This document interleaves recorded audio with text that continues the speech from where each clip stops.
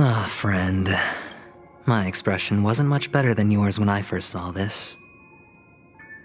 Your eyes aren't deceiving you. It's her.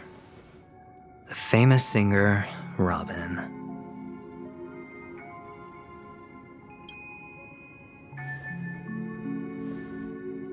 Well, first of all, can I just say that this had nothing to do with me? I'm just an unlucky bystander here. The family can testify for me. If you don't believe me, just ask anyone in the Bloodhound family. They hate me and they hate the IPC, so they'd never lie. This is not where the crime happened. What I showed you was a memory. The most basic light cone manifesting tech, authorized by the Garden of Recollection and owned by the IPC. Did you really think the Galaxy Rangers were outsiders this whole time? Peniconia has made a solemn commitment to protect the safety of anyone inside a family dream. Any person in distress will be forcibly awakened and safely returned to reality. What gives them the confidence to make such conclusive statements? Because behind this promise is the harmony.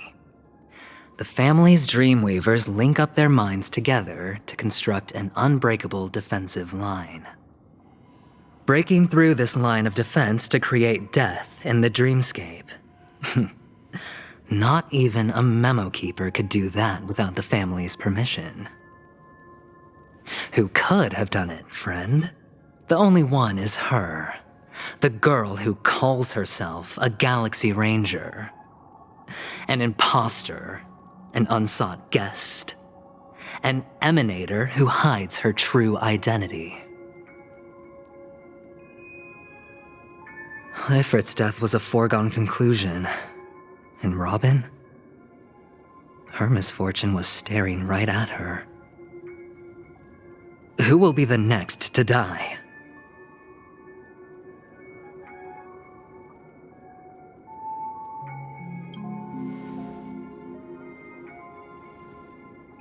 It's fine. Listen to your gut. Building trust always takes time, and I'm willing to wait. I just hope you realize that wherever that legacy is concerned, covert plans are already underway throughout Peniconia. Everyone's got their own agenda. Careful you don't get stuck on the wrong side. If I were you, I'd keep my distance from Acheron. After all, any schemes out in the open are always going to be better than a monster in the shadows, right? Who's to say there isn't an even deeper conspiracy lurking beneath the surface? Memo Keeper, I think our little deal is finished.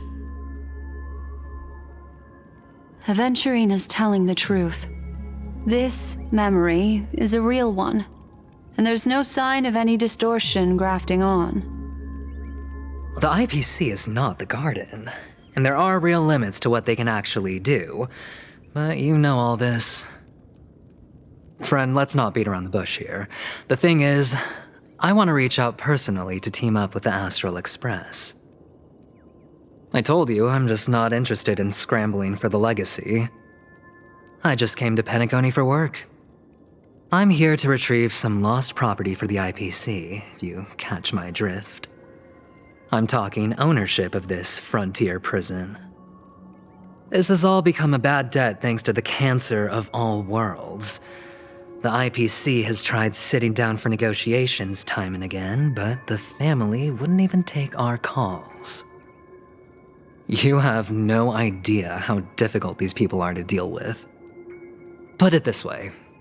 They've hushed up the existence of death before, so they can definitely cover up any news about Robin's death. It'll just quietly float off like a bubble and pop. Nobody ever being the wiser. That's not fair, right? So then, friend, I need your help. I have but only one goal. The family's front door is like a high wall, and to tear the whole thing down, I'll have to dig out a few chunks first. Once I find a weak point, the IPC will have plenty of means. Now we have our chance. So long as we can get to the truth behind her death, we can have justice for Robin. While also gaining a valuable bargaining chip for bringing the family to the table. Truly a once-in-a-blue-moon opportunity. I've been investigating and making lots of friends all over Peniconia precisely for this very moment. This tragic news would be extremely bad for the family, so they'll be doing everything they can to stop it leaking, especially to the IPC. But I trust that there are still a few factions that remain exceptions, and that's why I need you all. The reputation of the Astral Express precedes you, and the Harmony will give you the fairest of appraisals. You get to find out really what happened and seek justice, and I get to put it toward completing my mission for the IPC. It's what you call a win-win situation.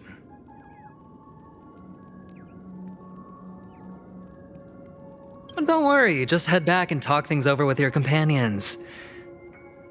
That navigator is really smart. She must understand the value of this deal. Look, here's my contact details. If you come to any conclusions, call me. Oh, and take this. A thorough investigation can always use a little more funding. Don't mention it. So long, friend. I really am looking forward to uncovering the truth about death with everyone. Aventurine just sauntered off. He really doesn't mean to force it, but something still seems off. What now? What are your plans? Black Swan. What is she thinking?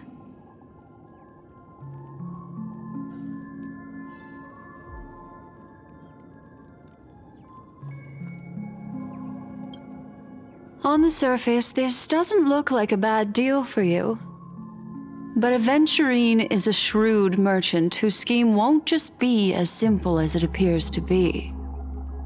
He doesn't know about Miss Firefly yet, but judging by your reaction, he may have noticed something going on and deliberately shifted topics to the truth of death to try and pull you in line with his way of thinking. That's quick thinking and very sound logic. Aventurine is no fool, and working with him definitely has its dangers.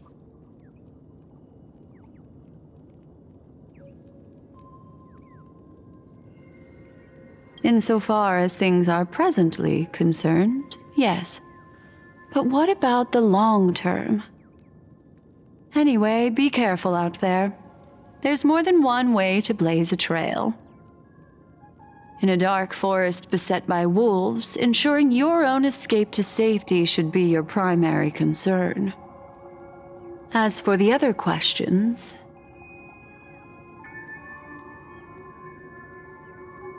I'm not sure the two cases were committed by the same culprit, but that massive wound looked like its winged blade. We've all witnessed it in action before. Plus, it seems unlikely that there would be two lethal entities loose in the dreamscape. Sorry, I can't answer that question. That ranger is shrouded in mystery. I'm afraid no one is capable of providing an answer. But without a doubt, she is the most special guest at this banquet. It's like Aventurine said just then. It's best to keep your distance from her.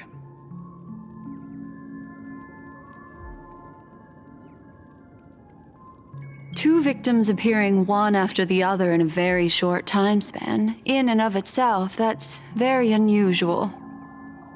Two possibilities. The collapse of Penaconia's dreamscape has started speeding up, making death extremely agitated and weakening the family's protections. Or everything has been planned out and executed by someone. If someone has chosen these victims deliberately, first a smuggler, then a family celebrity, then this murderer's motives are worth thoroughly chewing over. It's all happened so quickly, I can only make conjecture. After leaving here, go have a chat with your companions. I hope you can clarify the source of this confusion.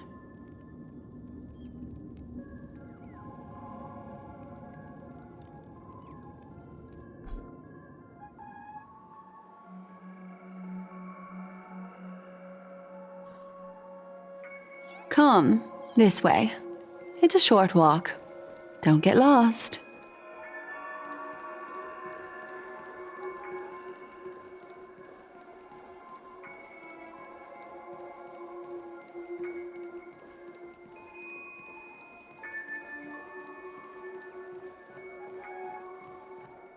This way.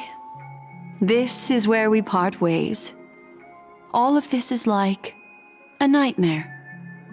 Unfortunately, the remembrance doesn't lie. What we just saw is the reality that happened, and it won't fade from our minds just because we wake up. But follow your heart and don't be afraid. We all walk through this world casting shadows of different lengths, and ultimately, all we leave behind are precious memories. Hold on just a sec.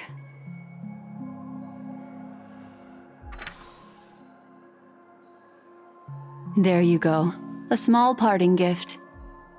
If one day you unfortunately fall into the deep waters of the memory zone and there's no memo keeper to join you, hopefully it can guide you on my behalf. I also pay great attention to the ways of the world. Just think of this as an apology from me for hiding something from you. Then, I've something private to take care of regarding that Galaxy Ranger. Let's leave things there, shall we? What fascinating memories will you bring for me next time we meet? I sincerely look forward to them.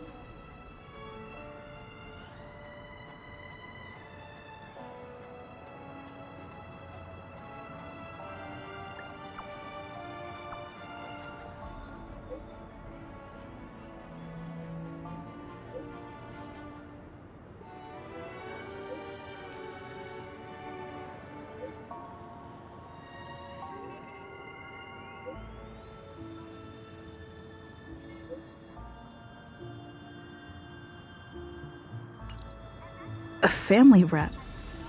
Is Himiko okay?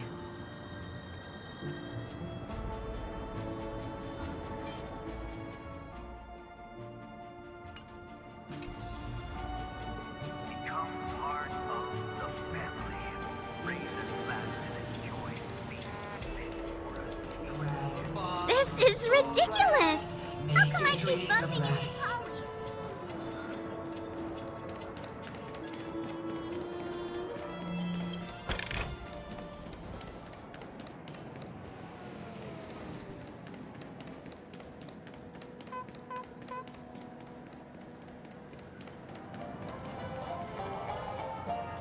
So much has happened. I should take a moment to gather my thoughts and wait for everyone to arrive.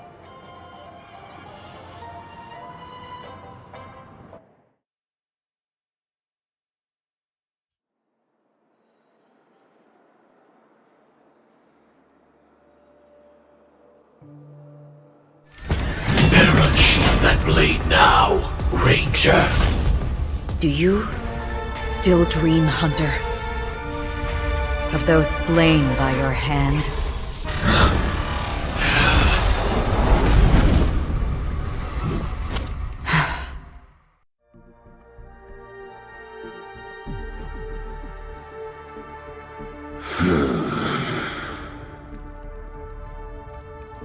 It appears the outcome has already been determined.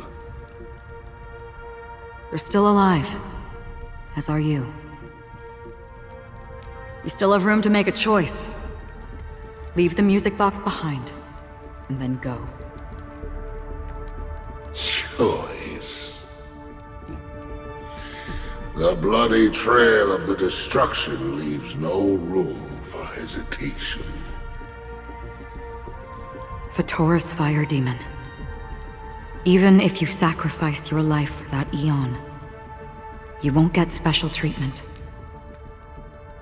Ranger, you tread the narrow path of the hunt.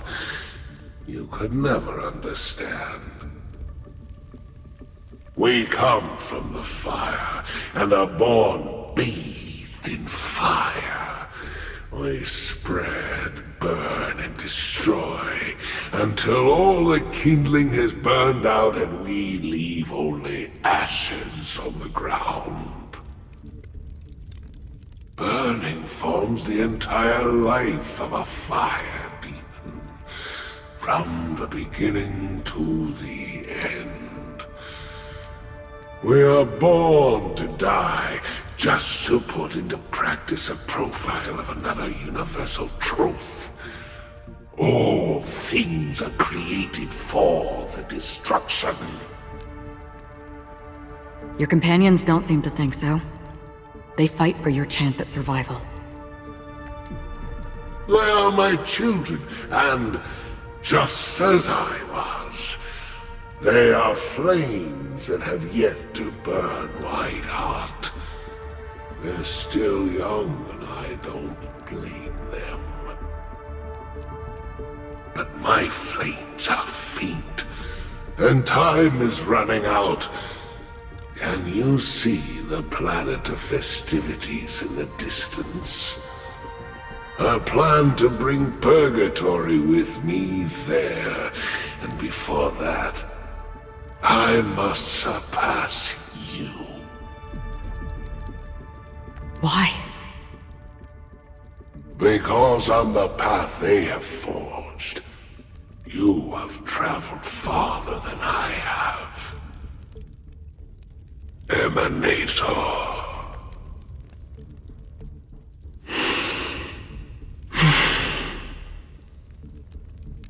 You cannot hide your true identity. Draw that sword, for we shall indeed remain here, bound to fight a decisive battle to the death, for I choose this. Destruction is intense, but brief. To cravenly cling to life is to endure an endlessly prolonged existence. Even if the answer turns out to be your own destruction. What is important is not the answer, but that it exists, just as you exist. Everything exists to be destroyed. Emanators are no different. Just as even sweet dreams may be born of the void, the so-called impossible is merely something that has yet to happen.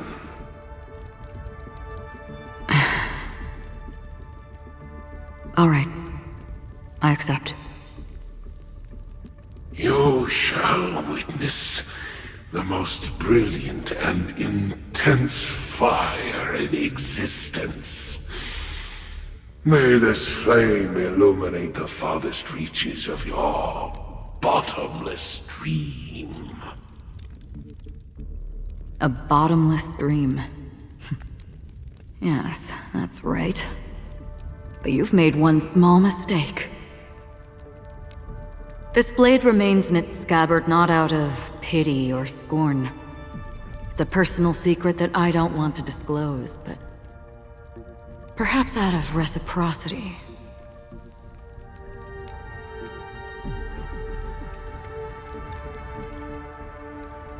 I'll reveal the truth to you. The hunt is not the path I truly follow. May death be the end of your boundless dream, guiding you back to the waking world.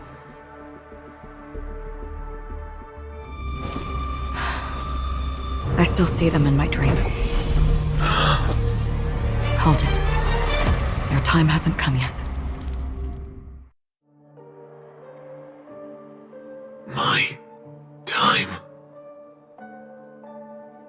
I've seen many clever disguises that can conceal appearances, but they can never cover up who a person really is. And you're no different. You had no desire to kill the Trailblazer. You only did what you did to drive me and the Memo Keeper away, but why?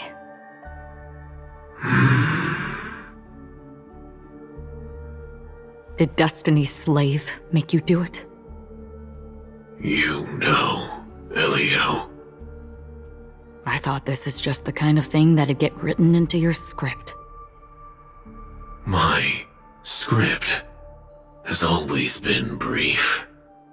Other than that, anything beyond that is unnecessary. He knows my nature. There is but a single destiny from which no one can escape. And until then, I hold the privilege of choice. However, you appear to be ignorant of this, so it's time for me to inquire. Who exactly are you? Not your enemy, perhaps. That's not what I asked. I don't deserve your curiosity. Loners wandering the cosmos always have their secrets. Take me. I'm wanted by the IPC, so it's little wonder that I know something about the Stellaron hunters. That's all. Maybe I can help. What reason would you have for doing that? I tend to forget things. Which is why, rather than memories, I'm accustomed to using my emotions to capture what I normally wouldn't otherwise. So, I know who is inside that cold armor. How about it? Ready to take off that armor and sit down for a talk? It's not yet time.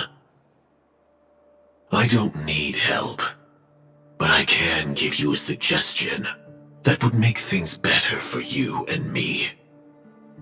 If your goal is the Watchmaker's legacy, then go look into the family. Not only are they covering up the existence of death, but they're burying the past and the truth about what happens inside the dreamscape. Already on it. And the Astral Express is no enemy of yours. I know that. I just never expected to hear you say it. What's next, then? The Trailblazer's been taken by Black Swan. Will you go look for her? No need for that. No harm in mentioning that Elio's only given me one instruction. Get all of the Astral Express to track down the Grand Legacy. I tried settling this in an easier and more direct way, but as you can see, here I am confronting you. I failed. can't ever go against the script. The so-called impossible is merely something that has yet to happen. That's it.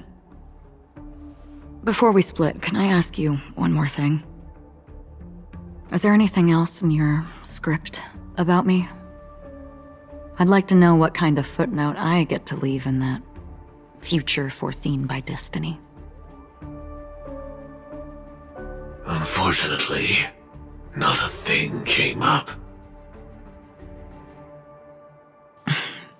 I knew it.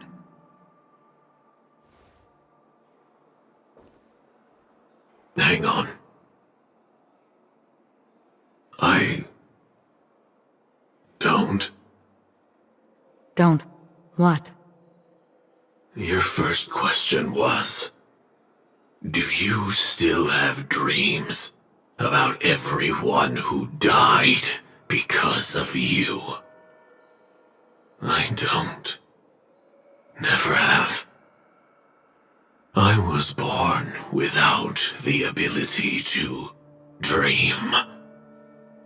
I live for this cold, harsh reality, for a little light, and to burn, to keep on burning, until I turn to ash. So, I really envy you. Is that so? Then you're already living in the waking world.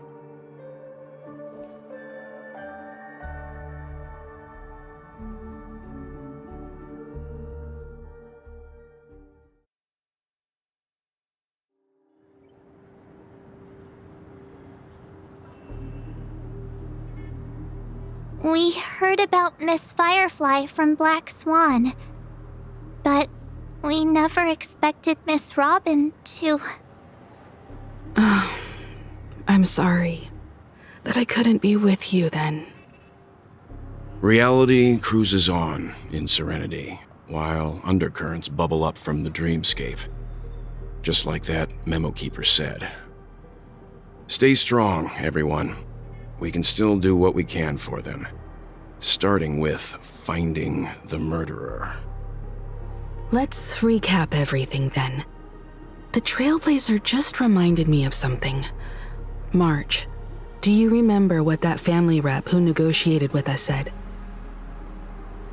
Indeed, we trust that the Nameless has nothing to do with this, and we also beg each of you to help assist the family in verifying the identity of the deceased.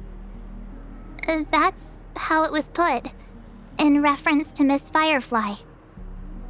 Looking back, he seemed a little evasive at the time, and he also failed to mention anything about the earlier murder, too. The family's planning on covering up all news about Miss Robin's death.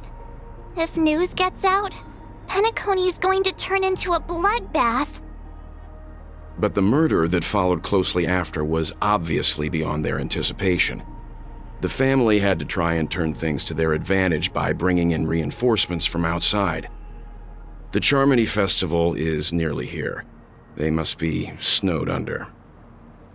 It may also be that Miss Firefly's murder had so many witnesses that it couldn't be covered up. So they went with the flow and let more people on the scene to control the situation. After all, the nature of the two murders is fundamentally different. The family's first protective measure should be against malicious actors among the guests, such as that IPC envoy.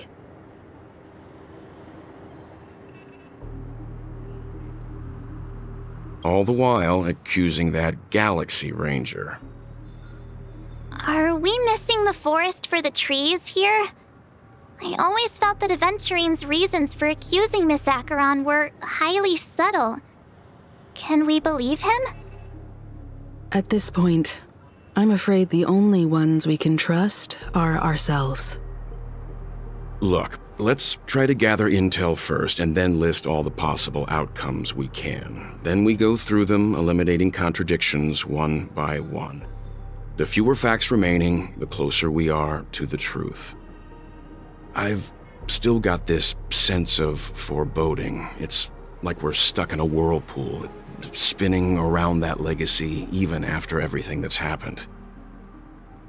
This time we're playing the role of a real detective. But before we start, what are we going to say to the family and Aventurine? As I see things, the family harbors no ill will towards the Astral Express. If they didn't trust the crew, they wouldn't have casually commissioned outsiders to investigate a case that's, in all likelihood, a scandal. Plus, this is the family's turf. Teaming up with them should make things easier for us in the future. As for that Aventurine, well, I'd like to hear your thoughts. He's complex. He deliberately slow-played his hand during negotiations while running circles around us all the while. He appealed convincingly to both reason and emotion. It wasn't forced, but the intent was obvious.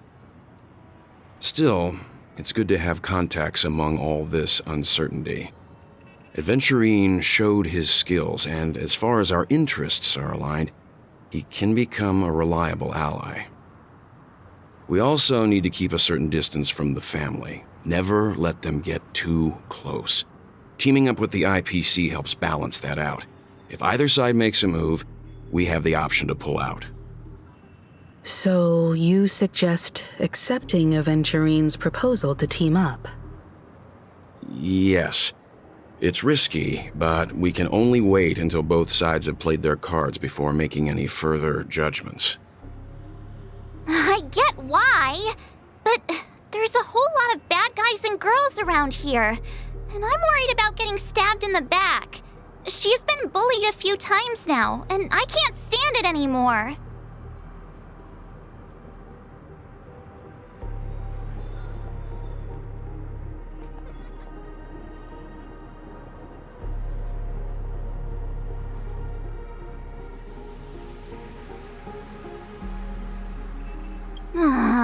You're like a broken record. Forget about it. Just let me keep an eye on him.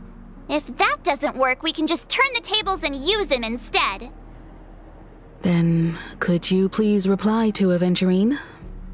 Everyone, take this time to put together your thoughts.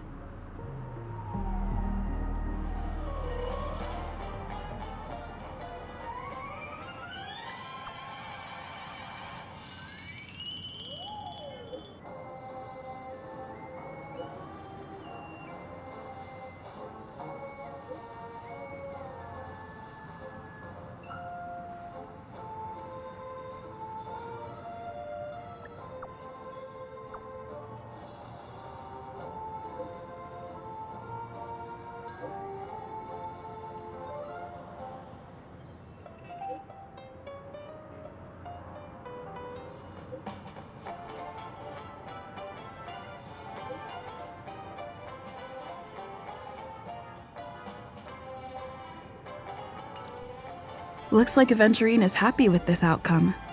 Let's tell everyone about it.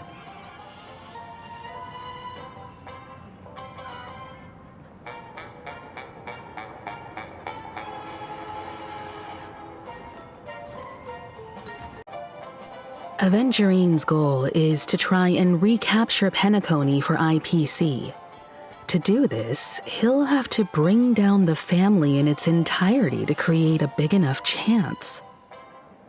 The existence of death will be covered up by the family. So how does he plan on taking them down? It's gotta be something important enough that everyone will notice. But it also can't be anything too out in the open.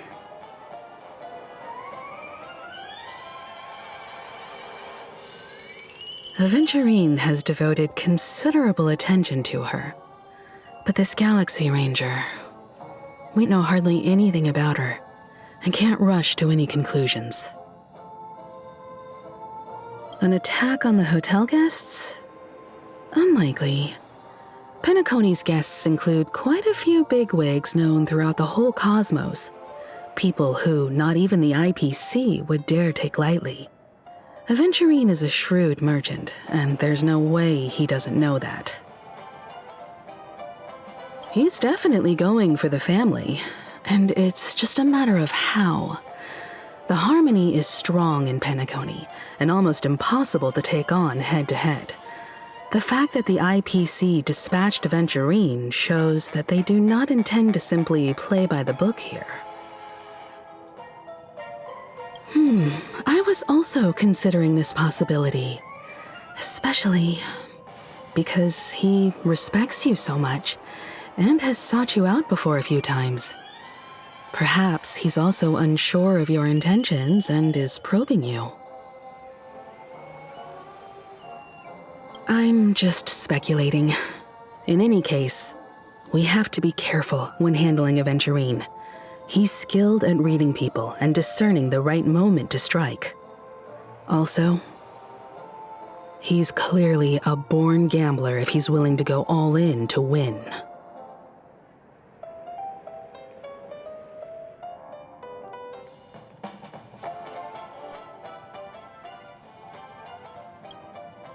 Aventurine said something that concerns me. He accused that Galaxy Ranger of killing Robin without any evidence whatsoever, but said nothing about her connection to that memory zone meme or why he was stalking you. It was a groundless accusation, which only serves to make him seem more suspicious. Maybe Aventurine's goal was never to gain our trust. Maybe he wanted to foster a feeling of enmity towards Acheron and make the situation more volatile. 2 birds, 1 stone. However, I asked Dan Heng back on the Express to confirm that story about the Annihilation Gang and the lost messages. It wasn't something that Aventurine made up out of thin air. You've met her many times now. What's your impression of Miss Acheron?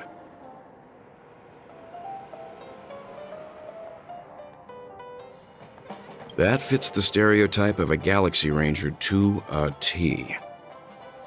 They're eccentric, unpredictable, and fond of being alone. No wonder she's a suspect.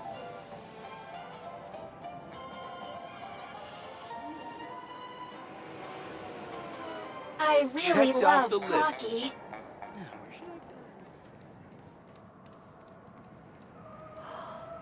Can this be considered the I hope it's not too soon to bring it up, but I feel like Miss Robin isn't actually dead, but that she's still alive and well. Somewhere. That everything's just some horrible prank. Because aren't we supposed to be inside a dream? How could someone die in a beautiful dreamscape like this? Shouldn't only good things happen here? Whenever I see the Grand Theater, I just can't stop all these thoughts from flooding my head.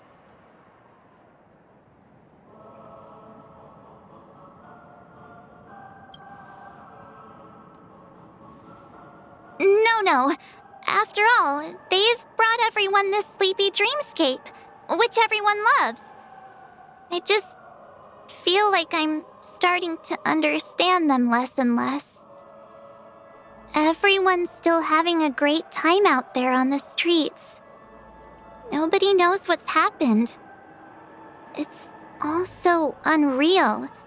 As if Firefly, Miss Robin, and us were all outsiders from another world. Aw, what a mess. I really want a nice cool drink of soda to help me calm down. But then I'd be just like everyone else out on the streets. Looks like Aventurine doesn't need anything else. Let's turn our attention to the family's assignment for now. Himiko, what do you think? Among our current clues, the 2 murders that she witnessed are the most directly connected. I suggest starting here. One thing I'm curious about is, if a person dies in a dream, what happens to them in real life? Seeing as we're at the family's behest, why not pop back out to reality and verify Miss Firefly's situation back at the hotel?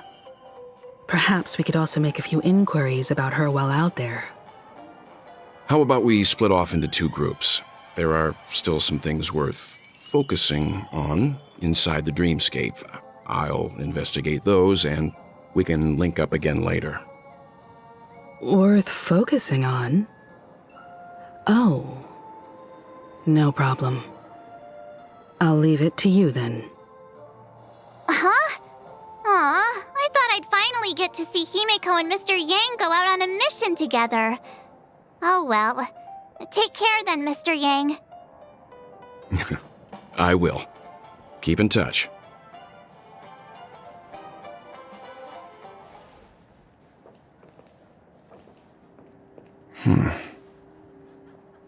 Honored guest, could you come out for a second?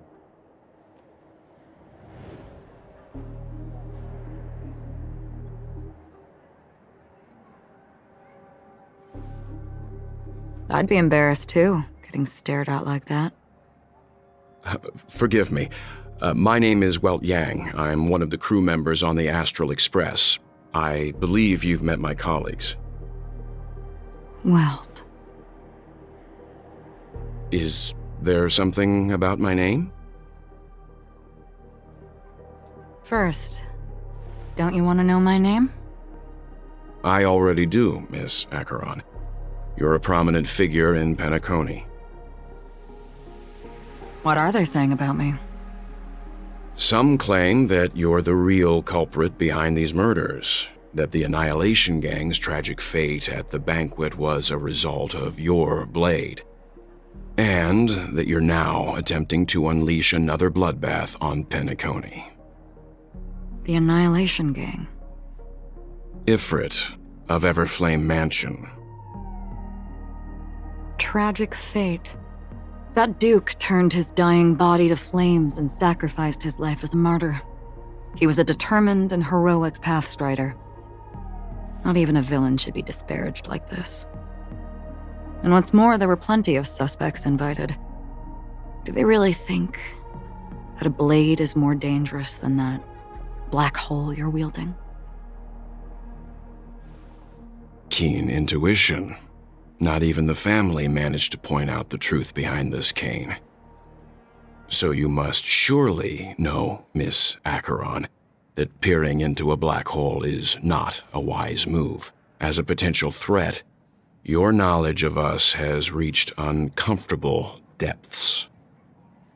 Reveal your true identity and intentions. Otherwise, brace yourself for gravitational disintegration.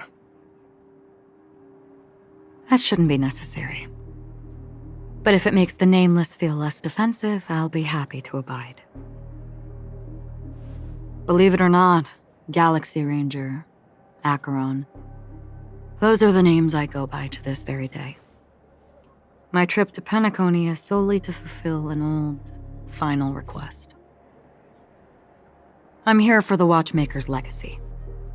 And that's it. I think I've been honest enough.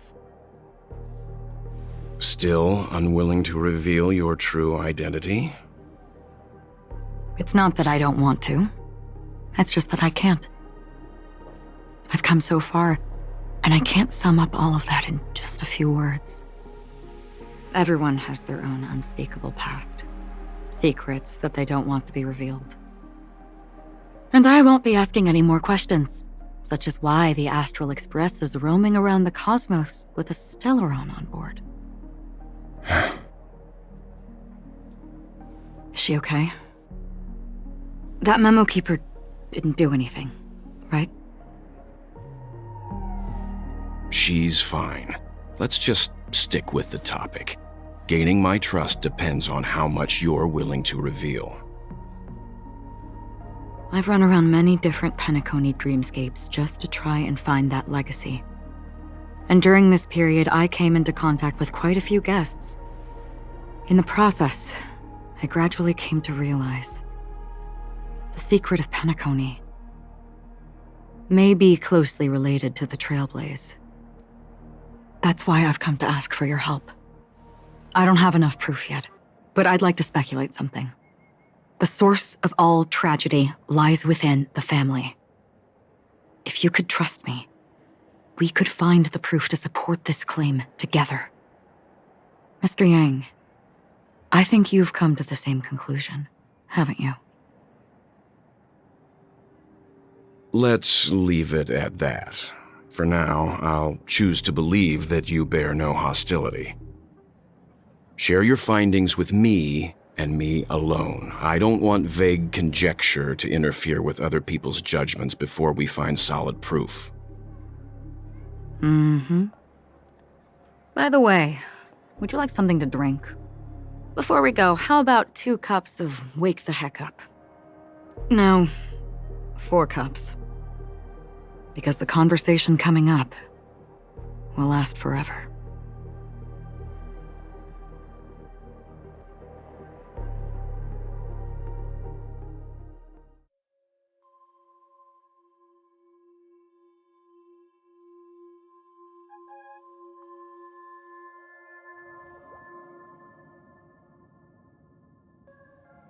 I've been watching her closely for a while now, and the first invitation was in the banquet hall of the hotel.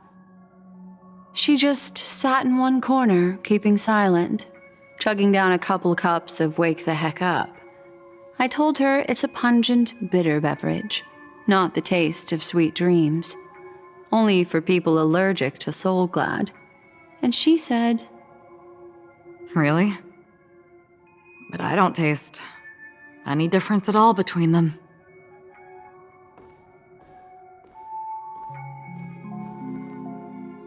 The guest rooms are charmingly minimalist. An aesthetic you share, Miss Acheron. It's a cinch. This music box. The invitation received by the Annihilation Gang. There are latent memories that linger on it yet. You see, memories of you are not yours alone.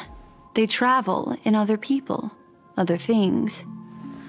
I know much, and I can predict even more. With some help, the dead can be made to speak. The Annihilation Gang, that band of desperados who all disappeared after meeting you. What exactly happened to them? Well, let me reveal all.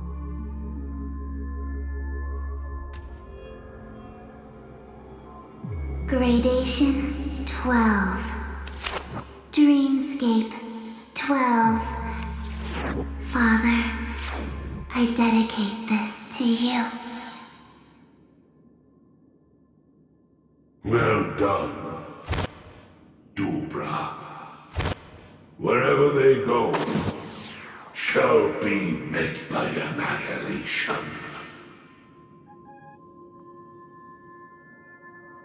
There it is. It's hazy, but it's Ifrit's voice. The other one is probably his progeny. This is the residual memory from when the invitation was first delivered. They were abruptly interrupted. Then, what happened next is...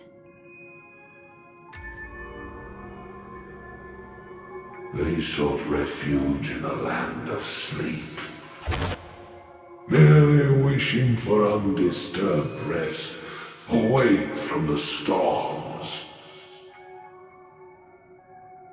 Children of the flame, this marks your rite of passage.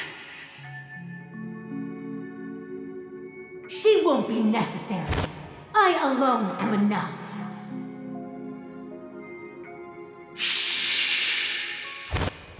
When have those on the path of destruction feared death? The Everflame Mansion has set out on a journey. Those poor people, they have no idea what lies in wait ahead of them. Memory recovery is going well, but slowly. She'll be here soon, and time is short.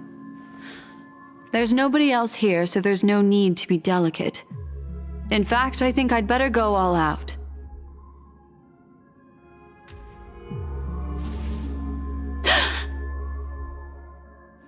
What happened?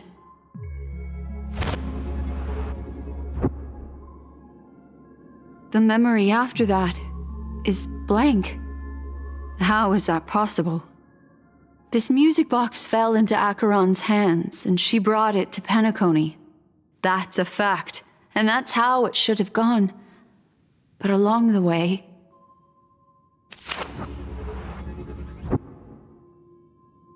it's like it's been erased. Who's done this?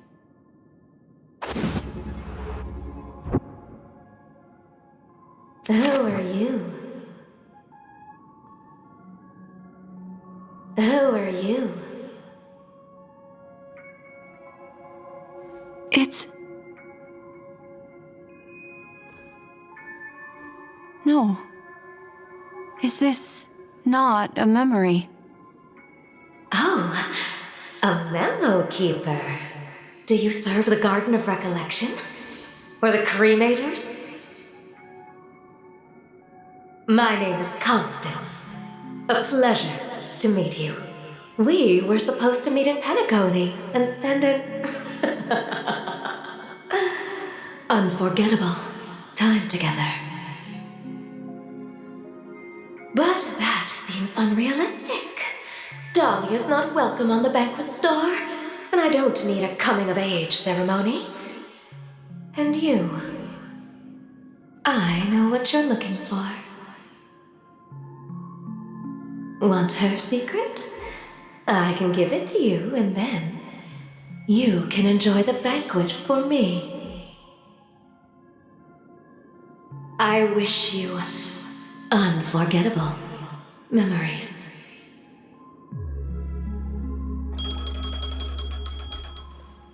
Oh. A phone. Wanna listen in?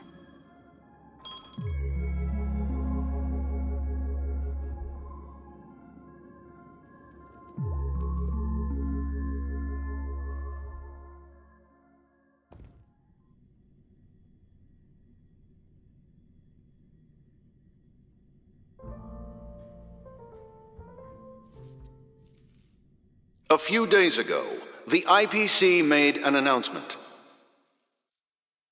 Under the watchful guidance of the Marketing Development Department, and in accordance with the Interstellar Peace Charter, the independent Sigonian sovereignty has hereby been established, and shall take a legislative seat at the Interstellar Congress.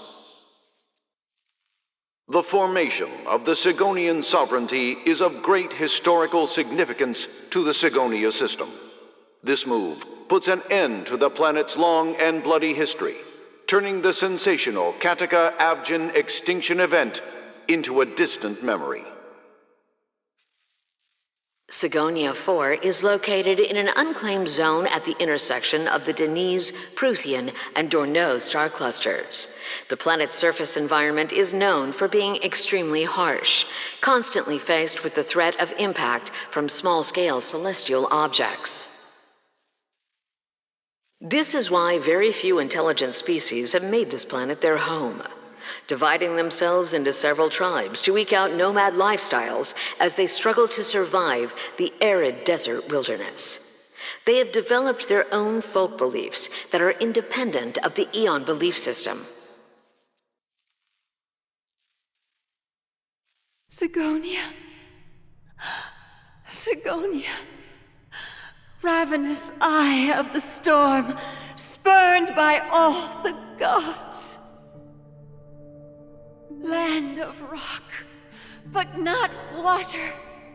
Lightning, but not rain. Blood, but not tears. You beat us with your falling stars. You lash us with wind and storm. You chew us up with the cracked earth.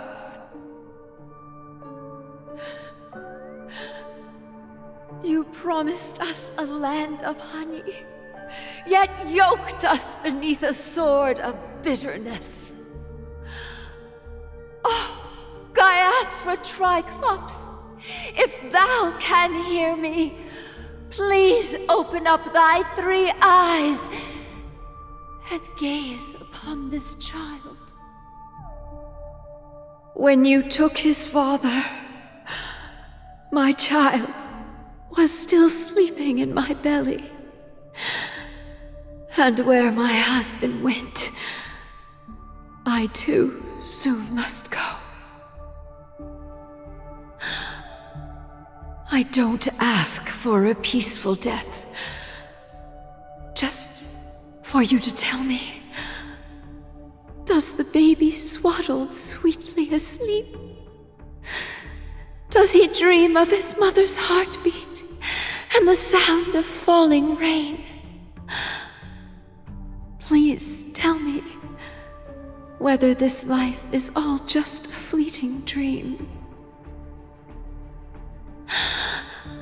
Otherwise, why would this child be born to face impending death? Mommy! Mommy! Mommy, the rain! It's raining! Raining?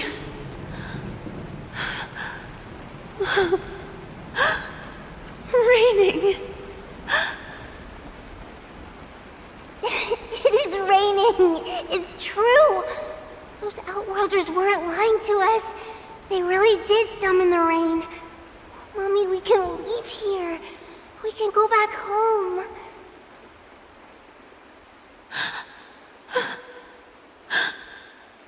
Back home. Gaiathra Triclops. You came. Do you hear that? Thank you.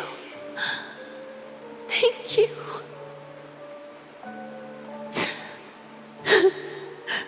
Darling, listen. This is the sound of rain. On the day you were born, the sky also sent down a gift like this from Gaiathra.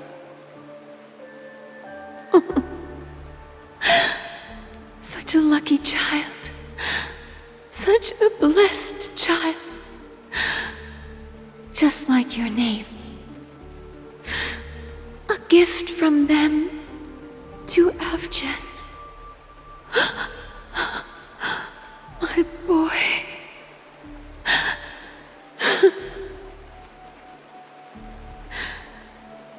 May the goddess Gaiathra close her eyes 3 times. Keep your blood eternally pulsing.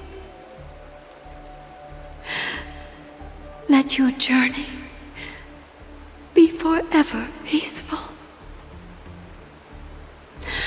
And your schemes forever concealed.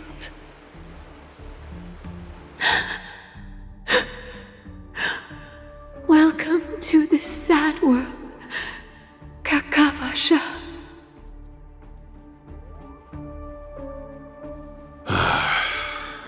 Time to wake up, gambler.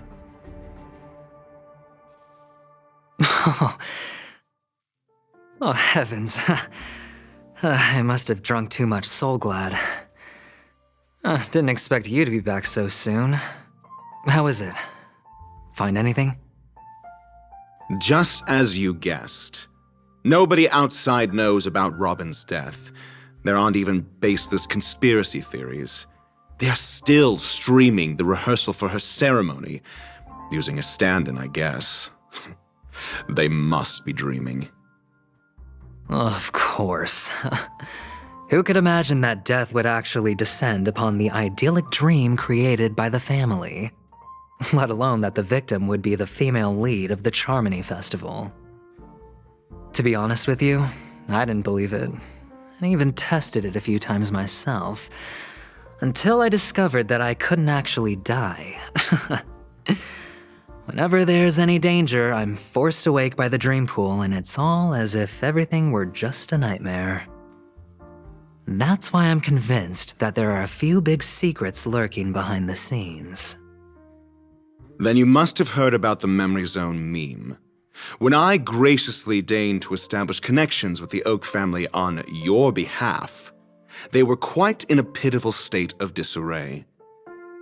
Besides Robin, there was another body. I don't know the exact details, just that it was a stowaway. 2 murder cases? I told you something seemed off about the Nameless. Oh, she must have come across the other one. This murderer is a psycho. But I have to admit, the case should be easy to crack. We can leverage the family's malfeasance and let the IPC use this as a reason to intervene. It's just that their trickery runs deeper than I thought. Robin's stand-in was all ready to go. These 2 murders are definitely getting hushed up. What should we do? Let me think. It's too rare an opportunity to miss out on, so I gotta be careful. Incredible gambler. Have you already exhausted your limited repertoire of tricks so soon? There are plenty of chips, but it'd be best to choose carefully. The most straightforward has to be Robin. Remember? That masked fool once told me to find a mute as a friend. Robin is what she calls the mute. She has lost her voice, and while most people can't pick up on it, you and I cannot mistake that sound. Not produced by any voice box, but rather by the resonance of the harmony. If that girl hadn't gone hoarse from singing practice, there'd only be one possibility. Something was up with the family. Or Robin herself. To get to the bottom of this, I tried every way I could to meet her. But she died. Right before my very eyes. A complete and utter loss. Incidentally, it seems to have resulted in your rather undignified arrival on the interrogation stand.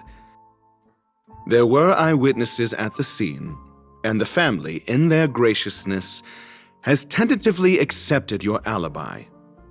However, for the foreseeable future, you shall, regrettably, find yourself under the vigilant watch of the hounds. Well, things aren't looking too optimistic, Doctor. I'm starting to break out in a cold sweat. Do you reckon there's still any chance of a comeback, given how things are? A probability? Yes, it exists, but it verges on the infinitesimal. To phrase it in a manner more befitting the vernacular of Peniconia, you're dreaming. But if you simply can't control yourself and want to try your hand, then there just so happens to be a suitable candidate. That man wants to see you again. Who? Sunday.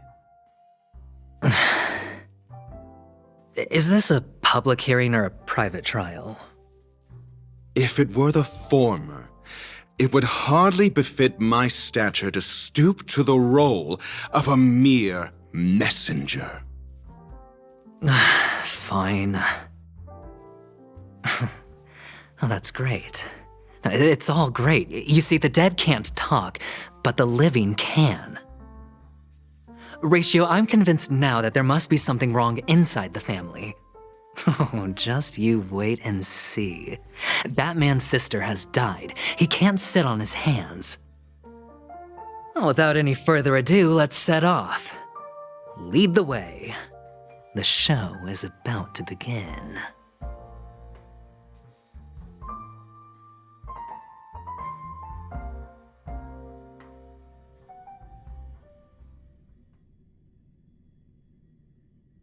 We're here. The Dewlight Pavilion is the Oak family's fortress and a place where heads of the families meet to discuss great plans for Peniconia. Fortress? I like this metaphor. I dealt with the warlords of the Amanicus star system not long ago, and their synchronized orbital manor wasn't this heavily guarded. This mansion nominally belongs to Sunday, and is very befitting of its owner. Without his express invitation, the likes of ordinary guests would never grace these grounds in their lifetimes. Look around while you still have this moment of freedom. Hey, Doc, whose side are you on anyway? Who's to say I won't sell you out? We'll see.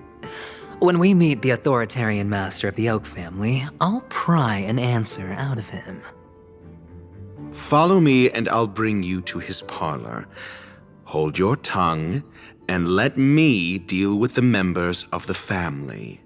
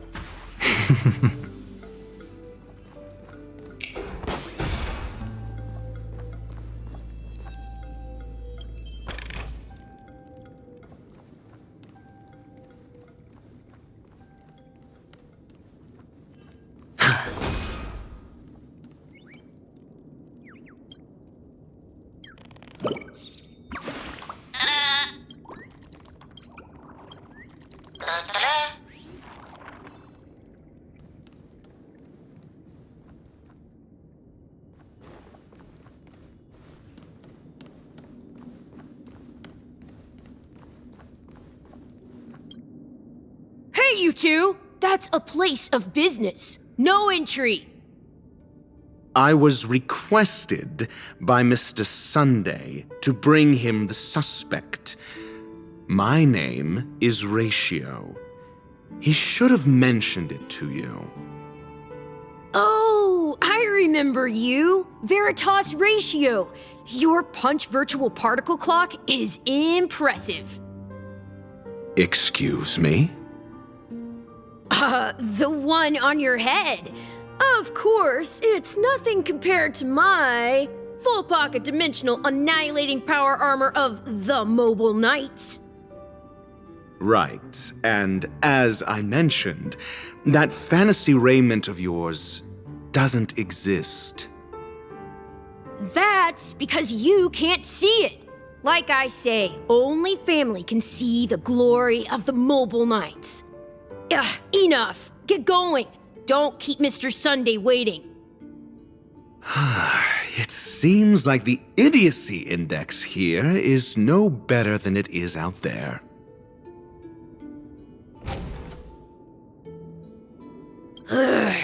Enough. Get going. Hey, don't keep Mr. Sunday waiting.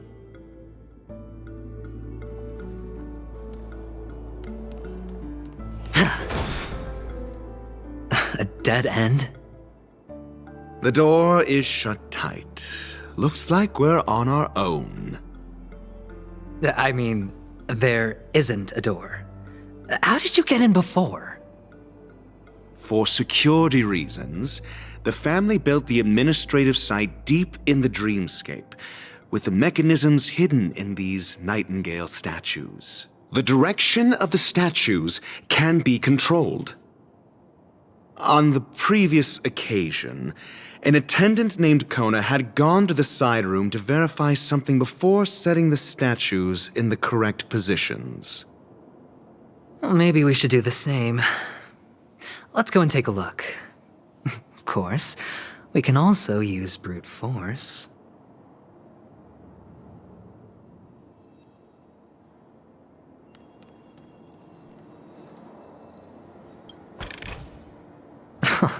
This is hardly enough for a seat at the table.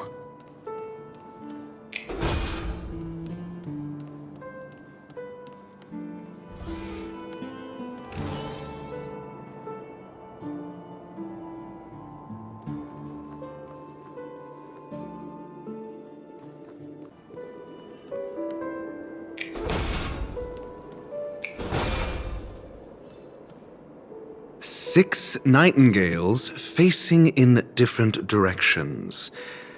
An obvious hint. But are these nightingales? They are. What's wrong? How can nightingales be so huge? They look more like torment eagles to me. There are no eagles in the 5 families, only nightingales. Why am I wasting time with you on this? Just as I thought. Here's the correct answer. A truly miraculous discovery. Perhaps I should offer you the chance to join the Genius Society. Really? I thought you'd given up on that already. I was being sarcastic. Can't you tell?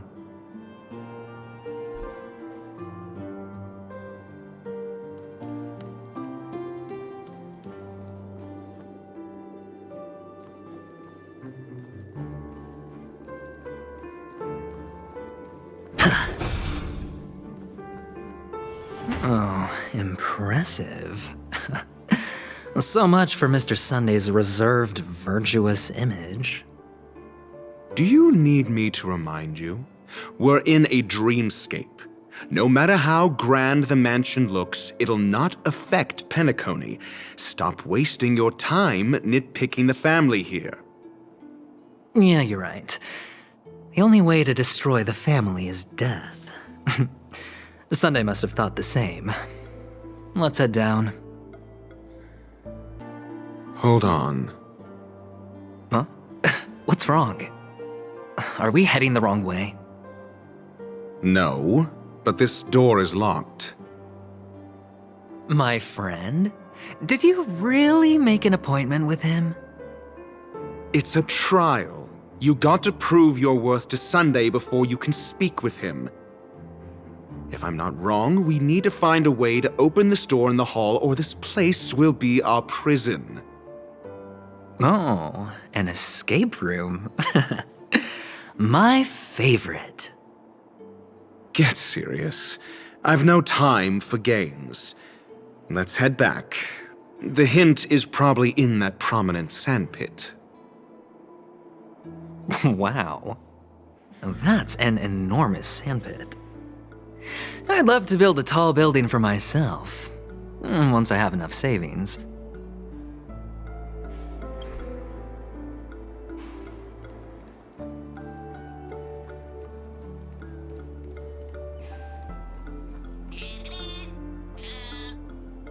Oh, look. There's a noticeable gap in the model.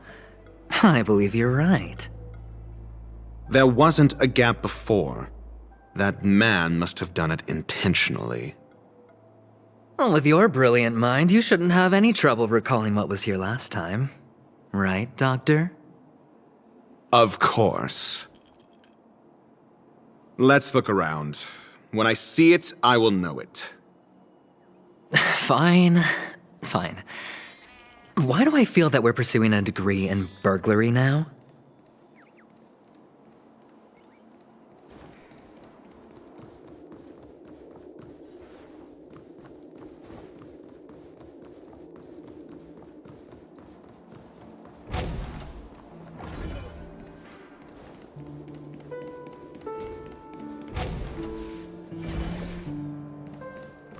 Found it. This is it.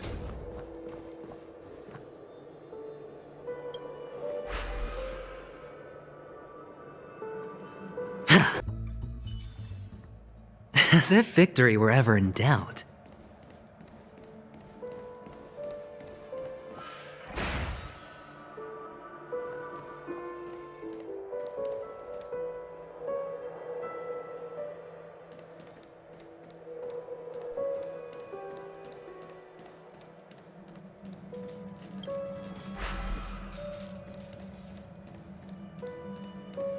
Feeling lucky.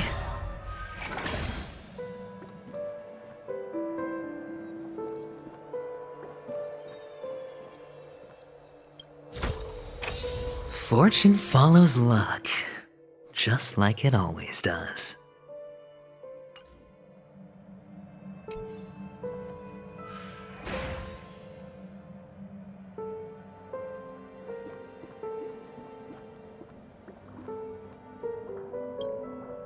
Huh. And the nameplate reads Gulliver's Arch. Well, I'm amazed you can remember something this tiny. You know, this reminds me of a tunnel I once saw that could shrink people who passed through it. If I were you, I would shut my mouth. It's wise to remain silent when you should.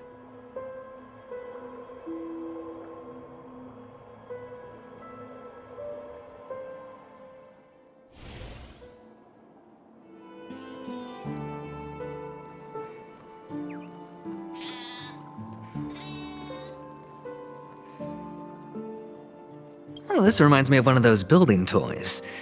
You know, with the blocks. I've never played with them before. I wonder if it's more interesting than stacking chips.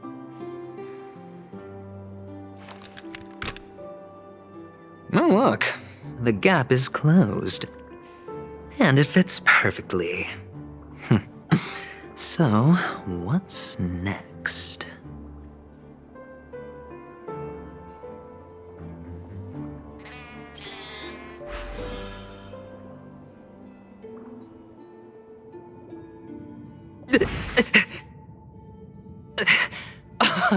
Oh, good heavens.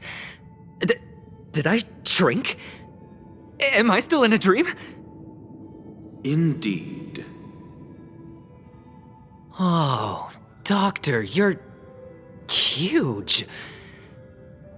It's me! Down here! In the sand pit! Oh, actually, I think we could make this work for us. Just find a way to slip me into Sunday's collar, and I'll infiltrate the family just like that.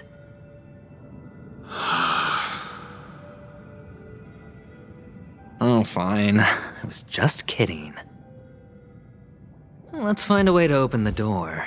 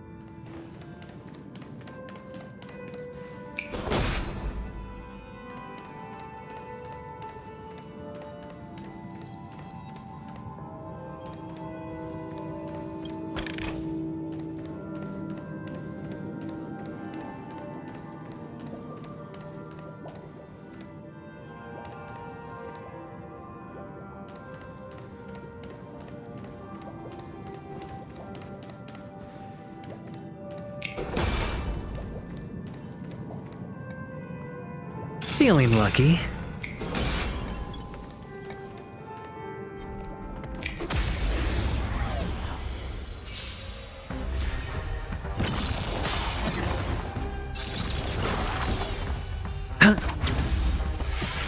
Enjoying yourself? Existence is unity.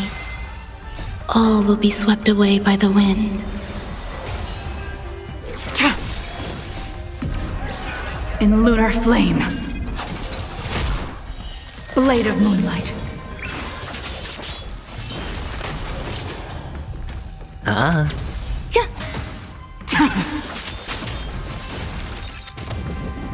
You can't kill me. Spend freely. Bust. Or maybe I'll take it all!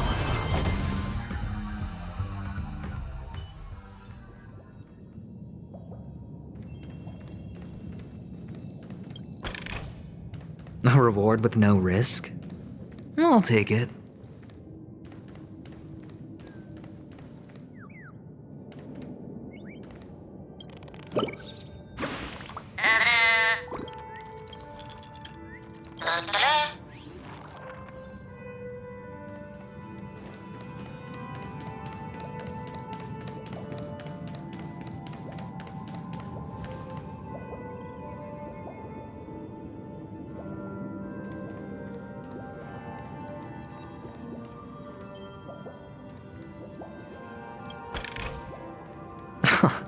This is hardly enough for a seat at the table.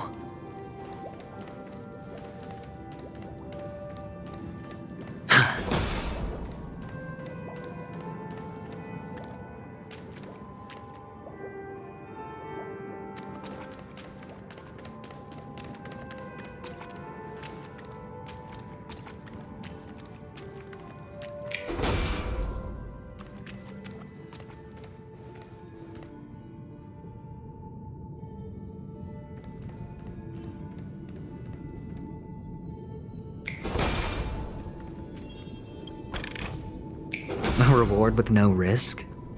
I'll take it.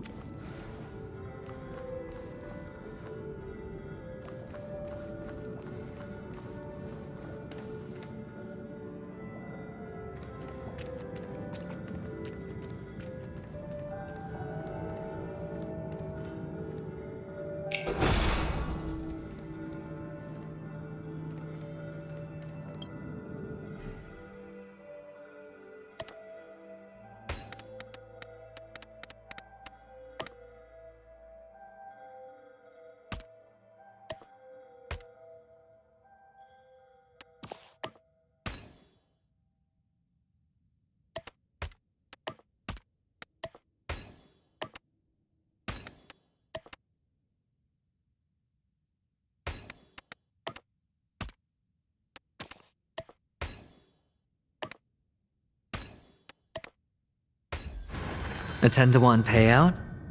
Music to my ears.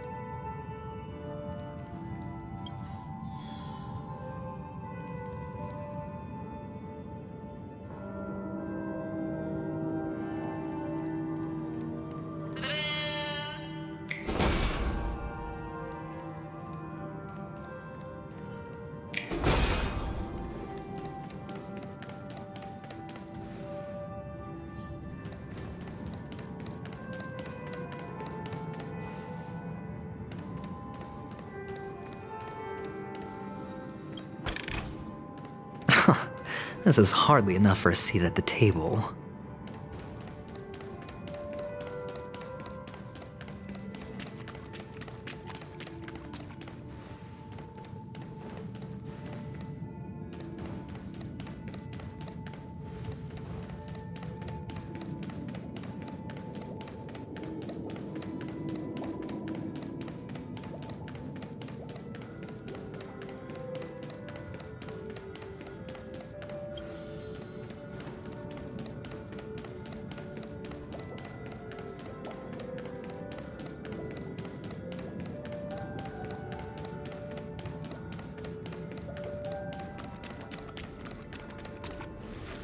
Hello!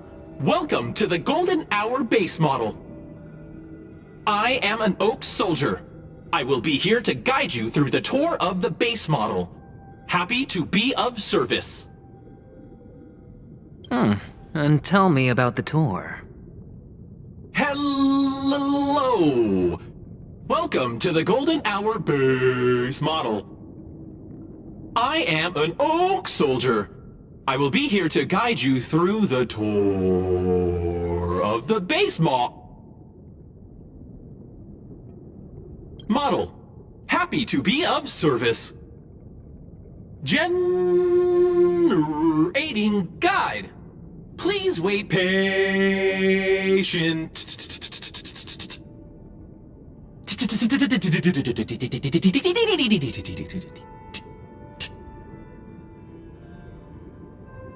Found the nearest check-in spot.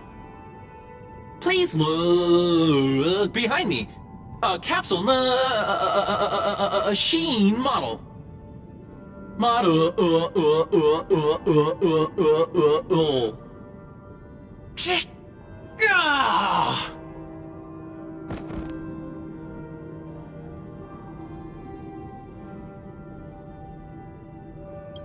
What's up with that? Now the family's toys are trying to frame me? I didn't do a thing to it, Doc. You've got to be my witness. I saw nothing.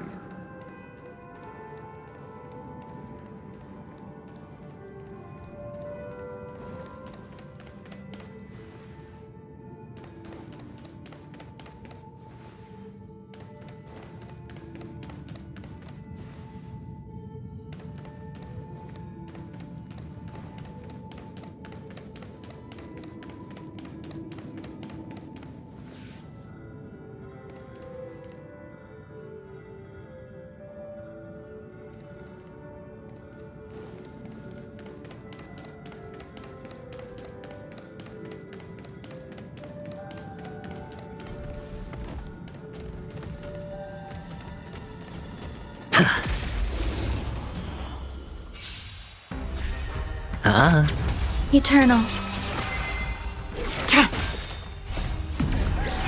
In lunar flame. Blade of moonlight.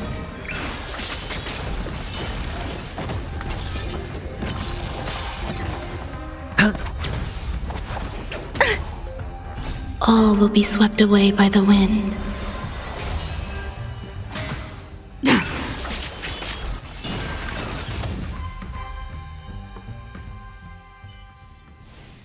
As if victory were ever in doubt.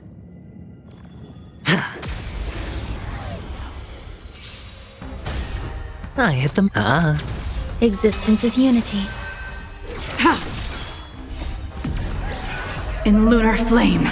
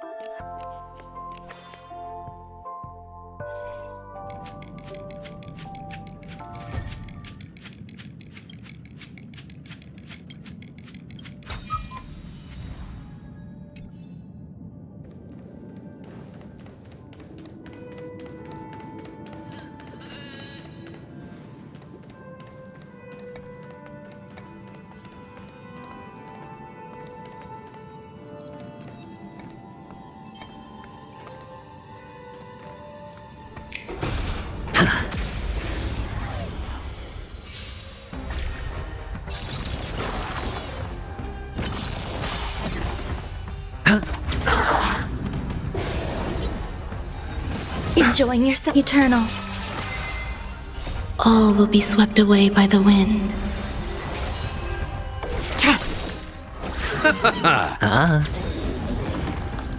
Bust. Or maybe I'll take it off!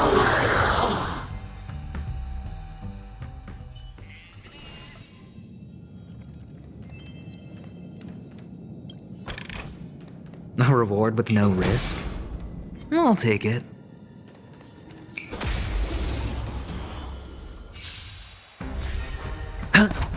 Existence is unity.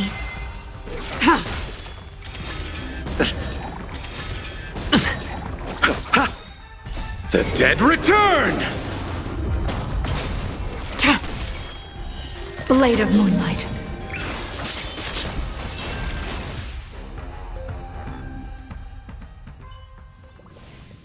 As if victory were ever in doubt.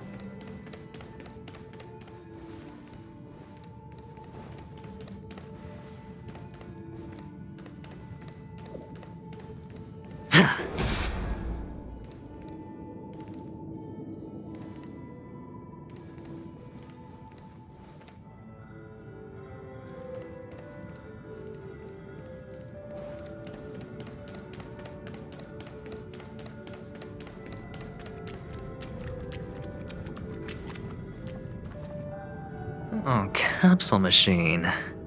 There's no mechanism on the floor. Could there be one at the top? Doctor, do me a favor.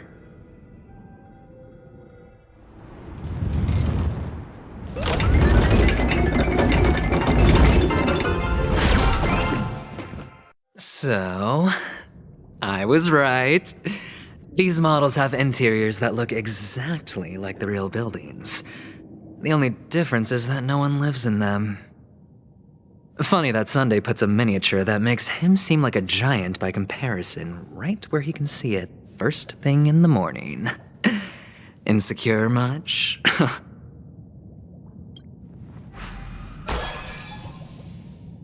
Oh, one of the fragments flew upstairs. I'll need to use the pinball machine to flick myself up there. But it's tough.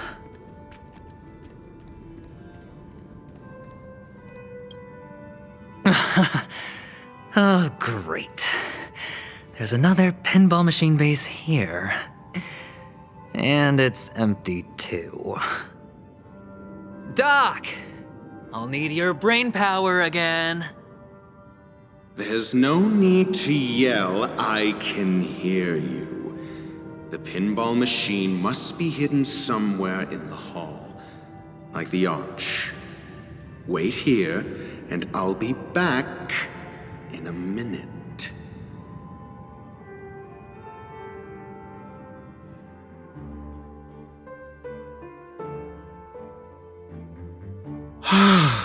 Finally, a moment of peace.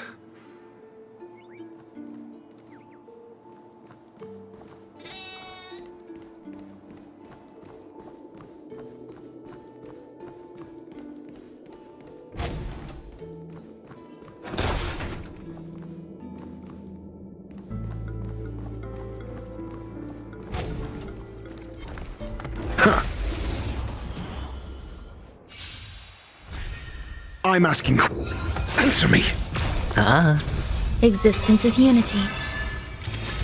Enjoying yourself?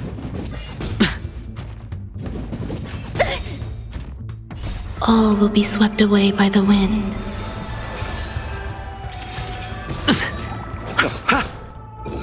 A test.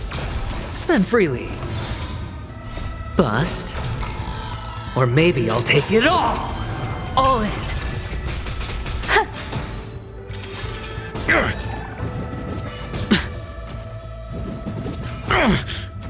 Watch your head.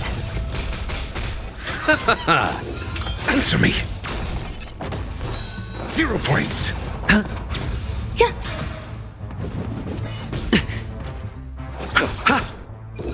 A test. Fail. Knowledge, the measure of truth and falsehood. It's on me. Eternal.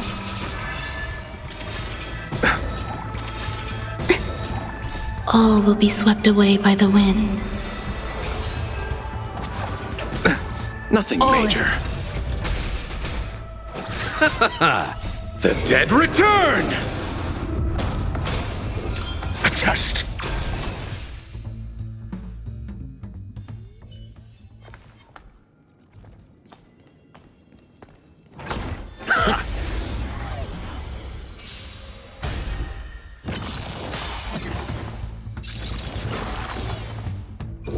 Answer me.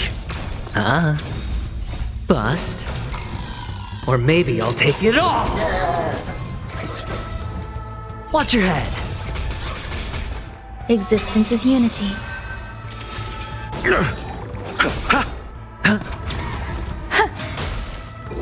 A test.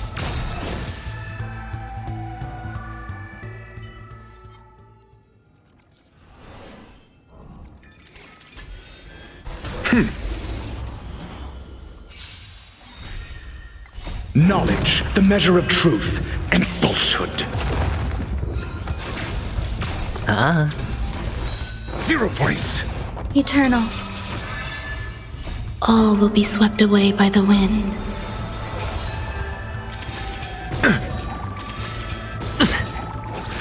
A test.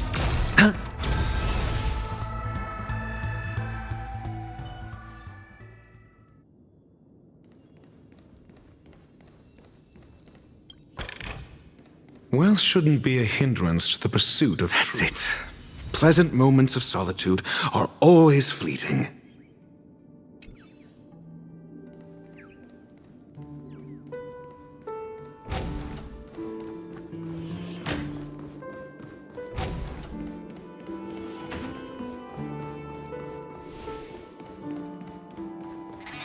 Oh, you're back.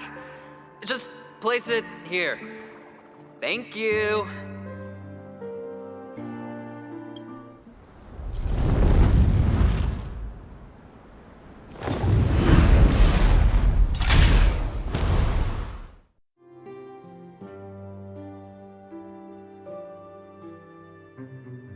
Thanks, Doc.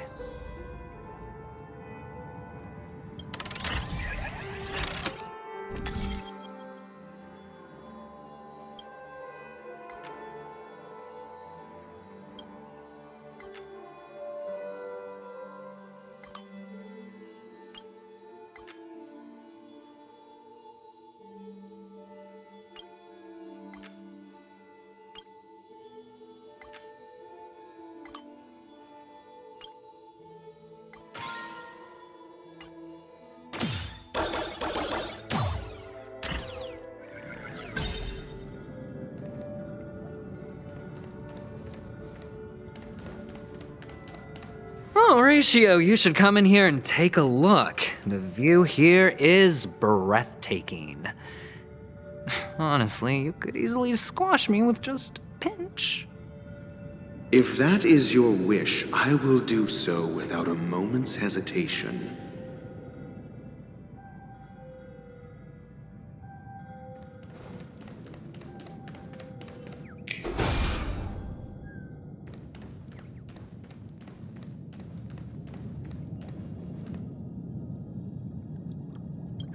All done. Piece of cake.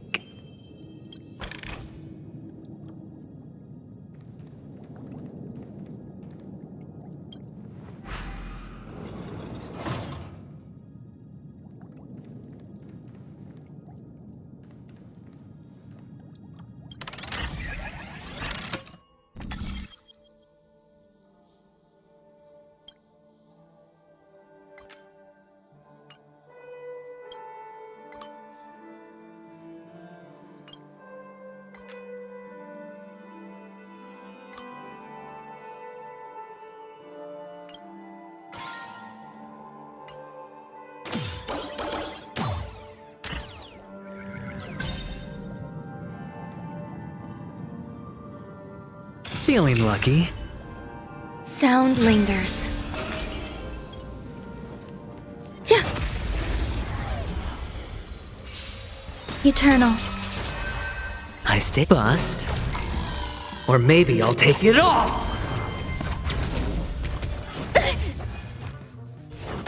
No dirty tricks. Watch your head.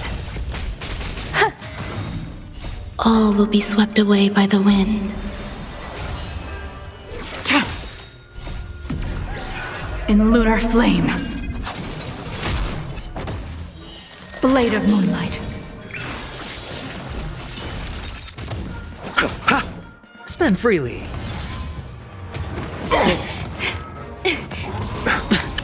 All in. The dead return!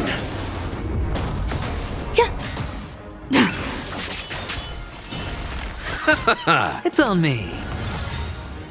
Bust. Or maybe I'll take it all!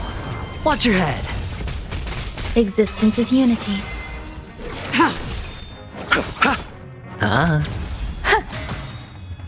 All will be swept away by the wind. Blade of moonlight. In lunar flame.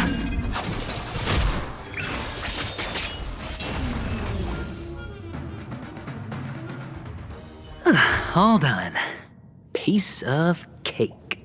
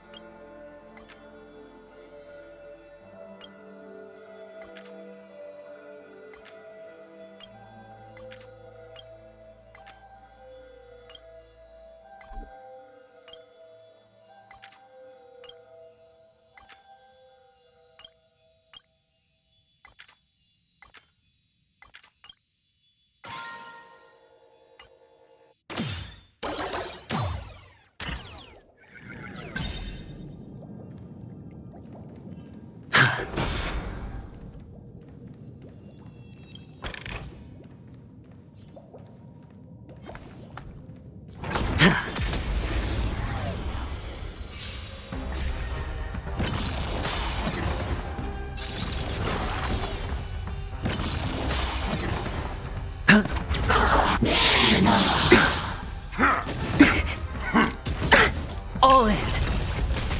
Existence is unity. The dead return! Ah.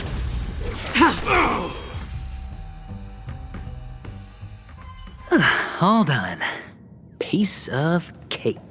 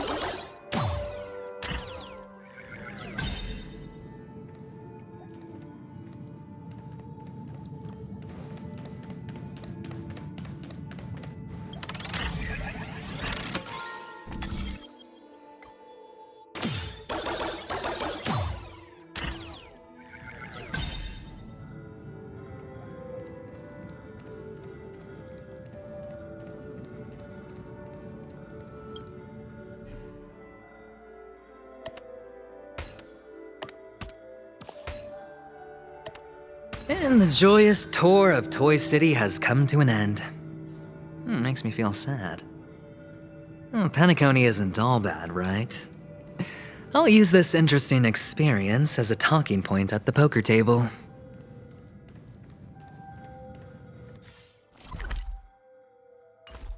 Feeling lucky.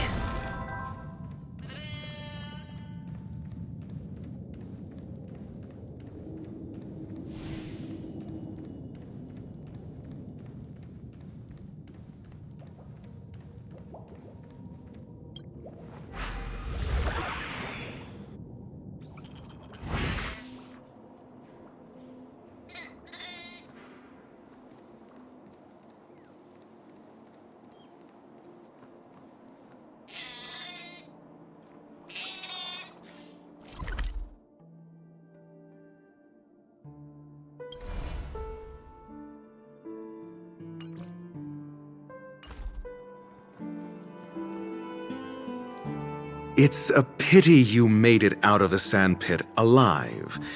Sunday is just beyond this door. From my limited understanding, he's not someone easily handled. Are you prepared? Yeah, only I believe he's the one who should be prepared to face me. Tell me about your plan. I don't have a plan. I'll just play it by ear. There are only two kinds of bargaining chips when dealing with people. Benefit or fear. Looks like sincerity isn't in your dictionary. Am I not sincere enough? There's no need to emphasize it. We've got to make good use of death. That man's sister is dead. He won't be able to turn a blind eye, and that's fear. And I'll help him find the murderer. He can't do it due to his status and position, but I can. And that's benefit. On what basis do you believe he's incapable, necessitating the delegation to someone from a rival faction, the IPC? Simple. Because that murderer could very well be a traitor hiding inside the family. Do you mean the Galaxy Ranger whom you accused previously? That was just an excuse, good doctor. There's something wrong with that woman, and we need someone who can keep her in check. It's better to minimize the variables outside our control while we execute our plans. Moreover, I need to know her identity. If I'm lucky. She could be an important pawn, and it's good to have more helpful friends when dealing with this matter. But honestly, the murder case is likely unrelated to her. I believe my standpoint. There's a rat in the family. Otherwise, why would Mr. Sunday arrange a private meeting with us? This isn't an interrogation, but a secret negotiation. We'll see. Using Robin's death as a bargaining chip, I'll win back my freedom and power. In the end, I'll ruin this beautiful dream and create the grandest death. If the chance of winning is just beyond this door, even if that chance is close to zero, well, you can't win if you don't play, right? Ah, the charming audacity. To think that you, of all people, might emerge victorious, dear gambler. 3 chips are enough. All or nothing.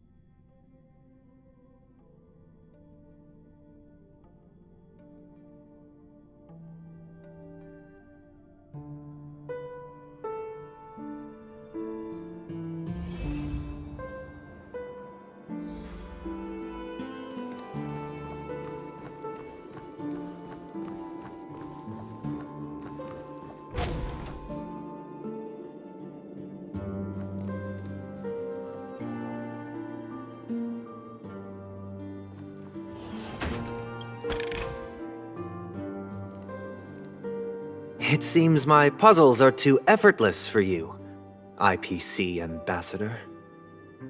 I appreciate your words. And I see you put a lot of effort into welcoming me, Mr. Sunday. However, this is no way to greet a guest. Well, this isn't an invitation, but a summoning.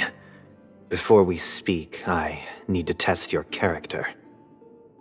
I imagine this knowledgeable doctor friend of yours has been of great help, yes? Certainly. You ought to know this better than I do. He's already faithfully fulfilled his duties, hasn't he? Yes, the doctor has assured me of your noble character.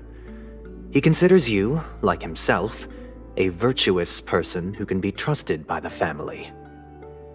I have come to know you very well as a person, Mr. Aventurine. You're diligent, generous, and willing to cooperate. The fact that you succeeded in overcoming many obstacles just to meet me gave me the reason to believe in your wisdom and courage. But there's one thing I must ask you.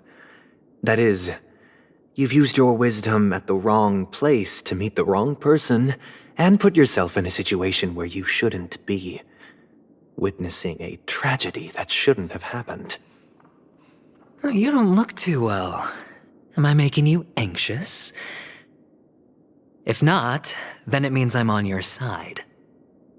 If I wasn't mistaken, you'd just made a serious accusation against the family.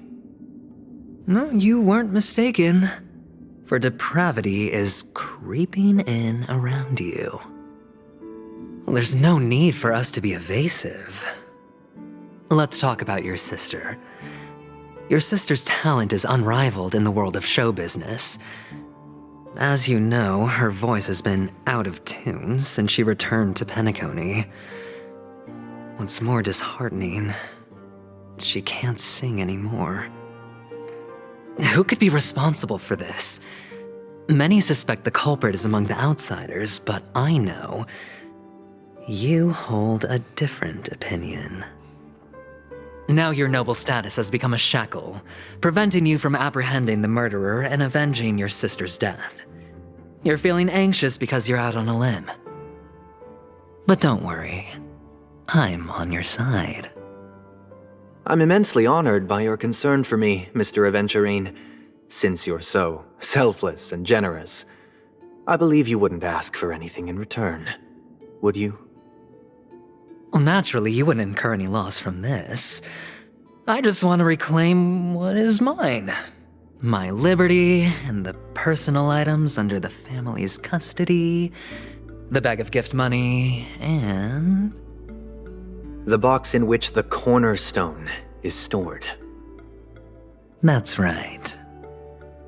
Cornerstone. I've heard it's a treasured asset of the Strategic Investment Department. A sacred stone that seals the preservation emanator, granting significant power, and every liquidation specialist holds one. For an object so precious, it probably comes at an even higher price than other forms of recompense. Well, I'm sure you're aware of the high level of risk I'll be undertaking to bring the truth to light. Mr. Aventurine, when you're out and about, do you always make adjustments to your appearance?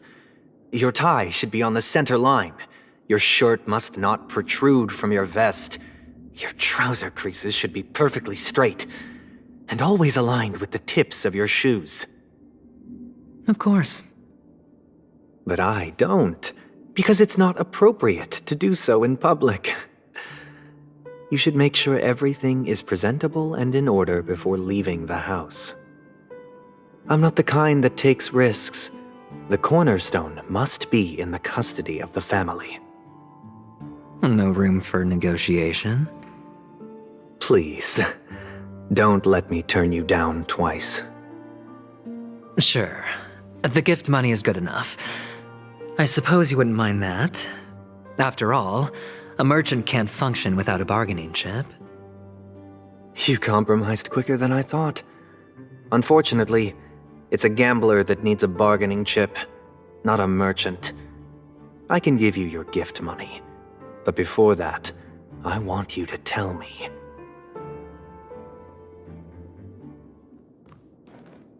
The fact that you can decisively forsake the box you asked for, what exactly is stored in it?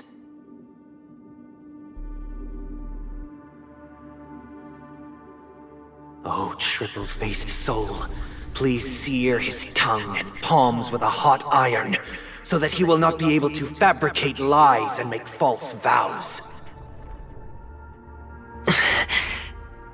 What have you done?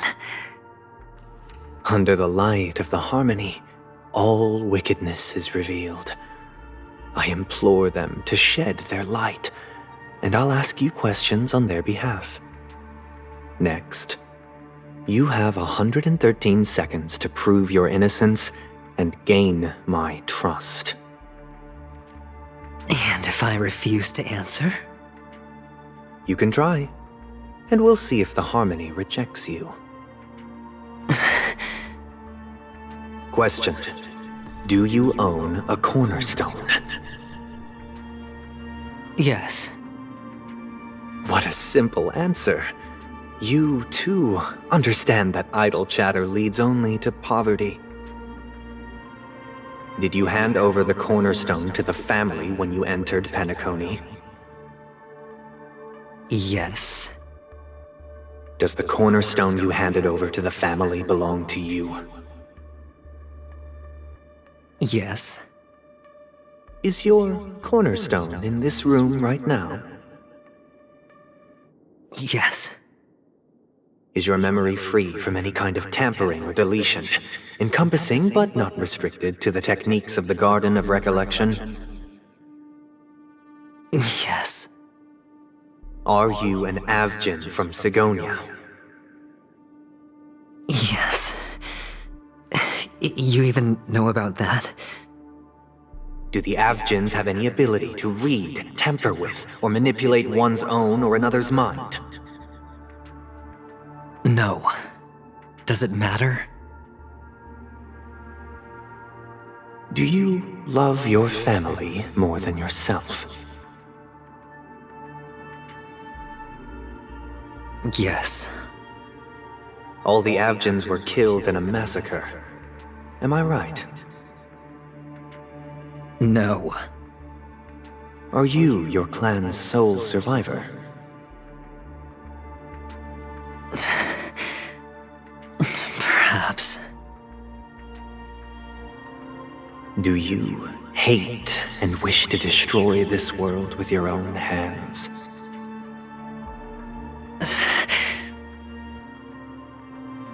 I don't know. Interesting. Now, the final question. Can you swear that at this very moment, the Aventurine Stone is safe and sound in this box?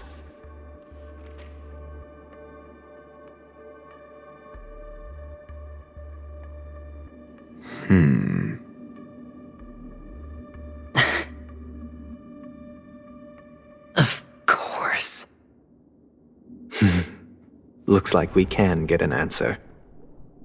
Open it, Mr. Aventurine. It's your last chance to defend your honor.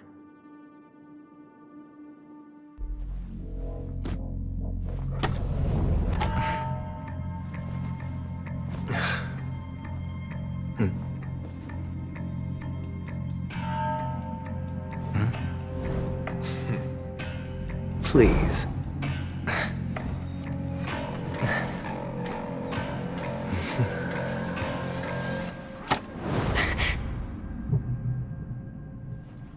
Are these what you're looking for?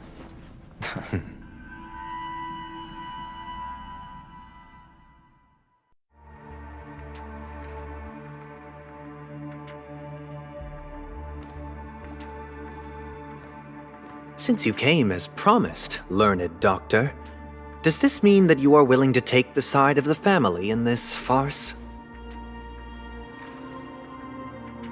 What makes you think you can convince me? I've heard you haven't enjoyed Mr. Aventurine's company. I also understand that you're an avid learner who sees the pursuit of knowledge above all. In that case, you ought to realize that a competent scholar knows their position and wouldn't forsake more vital matters for the sake of petty pride. If you agree to assist the family, I'll share our research findings on the Stellaron. You must be quite aware that, besides the family, no other faction is willing to share such information.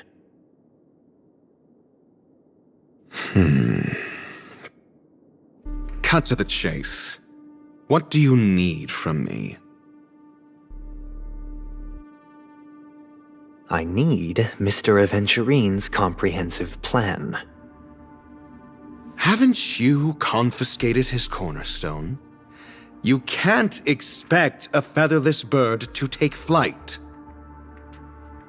But I've also heard the 10 elites in the Strategic Investment Department have united, progressing together in the interests of the IPC. You'll have to speak more clearly than that. The cornerstone, which Mr. Aventurine surrendered.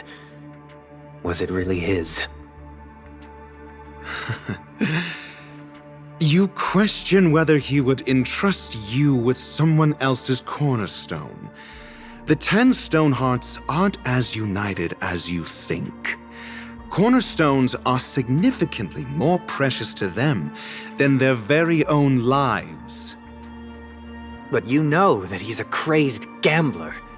The more vocal he is about it, the more cautious I must be. I never imagined someone would share his way of thinking. Honestly, you should see a shrink. Bring it. The box containing the cornerstone is unique, and only IPC senior staff and related members can access it. But I happen to be among them.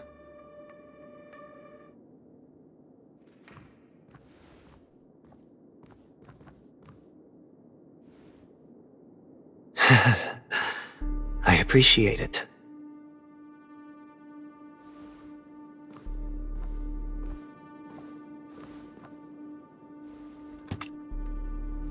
Unfortunately, your guess is correct. The golden stone. Its color and glow are similar to that of Klepoth's body. This is the very ruse he intends to use to fool you. He won't reveal to you that the 10 Stonehearts chisel their own will into the cornerstones, granting them an unparalleled radiance.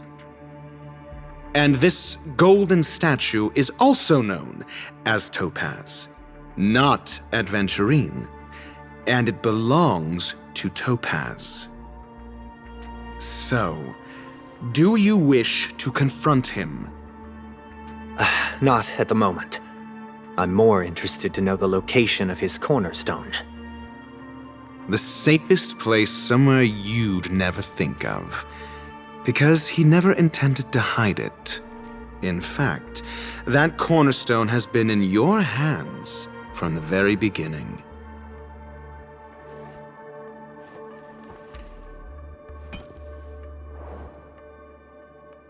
I see.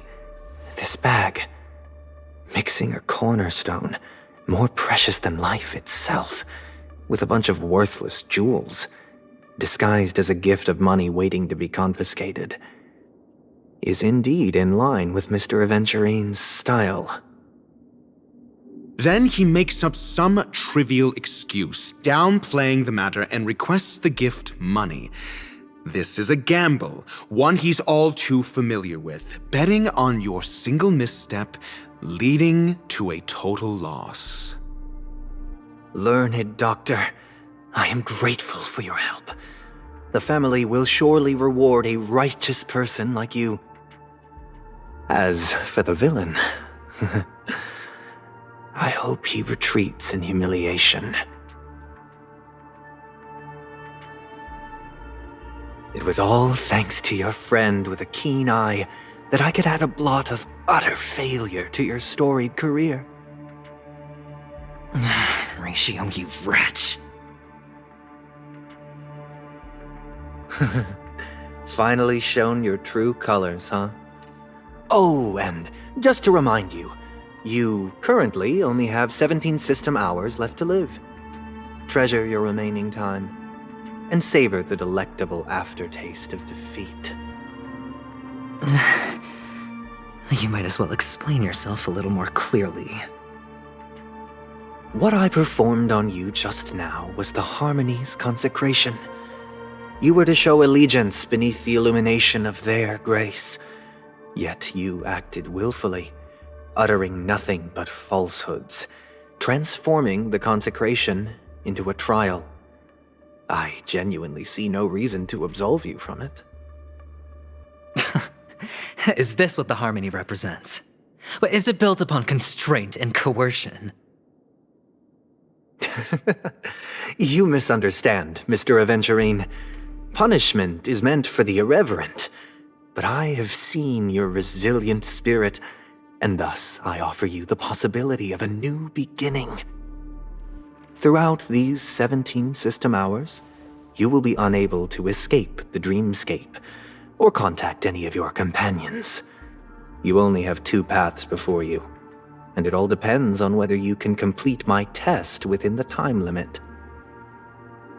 Should you succeed, you will be able to coalesce into the Harmony and be with your family. If you fail, you will suffer the wrath of the eternal Centurion and fall into an abyss of doom.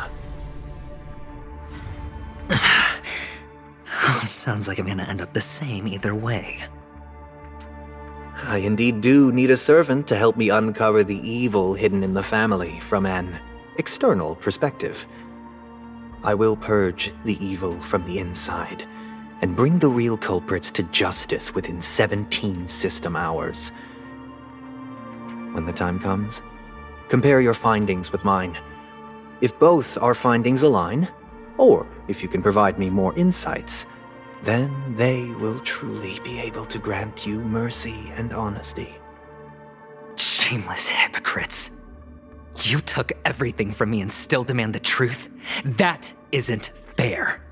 Your carnival reeks with the stench of cash. Nothing is achievable without it. This is meant to be an act of personal virtue, not requiring the family's support. Your bag is over there. Do as you please. I believe you can trade this bag of worthless jewels for everything you need. That's what gamblers excel at, isn't it? Off you go, Mr. Aventurine. You are free. I will wait here for your good news.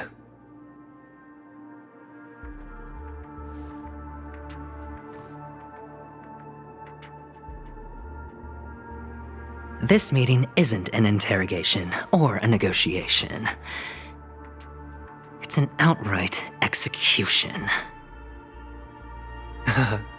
Why would I do that, Mr. Aventurine? I'm just wondering what a passerby who stumbled upon a scene of a murder could have found out. That's all.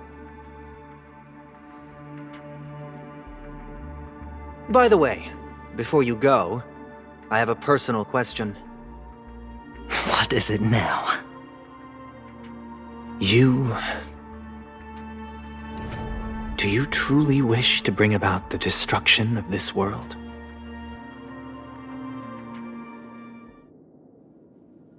Kakavasha!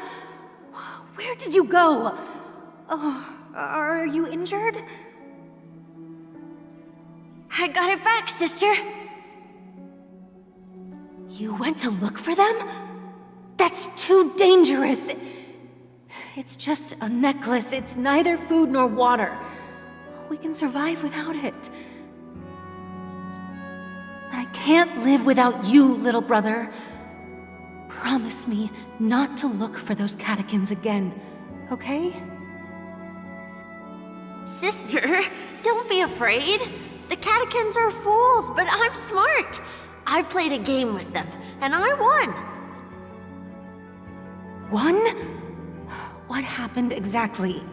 Tell me. I made a bet with them. The two birds in the desert and me. Who will die first? I won. They suspected me of cheating, but I didn't. I won fair and square. Of course. Of course you'd win. You've always been a lucky child. Gaiathra Triclops must be watching over you. But that's no reason to push your luck by going up against those bloodthirsty, cruel catechins. Have you forgotten how Mom and Dad...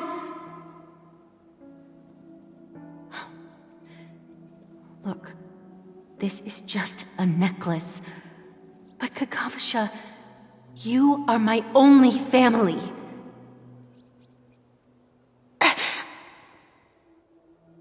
I'm sorry, sister.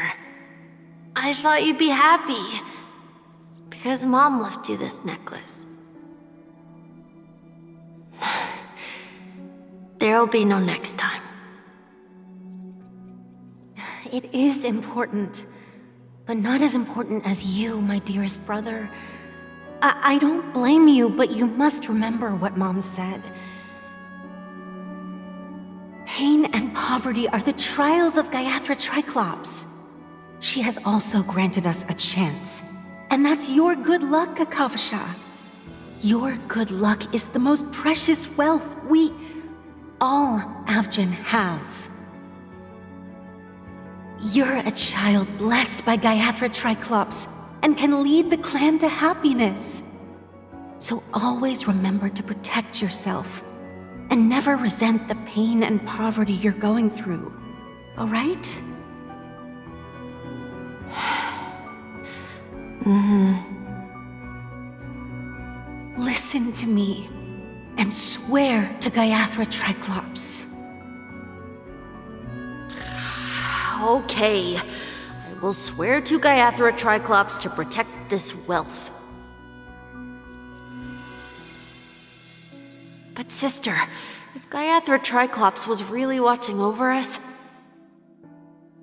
then why did she not protect Dad when he was swept away by the quicksand? After all, Dad went to the Catechins' land only to prepare for Gaiathra Triclops' offerings. And where was Gaiathra Triclops when Mom was shivering in our arms? Mom was still pleading for Gaiathra Triclops' forgiveness under her breath until the moment she closed her eyes. Sister, everyone praises me for being smart, but I don't get it. If every rain pour was Gaiathra Triclops' forgiveness and grace, then how bad were our sins? So much so that we were born in this world of death?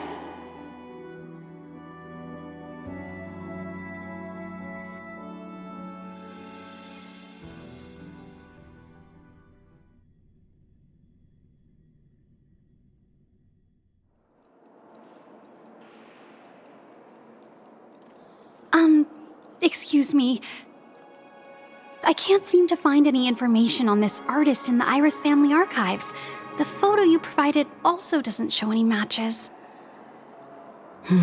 Just as I thought.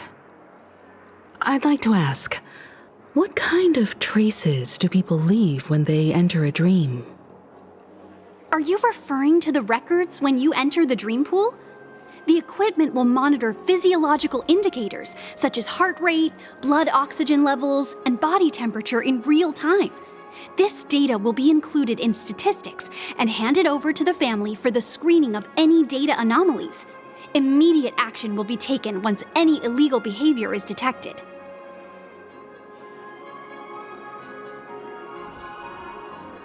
I apologize. The hotel does not have access. This information is managed by the Bloodhound family. We can only gain access if there's a problem. Looks like nothing can be found here. At least we know who to look for next. We can ask the Bloodhound family for information. Thank you for your assistance, Miss Allie. By the way, is Miss Robin doing fine? We are looking forward to her performance. Fine? What does that mean? Is there something wrong with Miss Robin? The preparations for the Charmony Festival have been proceeding smoothly, so I guess things are pretty good. I believe she will be able to put on a spectacular show for all of you. I'm sure. Sure enough, no one knows about Miss Robin. I'm not surprised. But that Miss Firefly is truly mysterious. There's no information on her in the hotel system. Even if she's a stowaway, she should have a disguised identity after entering the planet. She's also in the running for the legacy. How is she going to sneak into the dreamscape unnoticed? Is there any other way to enter a dream? Besides the hotel room's dream pool? The Memo Keepers have abilities that are difficult for normal people to comprehend. In the memory zone of Peniconia, they thrive effortlessly, a fact proven to us by Black Swan. The hacker girl from the Stellaron Hunters used extraordinary means to unlock the Dreamscape Hotel's seal. According to the scene witnessed by her, it is likely that they are behind Miss Firefly's case. The Garden of Recollection and the Stellaron Hunters. Both are possible, but what about the IPC? Since they want Peniconia all for themselves, they're bound to have a plan. Who are you guys? The Bravo team has arrived at their designated position, ready to execute armed evacuation operation. Boss, get moving! Armed evacuation? Boss, are you drunk? What do you know? It's more efficient this way. Just don't let the director find out. Act first, report later. Understood? Help! Help me! I spent all my year-end bonus on the snowball! I don't want my name on the department's major disciplinary notice! Hey, check it out! That voice. Could it be the IPC workers from Belobog? To all guests, the IPC will be conducting special operations within the hotel. Please follow the staff in charge of evacuation to the designated safe zones, or compulsory measures will be enforced. I'll request a beating for you lot! You've been told not to drink during work hours. Take him back to the hotel room. I'll organize a meeting later to properly go over how this incident report should be written. Miss Topaz? I never thought I'd run into you on Peniconia. Long time no see, Astral Express crew. Aventurine has told me a lot about your happenings. Huh?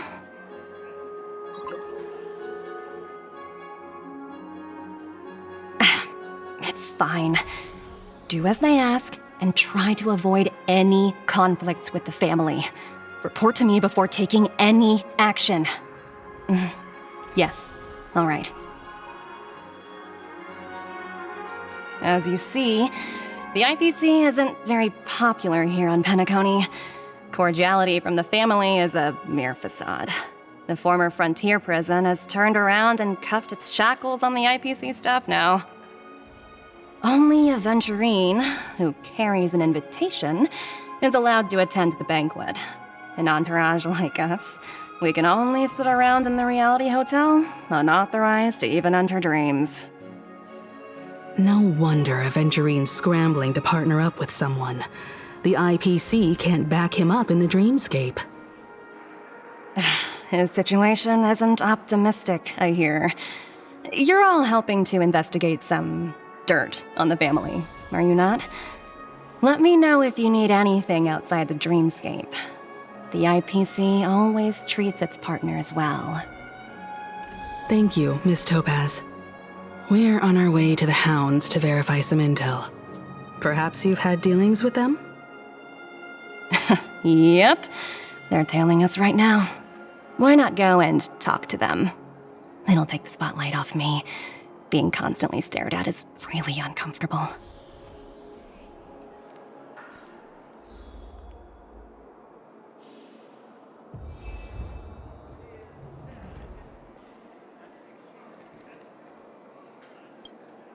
How does it feel to be in business with Aventurine? I bet you're not used to it. That's just his style. All or nothing is his mantra. He's always cozying up to his clients while egging them on to undertake some dangerous assignment with him. But everyone has their merits, so I won't comment further. But Aventurine's luck has always been good. He's always closed all his cases without a hitch, and basically never lost a gamble. Which is why, on the issue of retaking Peniconia, I'm watching with keen interest. Of course. It's business after all. What's important is where you're seated at the table. As for the two cases, apologies, but I don't have much info on them either. All I can do is ask you to keep digging for more details.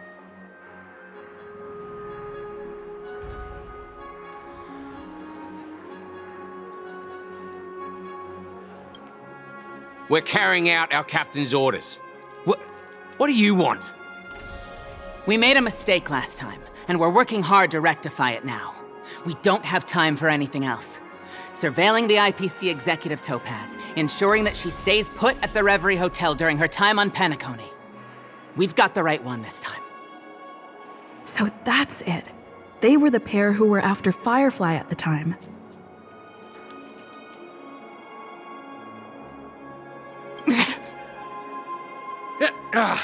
It's you again. Back for more trouble? We're not afraid of you this time. Well, spit it out. Stop bothering us if you've nothing important. So you know each other. Why do you keep running into people you've beaten up before?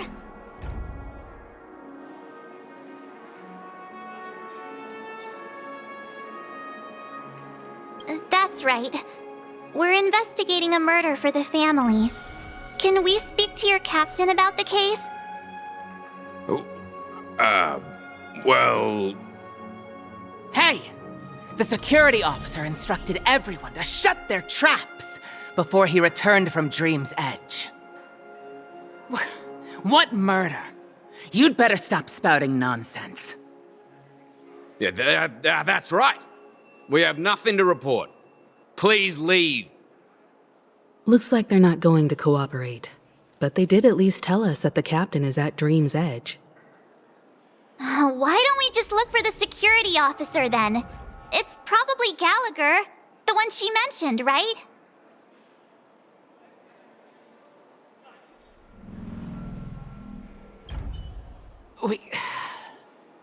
We have nothing to report. Please, leave.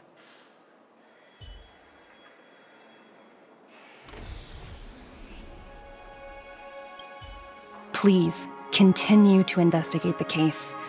All I can do is sit tight in the real world. I look forward to hearing your progress.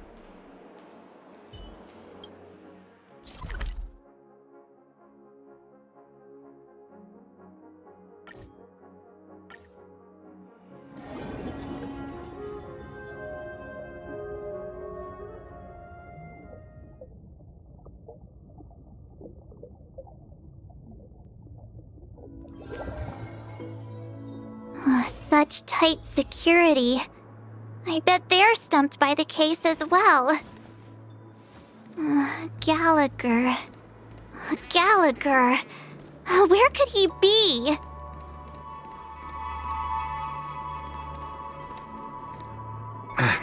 Apologies. The Bloodhound family is running an investigation up ahead. No unauthorized personnel allowed. Hold on a minute. I think I've seen you before. The gray-haired one. How much trouble have you stirred up exactly on Peniconia?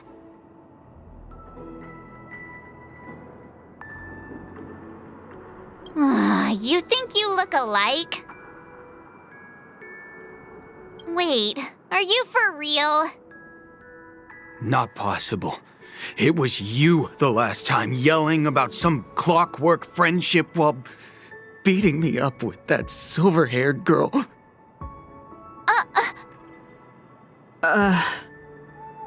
I'm not letting you get by this time. Please leave, or I'll have to get on my knees and beg you. Huh? What kind of heinous crime have you committed now? Hold on, sir. We have documents authorized by the family that would aid your investigation. If it wouldn't trouble you, could we see this Mr. Gallagher?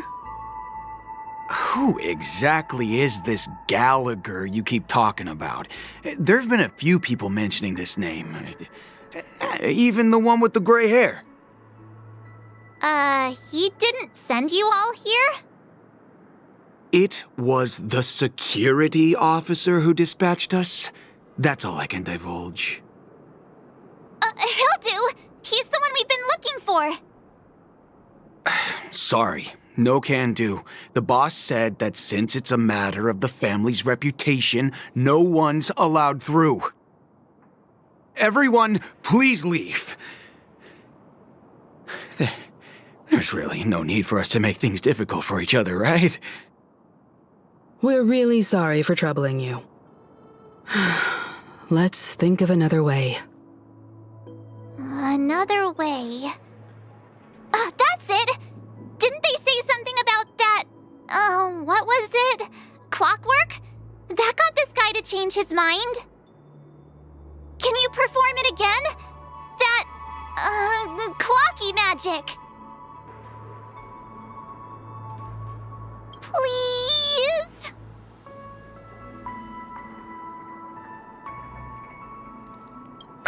Sorry, no can do. Everyone, please leave.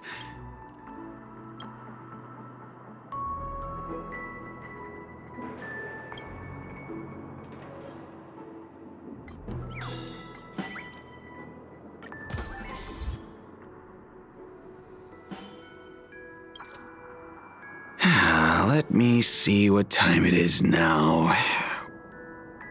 Whoa, it's this time already. What? Time to clock out. And no one's gonna stop me.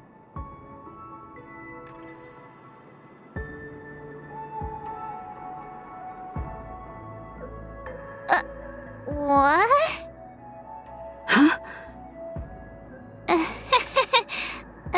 This clockwork trick of yours, it's kinda dangerous.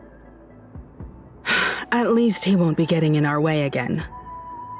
Let's go find that Gallagher and ask him the intricacies of the case. I was wondering what all the commotion was. Huh. Oh, it's you guys. Welcome. Since you made it here, what can I do for you? Hello, Mr. Gallagher, sir. Judging from your tone, it sounds like you were expecting us. Miss Himiko, you're too polite. There's no need to call me sir.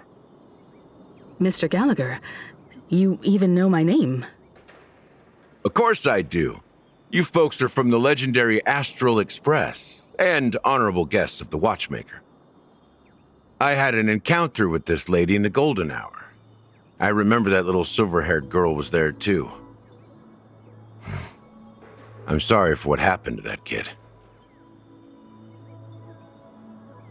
This is also the reason why we've come to visit you, Mr. Gallagher. The Express can't just overlook the death of that child. So we've decided to help the family get to the bottom of it, in the hopes of getting justice for her. The Nameless involved with the family. What an unpredictable twist of fate. Why? What's wrong with the family? It's nothing. On Peniconia, everyone loves the family. No matter how much one resists the beautiful dream, when the time comes, they too will find it hard to let go. Who wants to leave a warm nest? Just idiots, little kids, and inebriated fools. Mr. Gallagher seems to be getting at something. You got it wrong. I'm not. You want to discuss the case? Sure, come with me. This is not a good place to talk. Let's go elsewhere.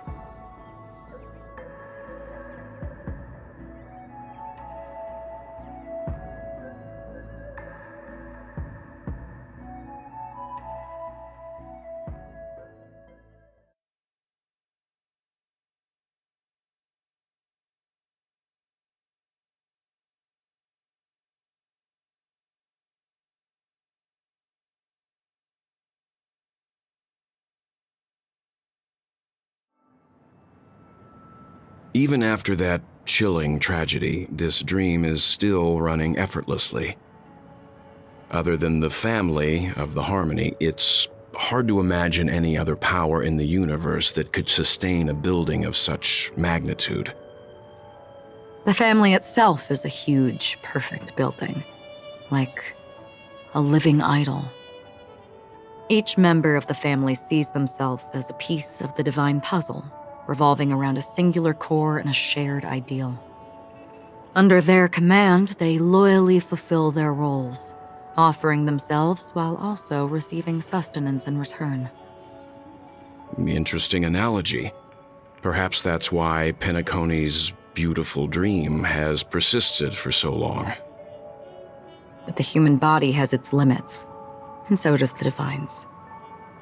That doesn't sound like the kind of comment a Galaxy Ranger would make. Just pointing out the facts. Mr. Yang will definitely have a better sense of what's going on than I do. Why do you say that, Miss Acheron? The beautiful dream is crumbling. But not because of a particular eon, a particular faction, or a particular visitor. Its collapse stems from a certain inevitability of human nature. The family refuses to acknowledge this, and it has ultimately backfired and become a catalyst. As people immerse their souls in the dreamscape, where consequences and pain cease to exist, and only ease and pleasure prevail, they draw closer and closer to necrosis. Regardless of the perceived bliss, death looms as the inevitable conclusion. Also, this necrosis will diffuse and spread. One piece of the puzzle's mutation will eventually cause the entire building to shake, break, and crumble. In the end, the dreams that people built in the name of freedom became the cage that imprisoned them. I'm sure you've gained a lot from this trip, Miss Acheron. Are you willing to share your findings with me? Of course. That's if I remember.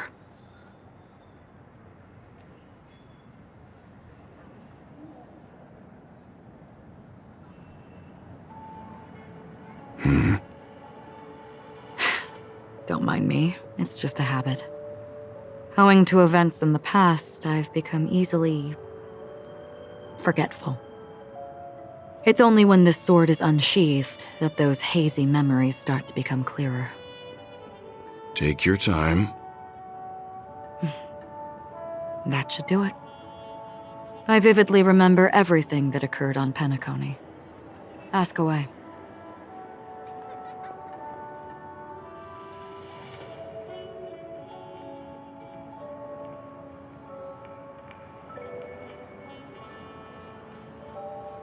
The moment of daybreak.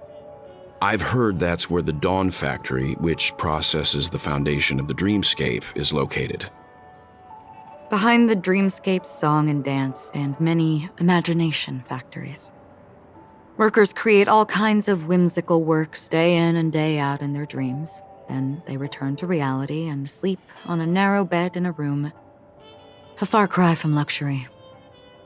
They say it will suffice. Experiencing the bizarre and motley dreamscape is the best reward. There I encountered a young woman who had just come of age, the perfect time to indulge in beautiful dreams. Her greatest wish was to one day move to the golden hour and see the magnificent garments she had woven with her own hands. For certain reasons, her wish was difficult to fulfill. But I managed to bring her a garment.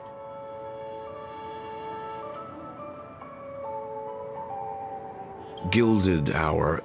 It's said to be Penaconia's currency center. Yes. It is a fortress-like financial city, the economic heart of the dreamscape. The Pepeshi people of the Alfalfa family are there to keep it running, sending blood that is made from money everywhere on Peniconia. Everyone there is exquisitely dressed and always in a hurry. The greatest wish of the local Pepeshi people is for their future generations to work in the Gilded Hour. I've never met anyone who is willing to talk. I could only stand at the crossroads, watching crowds of people hurrying like the wind through the jungle of steel, only to deposit the alfalfa credits that they'd earned into the bank's vault. I don't know if they would open the vault door, but before I left, I witnessed a well-dressed Pepeshi person plummet from the sky, while those around him continued on their way, unfazed. I hear the Blue Hour is very romantic. Do you have any tales to share? Perhaps Mr. Yang has heard. There is a large boat called the Eventide anchored along the Sea of Dreams, where soft music and dancing persist endlessly every night. I ran into a wizened lady there. She was at the dock, waiting for her long-departed lover to return, waiting for countless hours within time that stood still. In the humid sea breeze, she spoke of her own youth. Like many who desired wealth and love, they came to Peniconia to pursue their dreams. Alas, her lover's consciousness was lost in the dark depths of the Sea of Dreams. Finally, she suggested we continue our conversation on a boat in the shallows. I agreed and boarded the boat with her. But she never said anything, her eyes absent-mindedly gazing at the horizon for what seemed like forever. Finally, we retreated to the beach. The dreamscape of chic, luxury, and consumerism, the moment of dusk. My companions have been there too. Then you all must have seen those who are attempting to realize their dreams. Or have realized them, scattering money as if it were dust and betting it on all or nothing. Everything has a price, and everything can be bought or sold. Even dreams themselves. I saw an Intellitron there, who was preparing to auction himself. When someone wins a bid under stipulated periods and rules, he would do the buyer's every bidding, becoming that person's very possession. That Intellitron had been auctioned off 12 times, and I participated in his 13th. That was the grandest banquet I had ever attended. But never again did anyone cast another glance at him. This time around, there were no successful bids for him.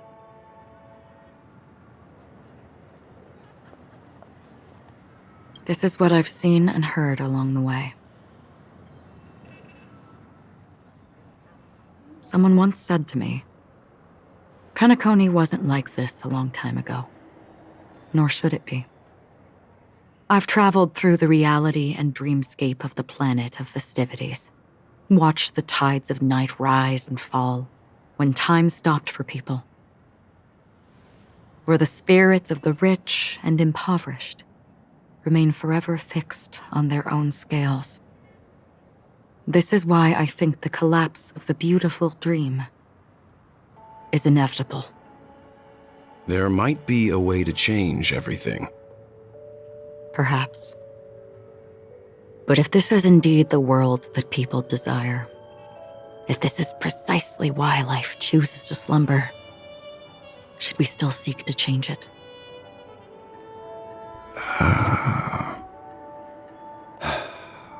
Miss Acheron, now it's my turn to share a story with you.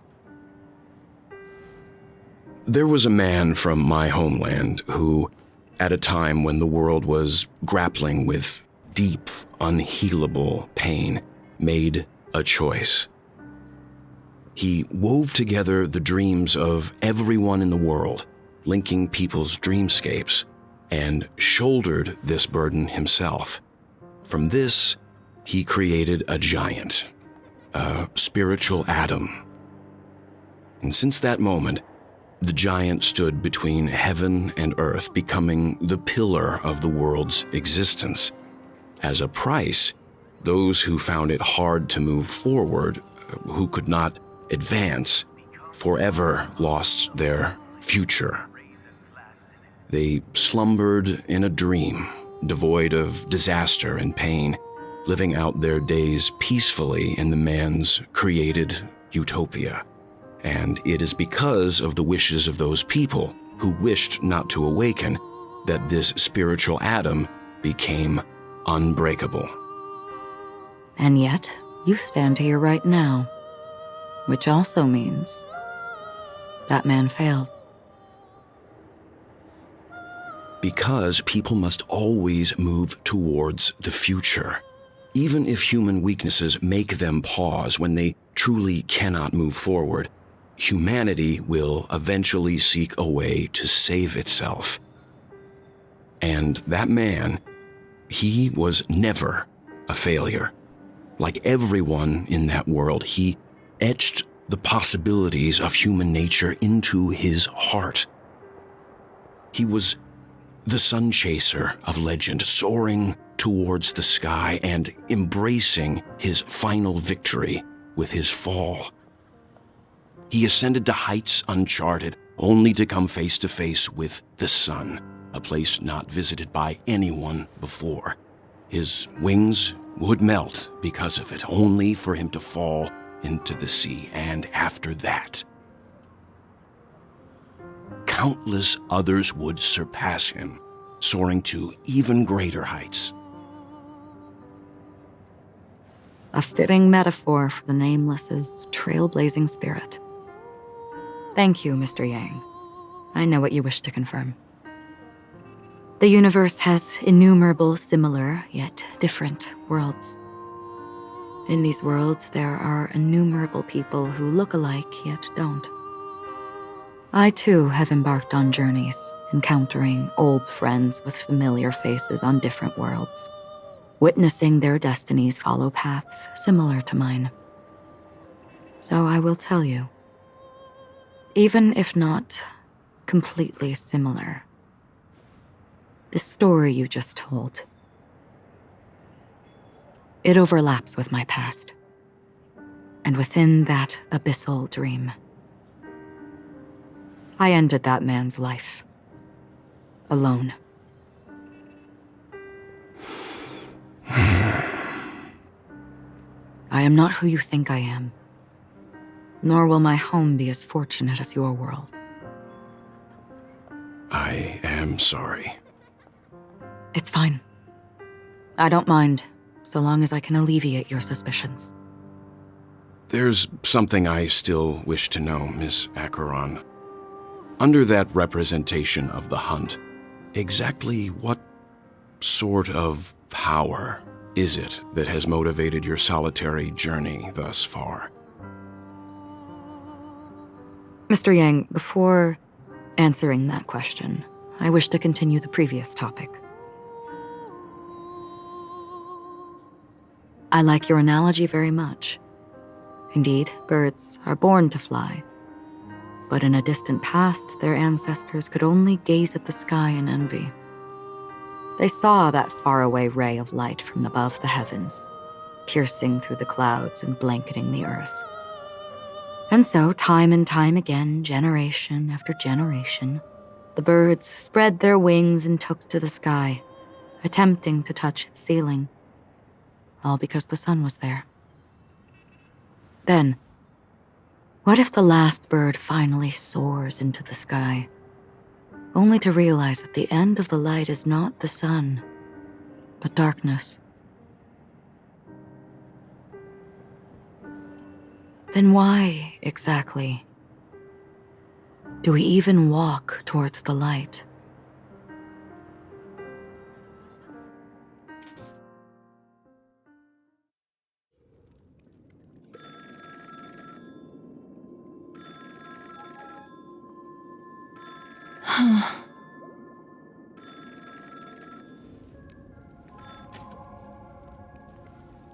Long time no see. Having fun on Peniconia? Acheron? This voice, it's not Constance. Could it be her companion? Though I don't know exactly what you are, or what you're up to, my bullets will find you. Until then, you best find a casket store on Peniconia and ask the owner to reserve a good quality casket for you, imposter. Imposter? I see. She gave my whereabouts to someone who's tracking Acheron too. Who are you? Huh? Did I make a mistake? Who the heck are you? I'm the Garden of Recollection's memo keeper. Not bad. This is the kind of tough challenge I like. You that imposter's bodyguard? Never mind. It's fine. I'll leave a round for you. So get that forehead clean and wait for me.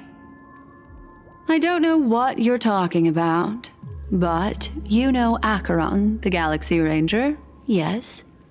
I have something to ask you. Are you asking me to write your will? Sure. Go ahead. Not quite. I only want to ask, how exactly did she become a Galaxy Ranger?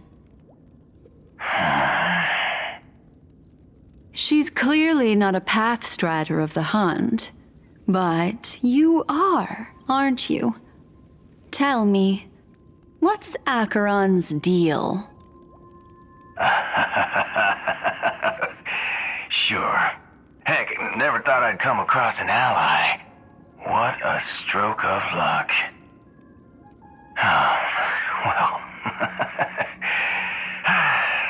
I'll be on Peniconia soon.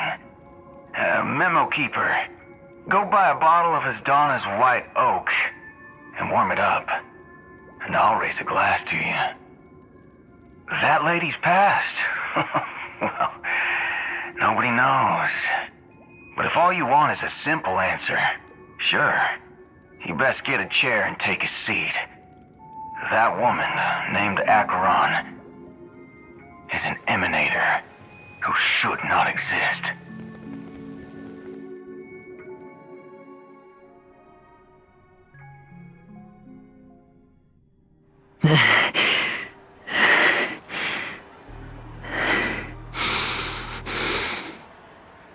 You look pale. Or is that also part of your act? I didn't think you'd have the nerve to show yourself. I thought this was exactly what you wanted. After all, I faithfully fulfilled my duties as you instructed. Just tell me if you can't hold on any longer. So, the genius of the Council of Mundanites wants to be my Undertaker now. What an honor.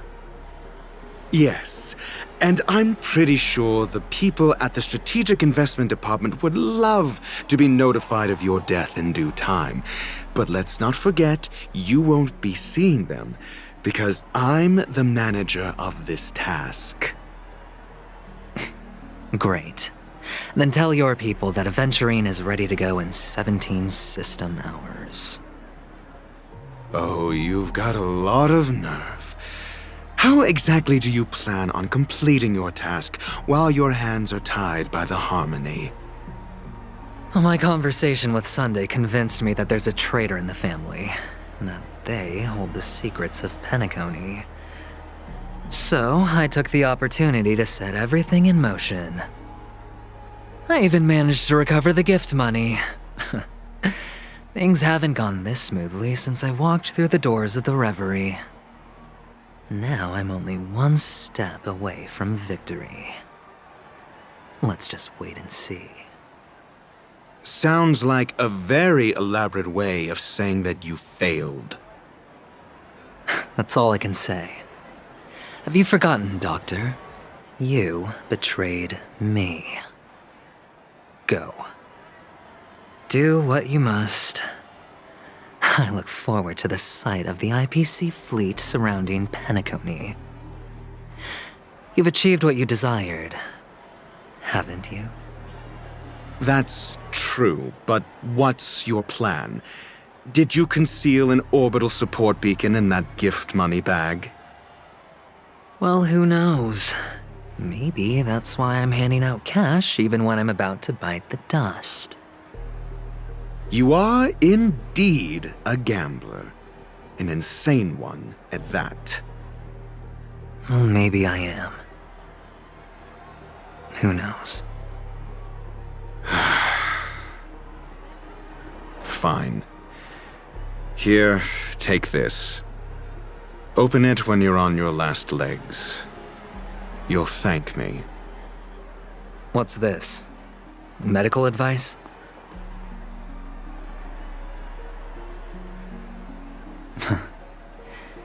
You catch on pretty fast, Doctor.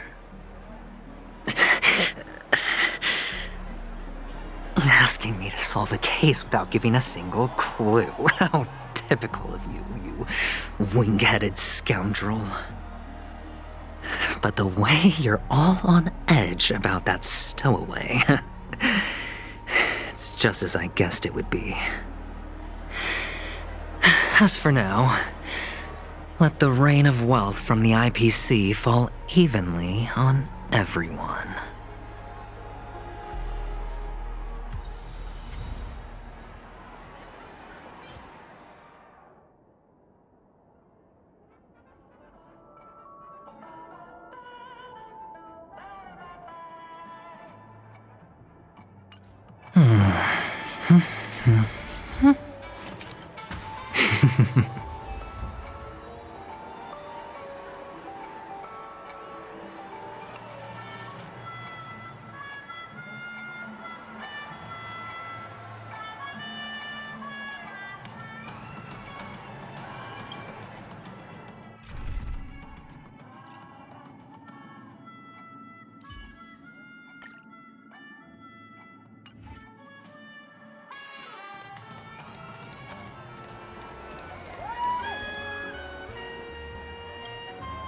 Would you be willing to support my performance?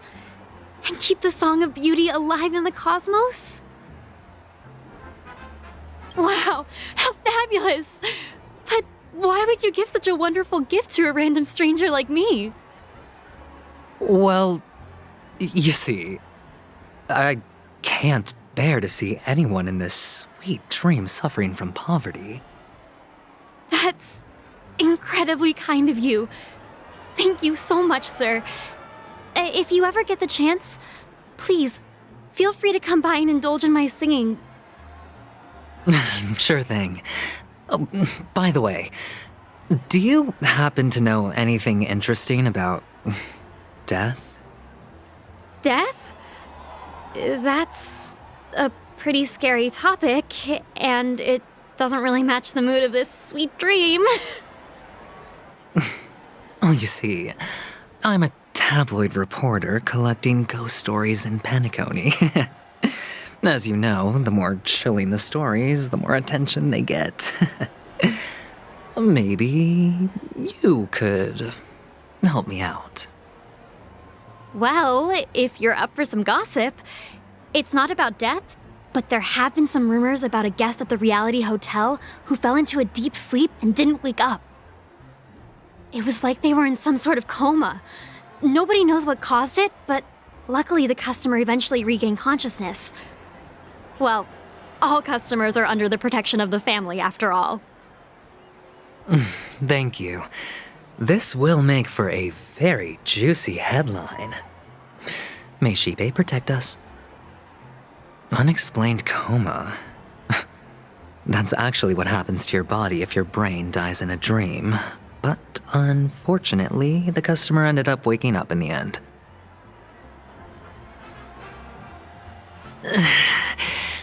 I can feel something inside my head. Is the harmony starting to kick in?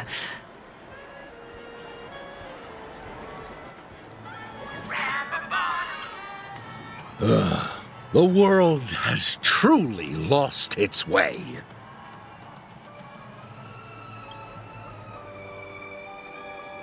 You...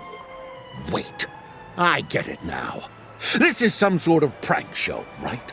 You must have some cameras set up around here to film yourself doing good deeds, right? You youngsters are always looking for a quick way to get an audience. But you know what? A truly great show never comes easy. A great show will start soon, old man. But before that, I need to ask you something. Do you know where I can find death in this dream? Ah, I see. Another fearless youngster looking for death, huh? Well, let me give you a piece of advice. Don't think you're the first one who's ever thought of that idea. Death? Not even remotely innovative. I bought it from Dr. Edward. He claimed it was some exclusive fancy schmancy stuff. Oh, but what a disappointment. The effects were awful. First, some monster covered in eyes stabs you in the gut, and then all you see are blurry glimpses of buildings and lights. Oh, the sky was spinning so fast it almost made me puke. Is that all? Yeah, what else can you expect? Don't put too much stock in the Peniconia movie industry. They even call this junk groundbreaking art. Can you believe it?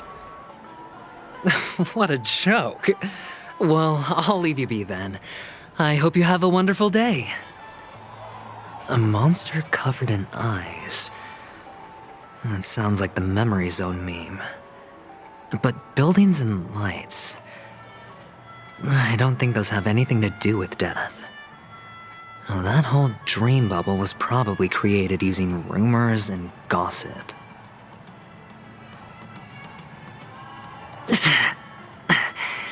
The disturbing voice in my head. It's getting closer.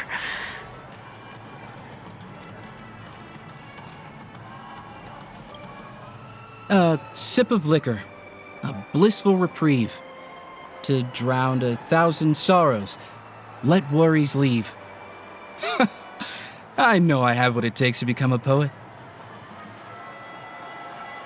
Oh? Oh. You're giving these gems to me? Didn't expect to meet such a generous soul in this place. Or are you just pitying me? Well, it really doesn't matter. As long as I have Soul Glad, that's enough. This is just a dream after all. You really shouldn't drink so much Soul Glad, my friend. It's not good for your health. Oh? Maybe I really should quit. But not before meeting the Devil of Soul Glad. The Devil of Soul Glad? Care to elaborate? Yeah. It's a seahorse with a long neck. They say it loves to appear to drunk people, especially the ones who are passed out on the side of the road. How funny. Yeah, very funny indeed. Thank you.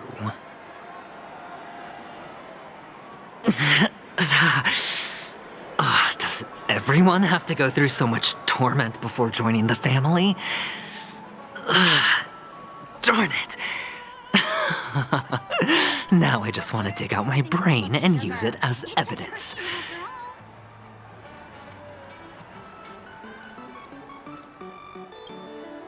Take care, my friend. If you ever find yourself in danger, remember that the hounds are always ready to help.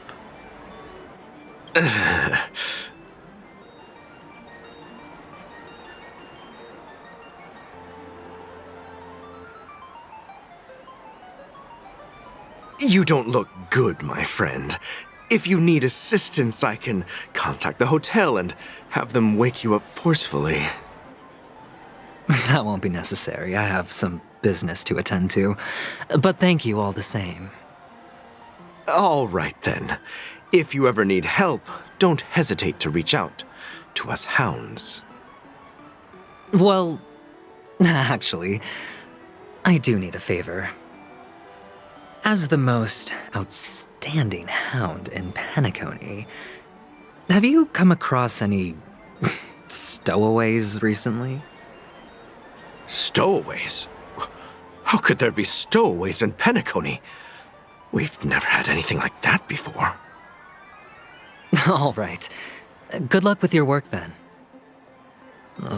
What was I even thinking? Family would never share intel with the IPC. This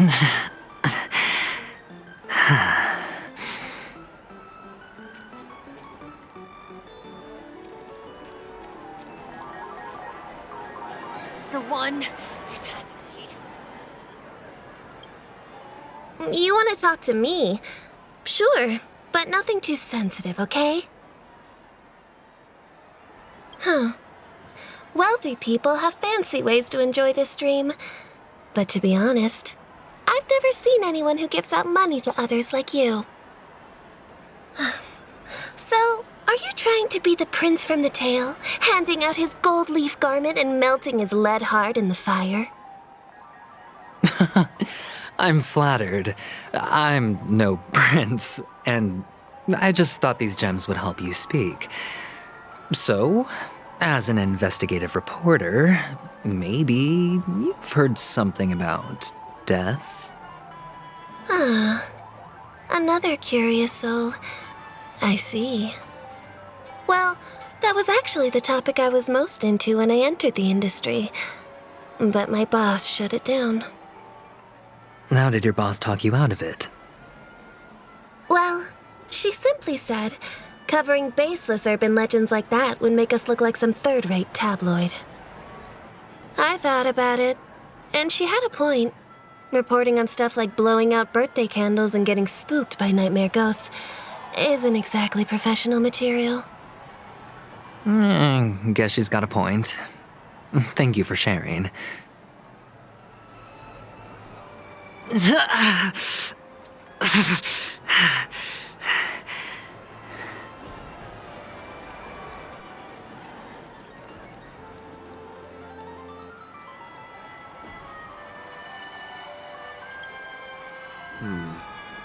Were you wanting to talk to me?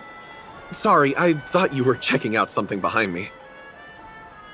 Is this a gift for me? Are you sure this isn't some kind of mistake? Yes, it's for you. Just take it. Is this for real? Someone is actually giving me a gift. Not for my parents, but for me. Thank you. Thank you so much. Oh, it's not much. I just want to ask you something. I knew it. What's on your mind? Are you trying to ask about my father or my mother? Neither. I just wanted to know if you've ever heard about death in the dreamscape. Oh, you sound just like my father. Always warning me about danger, even in dreams. He's an Intellitron, so his dream entry methods are different from us organics. Can't count on him to protect me if something does go haywire. Funny, right now I'm still under his protection. How ironic. Hey, stay positive. Gold will always shine one day, right? The Devil of Soulglad, Dangers in the Dream, and Nightmare Ghosts. Well, surely death is a popular topic in this sweet dream granted by the family. Well, I've collected a bunch of rumors, but no useful clues. The gems in my bag are running low. Well, let's see if my last lucky interviewee brings some surprises.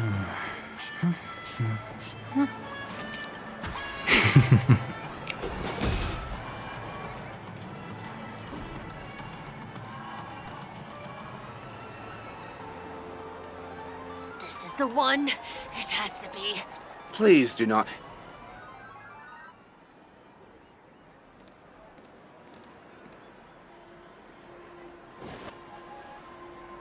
Remember what I said. You Sigonians are better off hiding in the sewers. Look at you, snooping around and sticking your nose everywhere. Is the smell of death so enticing, my fine fellow? Oh, it's you, masked fool. I should have guessed it. You're the imposter who appeared on TV after Robin's death, right? I heard you got caught by the family. I gave you a clear clue. Befriend a mute. Simple and straightforward, you know? And what did you do? You messed it up and ended up as their prisoner. I told you to make friends with a mute, not become one yourself. You really let me down. What do you mean? You know better than I do. Who watched the little songbird that couldn't sing perish right before their eyes? You did, Blondie. No, I mean... What did you mean by becoming one myself? Well, it means you'll soon end up like her, unable to speak ever again.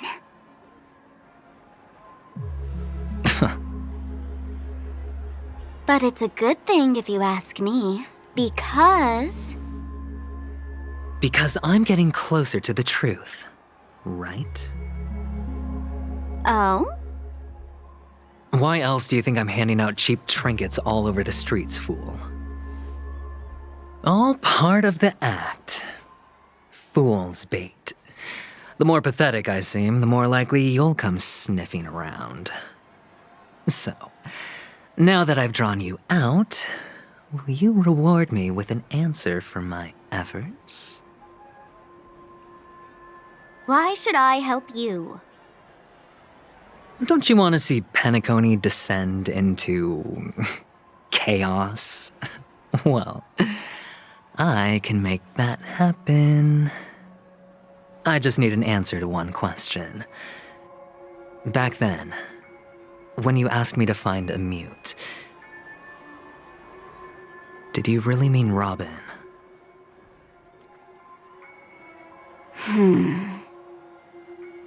And what if I say no? Then I'll thank you. Oh, the word no has never sounded so pleasing. Well done. I admit I underestimated you, but what difference would it make? Let me tell you something. There were 2 mutes, but one is dead now, and the other, though he's still in Peniconia, I'm afraid you'll never find him again.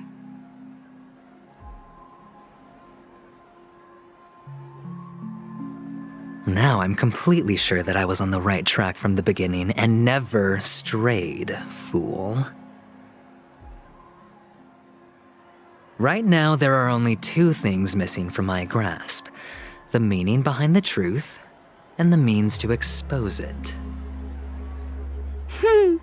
How impressive. That's quite a fancy way of saying I haven't learned anything so far.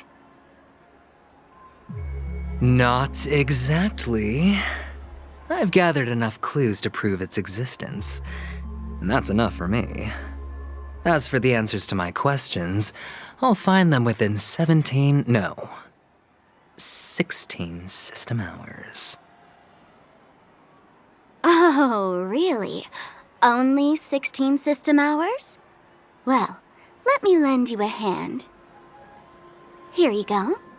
This is my precious, mutually assured destruction button, and I have one just like it. When either of us presses it, the other and the whole of Peniconia will go up in smoke. If you're really so desperate for the IPC to take over Peniconia, blowing up the chessboard isn't a bad idea. Start from scratch. That's where the IPC excels, right?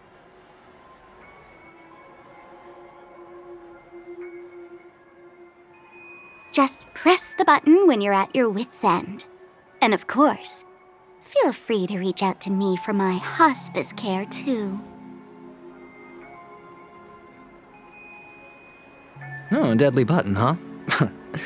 Well, I guess the family didn't take your threat seriously at all. Otherwise, how on earth did you manage to bring it in here? I have my own ways. That's all you need to know. Well, I'm afraid I'll have to decline your offer. Who knows if your little gadget will actually work. By the way, I have no plans to search for the other mute friend you speak of, but it's good to hear that he's still here in Peniconia. I'll handle the rest myself. I'll orchestrate a grand finale for the downfall of the family. And at the climax, the walls will crumble, people will wake up, and those who couldn't speak will find their voices again. When that time comes, go ahead, press the button, light up the sky with a magnificent fireworks display for me. Catch you later, fool. You're still talking big, but sure, if that happens, I'll stay true to my word. Just don't let me down now, okay?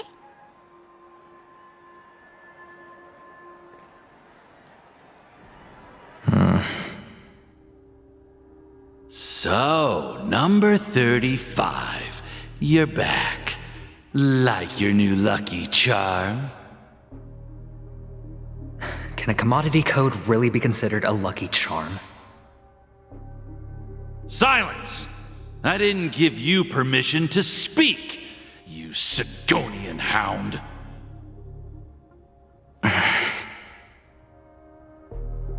The guys in black didn't say much, so I've no idea what you did to save your skin in that massacre back in the day. But I figured you must have had good luck, so I bought you. From now on, you and your good luck are my assets. Are we clear? Your first task is simple. In addition to you, I've purchased 34 other slaves. Go and play a game with them. You came out alive after 2 days. It proves that you are the real deal. You're insane. Testing out if you're a good product. Aren't you worried that the money you spent on me will go to waste? I've got stacks on stacks, Blondie. The slave market is never short of self-righteous brats like you. But you look good, and that's why many customers are betting their fortunes on a scrawny brat like you. So go along now, and don't let your master down.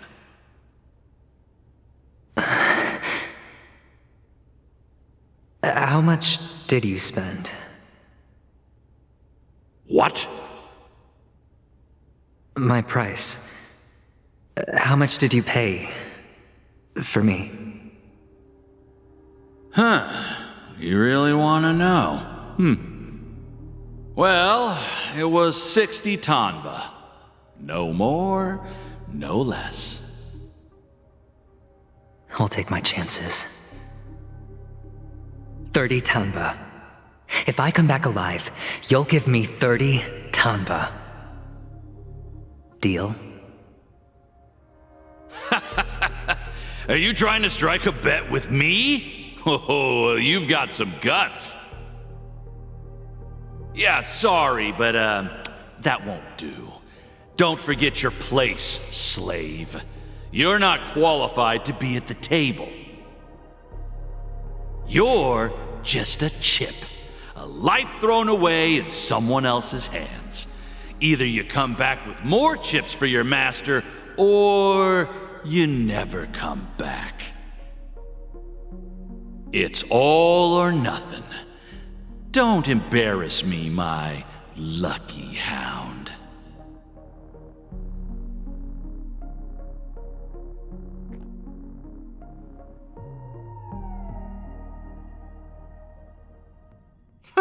What brings you here, Gallagher?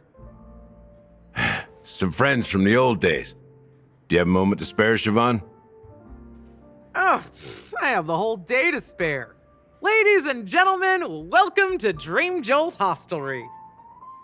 This bar offers a wide variety of drinks, but we draw the line at Soulglad. Why settle for ordinary when you can experience extraordinary? We're dedicated to serving up nothing but pure joy and laughter. What would you like to drink? I'll whip it up for you. Oh, look! A lady as cool as Serval! Who's Serval?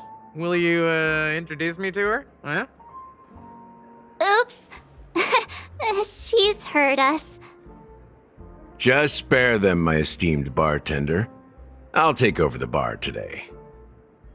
I'm getting up there in age, and I need some practice before I forget the skills that used to put food on my table. Where did you stash the ingredients? They're all under the counter. Since our guests have traveled from afar, shouldn't you whip up some special drinks? That's exactly what I had in mind. Hey, my friends, do me a favor.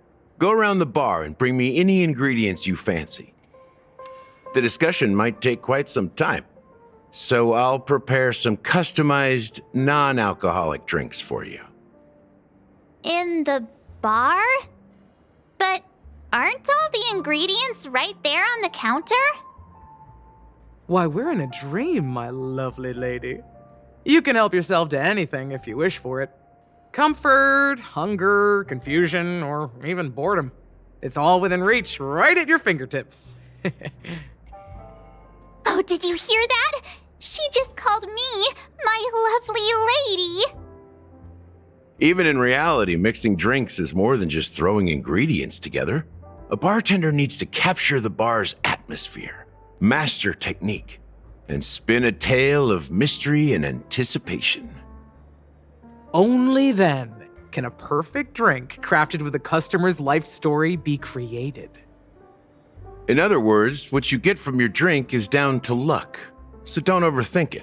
Indecisiveness has no place when it comes to enjoyment.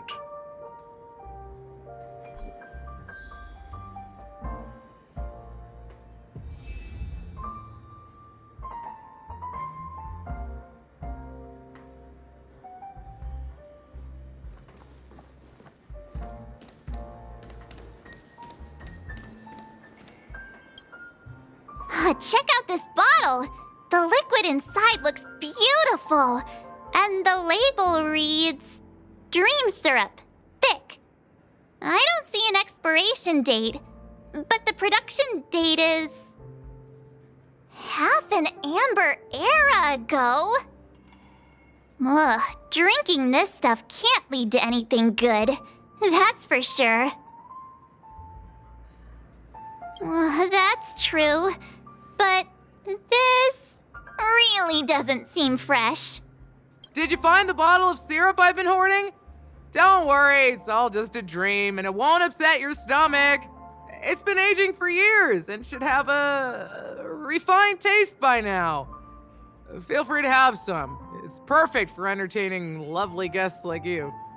Then we'll keep it for now.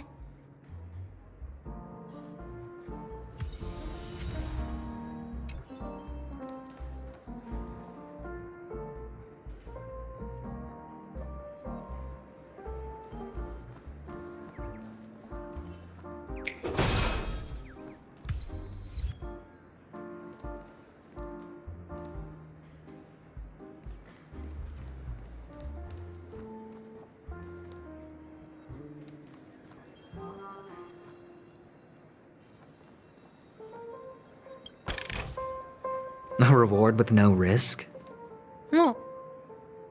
Can this be used for mixing drinks? Oh, and there's a note underneath. What should we exchange for it? And who should we give our stuff to?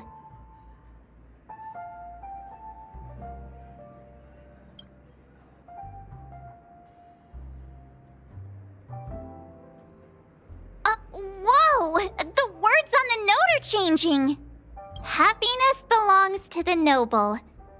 Does this mean we can take it? Doing good deeds does pay off. Thank you. Oh, that's quite a stash. Not sure if it's enough. Stay out of my way. I'm looking for Siobhan. Haven't I made myself clear enough, Miss Amiki? The Dream Jolt Hostelry only welcomes guests who want to enjoy a drink to their heart's content. I'm sorry, but I'm not interested in your proposal.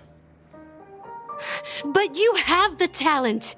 You'll attract a huge audience. You're destined for the Iris' stage, not for this rundown shack. Come with me. We'll become the talk of Peniconia, as shining light into every corner of the dreamscape. Please, Siobhan, I really need you. As you see, I'm entertaining my guests. Don't make me repeat myself. Fine. If you don't come along, I'll just sit here and not go anywhere else. Give me a sparkling drink. Sweet. With extra ice. Just one moment. What's her deal? We can't discuss the case with other people hanging around the bar. Hey, can you do that clockwork trick of yours again? Time is running out. We need to hurry. Yeah, I'm counting on you.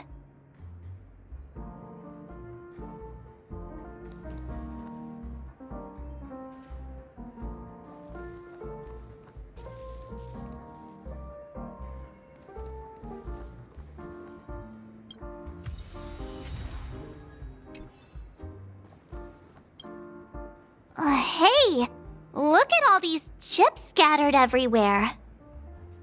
A few days ago, an actor from the Iris family came. Caused a ruckus with Siobhan. Those chips must have gotten scattered during all the chaos.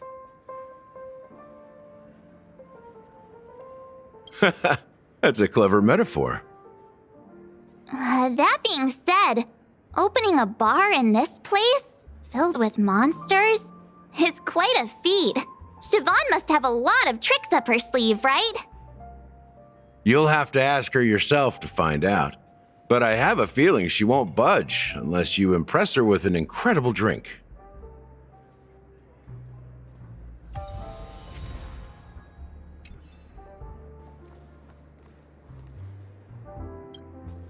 It's Soul Glad! But I thought they didn't sell Soul Glad at the bar. Let's give it a shake. Nice, it's still fizzy and has a long shelf life. Yeah, perhaps. Soul Glad is a classic in Peniconia, and it'd be strange for a bar not to have it. Why don't they sell Soul Glad in this bar? Did something happen? It's all about the bartender's pride. It wouldn't make sense for customers to come here and order drinks they can find anywhere else. That's the mindset I use when I brew my coffee. You're right, Himeko.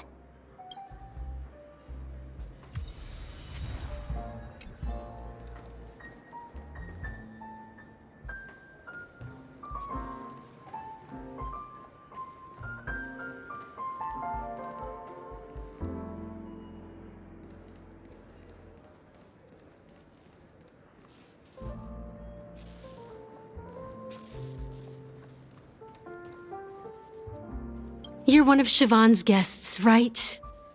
What can I do for you? If you're here to convince me to leave, please stop it. I just don't get why she won't leave this place. This rundown shack with no customers whatsoever.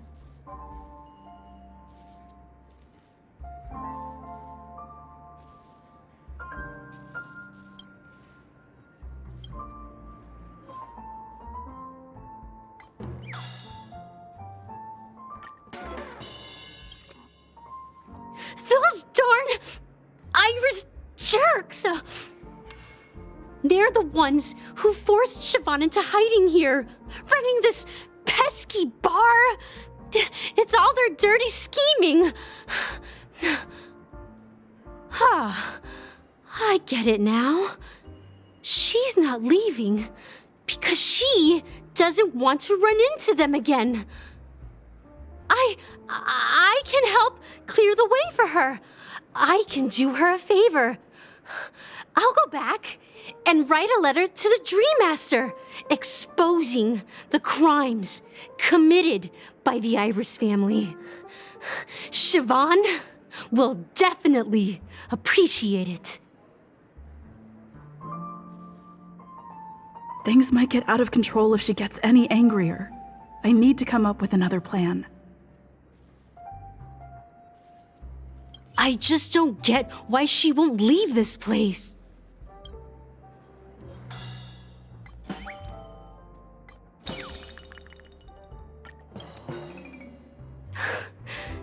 It's ridiculous, right? Our paths were never meant to cross, yet I'm still holding on to her. I'm too timid and shy, longing to shine but afraid of stepping into the spotlight. I need her guidance. Because I'll never be able to do anything alone. You don't know Siobhan's past, and you have no clue how radiant she used to be. Even among the talented Iris family, her skill was unmatched. I know she probably thinks I'm just trying to ride her fame to get ahead. But all I want is for her to reclaim her place.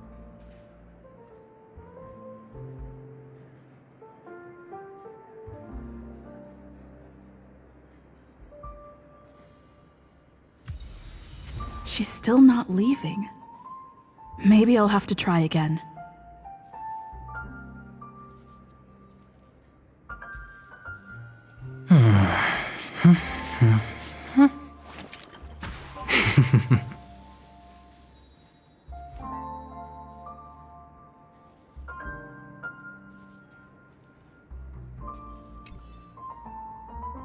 I just don't get why she...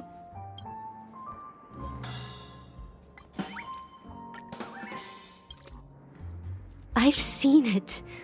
The moment when Siobhan and I share the stage. The crowd is going wild, applause crashing like waves, the aroma of irises fills the air. A beautiful melody playing, ribbons dancing around us, and the taste is sweeter than honey. I've seen that scene countless times in my dreams, and every time it mesmerizes me. That's why I have to bring her back to that world, no matter what it takes. Want to raise a glass, my attentive listener? Let's consider it a toast to my far-fetched dream.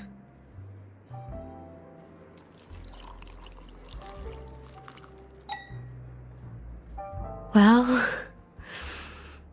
talking to you has got me feeling a bit down. My thoughts are swirling, making my mind clear, and bringing tears to my eyes. Maybe I should find a place to reflect on what Siobhan truly means to me. Here's the payment for the drinks. Please, pass it on to her. I'm leaving now. Amaki has left? That's good for her. Radiant dreams may be enticing, but they're nothing more than dreams. Her drink is on the house. Please keep the money. When you're ready, go to Gallagher. I can tell he's itching to show off his skills.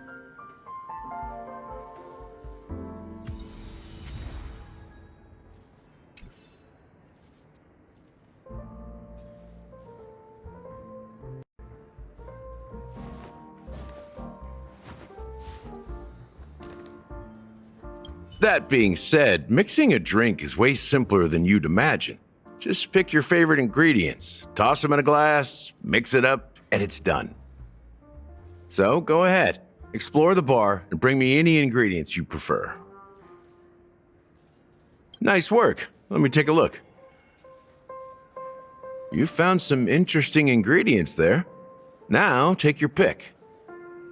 Each drink has its own unique flavor, and the base ingredient sets the tone for the initial taste and the lingering aftertaste. So, which one would you like to use as the base?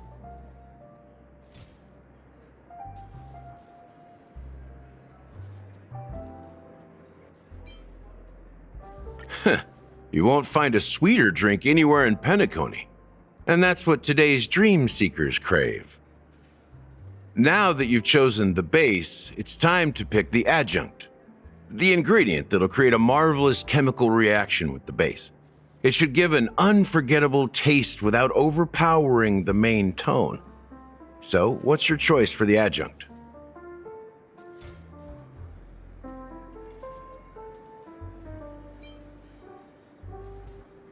This is the most pungent adjunct we have, and my personal favorite. Before Mikhail left, the wrinkles at the corners of his eyes had deepened like knife cuts. He mumbled, his breath too weak to climb up his throat, caught up in his chest. But I could smell it. The lingering scent of Peniconia itself on that night. Mikhail. Almost there. Let's pick a decoration. Which style do you prefer? Anything you need, I've got it.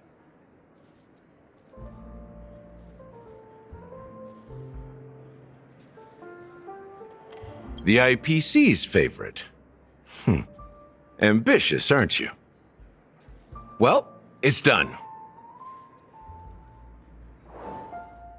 Here's to you, sober one, with this glass of a dream within a dream. To our forebears who dug their own grave. Well done, Gallagher. You're not over the hill yet. So, are you satisfied? Oh, the flavors! They're way more sophisticated than Soul Glad. The richness and layers of these flavors are a masterpiece, especially with the adjuncts. I can taste the spicy and sour notes with a hint of sweetness. I'm not entirely sure what it all means. Maybe Mr. Gallagher can shed some light on it. Well, if you're expecting a profound answer, I'm afraid I'll disappoint you. The imagery it implies is pretty straightforward. It's just a glimpse of what this dream truly tastes like. Nothing more. Does this true taste have anything to do with that, Mikhail? Yeah, that name does sound familiar. When you got knocked out by that masked fool girl, I think I heard someone calling that name. Do you remember?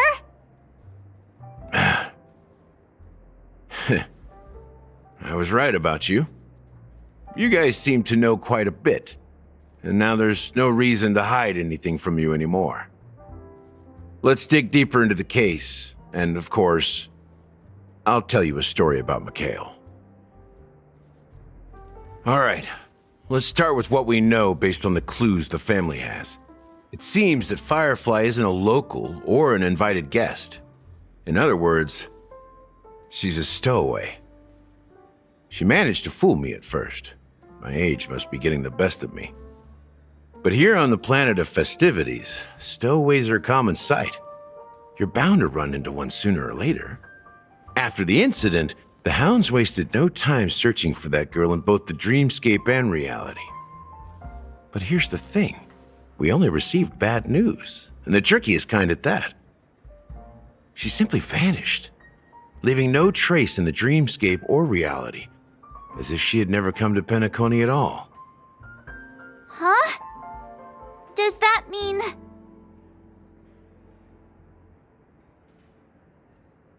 That's impossible. The problem now is not that she's dead, but that it's as if she had never existed in the first place. Let me be frank. This case, actually, is unlike anything the Bloodhound family has dealt with before.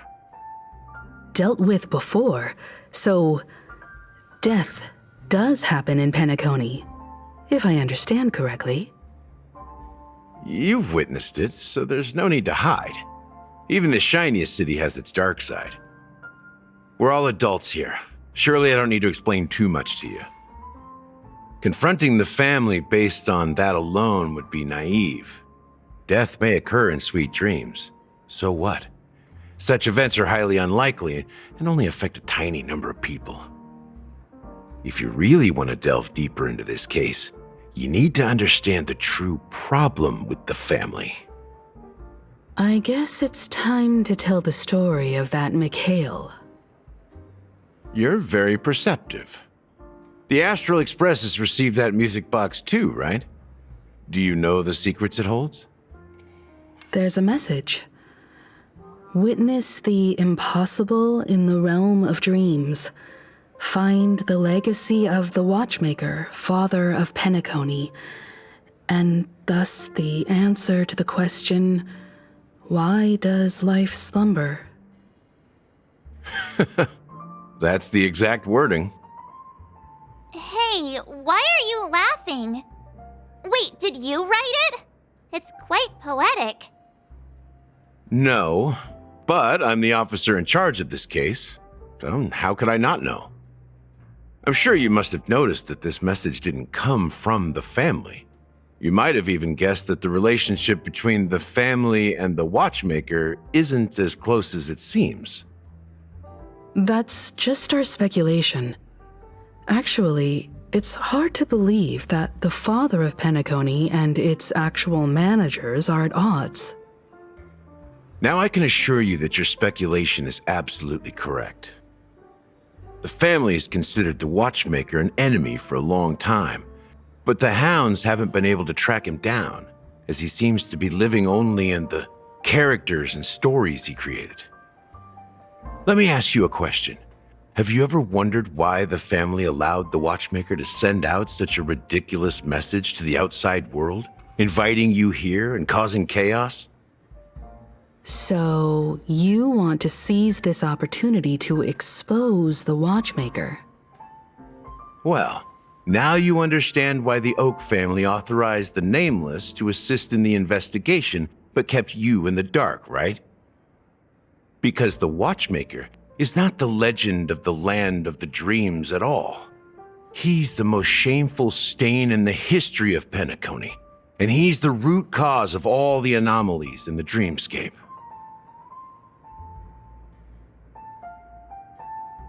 You don't get it? Well, I mean, Mikhail, the betrayer of the family, he's the Watchmaker.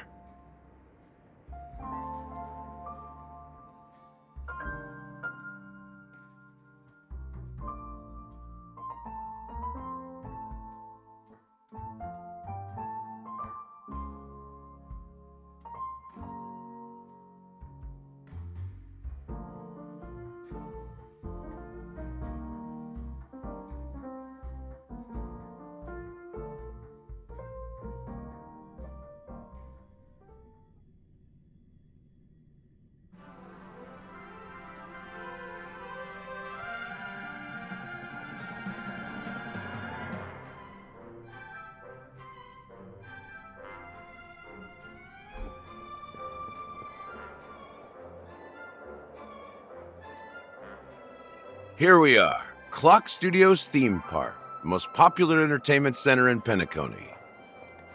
Wait, aren't we supposed to be discussing the Watchmaker? I would have expected you to take us to, maybe, a library, or an archive room of sorts. But an amusement park?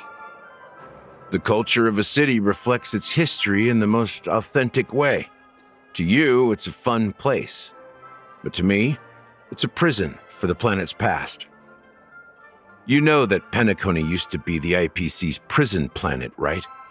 All the prisoners were brought here, helping the Garden of Recollection salvage the leaking memoria from the macro void.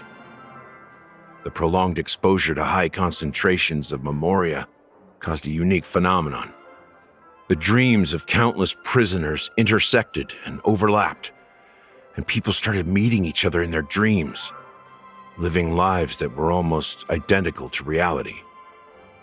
But everything has a price, and sweet dreams are no exception. In the end, the dream world was unable to alleviate the suffering of prisoners in reality. One of the prisoners broke free from the IPC shackles and fought for freedom. He is Hanu, the great leader of Dreamville, the great peacemaker, and the faithful companion of the underdogs. History is always written by the winners. However, It's undeniable that Clocky is an animation that draws from Penacony's actual history. These characters not only exist in Dreamville, but also in the distant past. Once you realize this, you'll understand why we're here. There are so many members of the Bloodhound family around here. They just received a lockdown order, supposedly from Sunday himself. Who knows what it's for?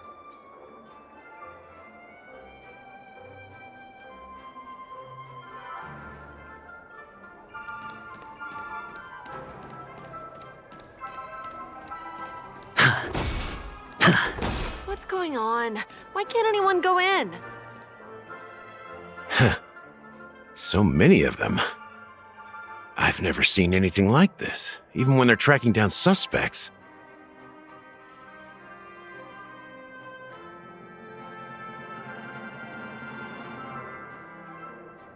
We don't need to go in. We don't want to draw any unwanted attention inside. We can just talk here. Let's find a quiet spot and continue our conversation. View here is great, right? We can see everything from here, including Clocky. If all the characters in the animation are based on characters in reality, then Clocky's counterpart is definitely the Watchmaker. In the animation, he's Hanu's partner and one of the founders of Dreamville. Does that mean the Watchmaker was personally involved in that war and sided with Asdana? It was a monumental war for freedom.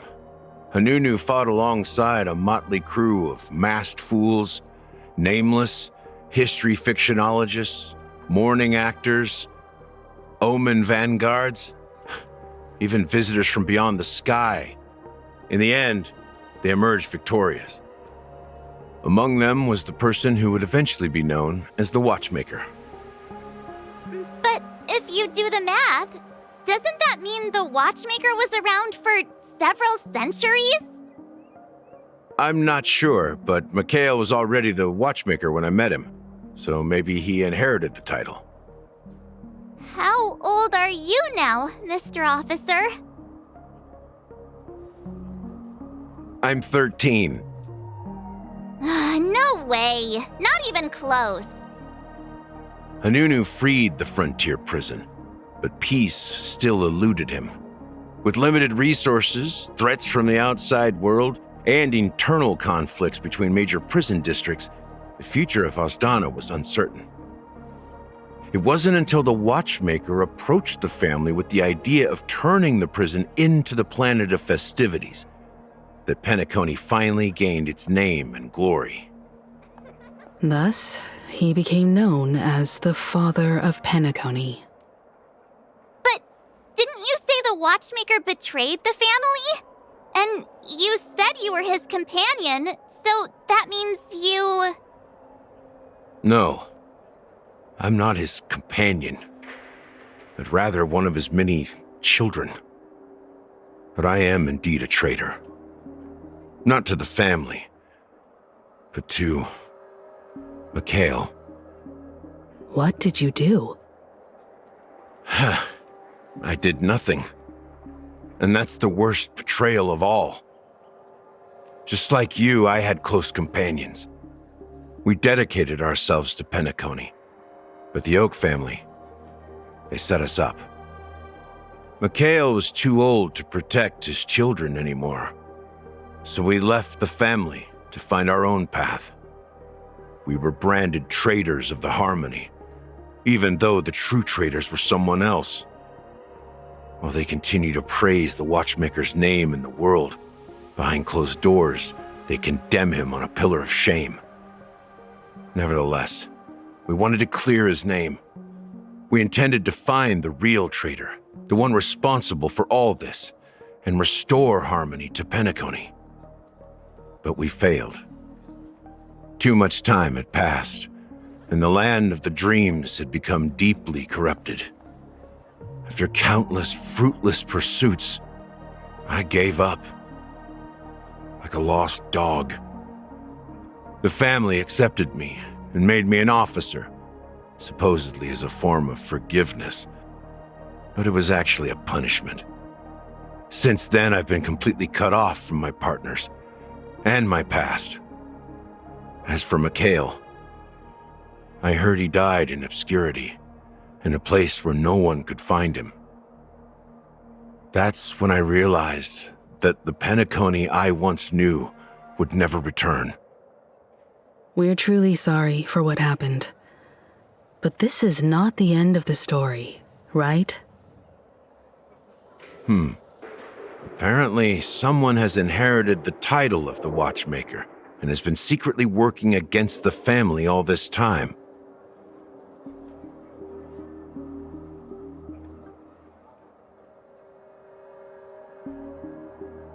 Unfortunately, after all these years, I have no idea who that person is, or if they're even real. Or just Mikhail's lost soul haunting the dreams. So, do you understand why I'm spilling all this info? Because I believe the girl's death must be connected to the Watchmaker's legacy. And at the end of all these mysteries, we will find the answers we are seeking. If it really is Mikhail's ghost, I want to meet him. If only for the last time. For those who despise me could form a line from here all the way to the entrance of the hotel. But those willing to look me in the eye and hear me out? Let's just say, there won't be many. I've told you all I know is a sign of gratitude. Thank you for listening to this old dog. Bark and all. Something just happened at the theme park. Now if you'll excuse me, good luck to all of you. How ironic. What's so different between the stowaways projected by Peniconia today and the dream seekers once hailed as pioneers several amber eras ago? Gallagher does have a troubled past, it seems. While Firefly's whereabouts remain a mystery, his stories shed light on our suspicions about the true identity of the Watchmaker, his connection to the family, and the power struggles hidden behind sweet dreams and death. Exactly. Gallagher suggests that the real traitor is someone else, probably within the Oak family. That lines up with what we've gathered so far. Firefly got involved in this mess because of the legacy, and now we're sure that Aventurine's accusations against Acheron are baseless. You're really into Clocky, huh? He's just a fictional character, not a real person. Speaking of which, that Clocky who only reveals himself to you is quite intriguing. It's a shame we've never met him since then.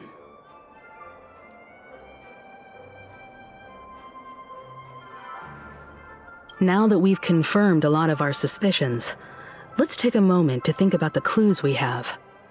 Send a message to Welt and see how things are going on his end.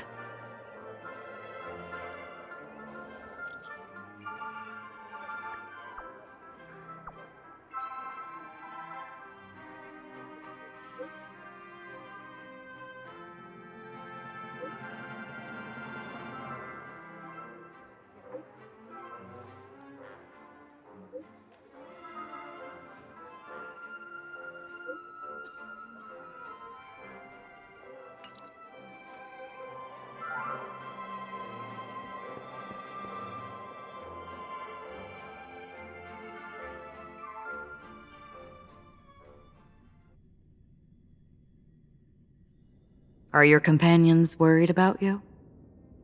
They're just checking up on me. Let's get in and get out.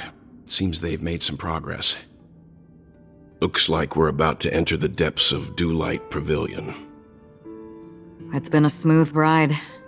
Almost too smooth for a heavily guarded mansion. Let's see if there's anyone waiting to greet us.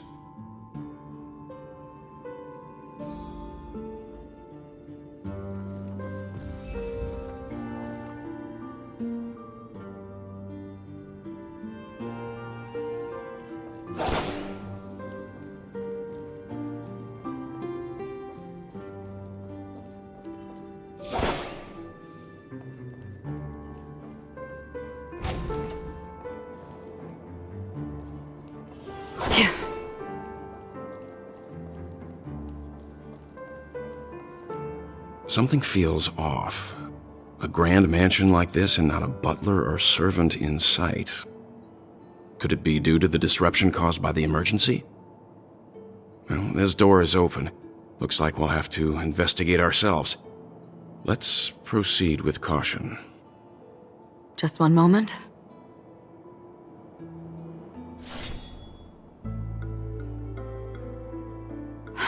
Light. I've made myself less noticeable. The crew can explain their presence as authorized by the family, but I can't come up with any excuses for being here. I see. What an interesting technique.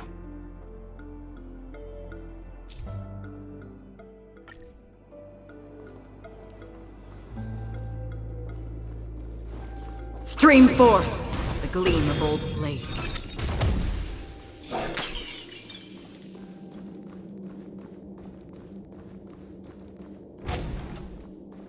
The model in the sand pit. It's the golden hour, isn't it? The footprints here are different from the rest. There are 2 sets of them. Stream forth.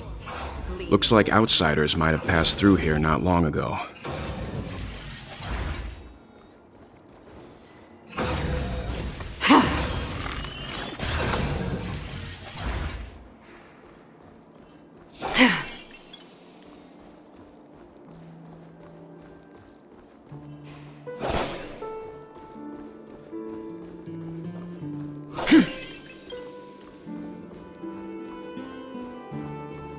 Stream forth the gleam of old blades. While there aren't any people in this mansion, they've set up quite a few mimetic guards to patrol this place.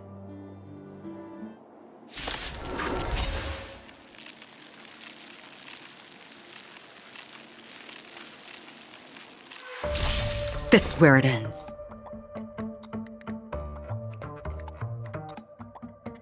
On the still waters of oblivion, I weep for the departed. It too shall fall. Eternal.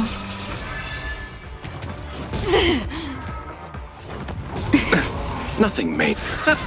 Destined for oblivion.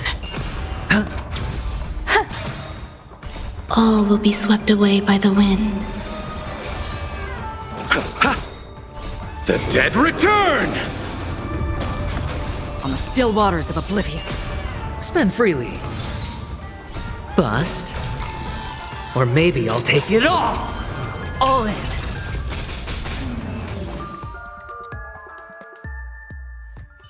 Look, it dropped something. A note.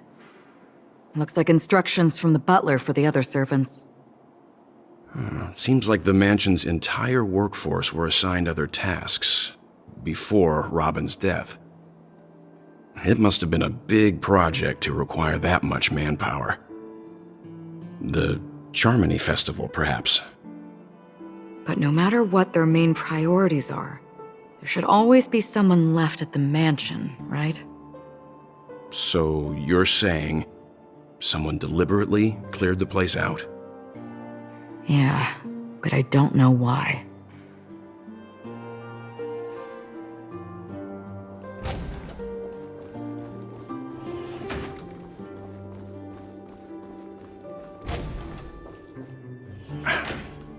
No one here either. Since no one's around to entertain us, let's make ourselves at home. Stay close to me so that my white can cover you too.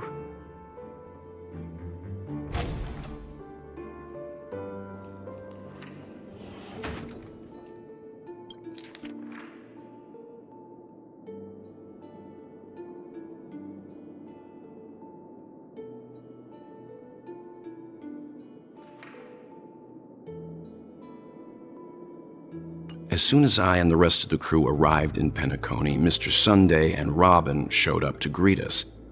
I remember hearing something unusual in her voice, and now it seems I was right. Robin believed it was because the harmony had been tampered with somehow. But as far as I know, there aren't many entities capable of interfering with the power of paths. Meaning? If there really is a traitor within the family, that person must hold a high position or possess unimaginable strength. That would explain why Mr. Sunday has been having such difficulty in catching the traitor.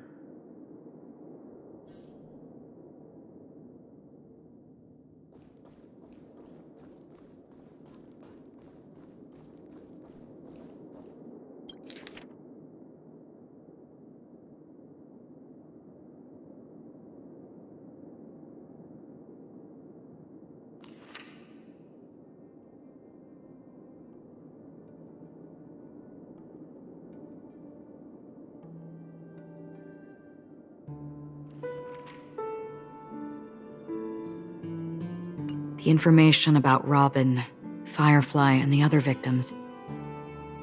I don't see any commonalities among them. Looks like the rumors were right.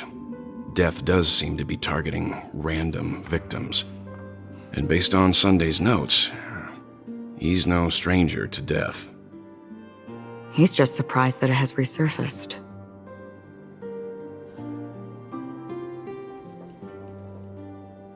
This light cone is securely guarded. It must hold some important memories. According to Robin's interview, despite having performed on so many grand stages, her favorite performance was a pretend show she put on with her brother when they were just kids. I wonder how their relationship is now. Growing up brings gains, but also losses. Yeah, time has a way of smoothing things out. The beautiful dreams of youth will eventually fade away.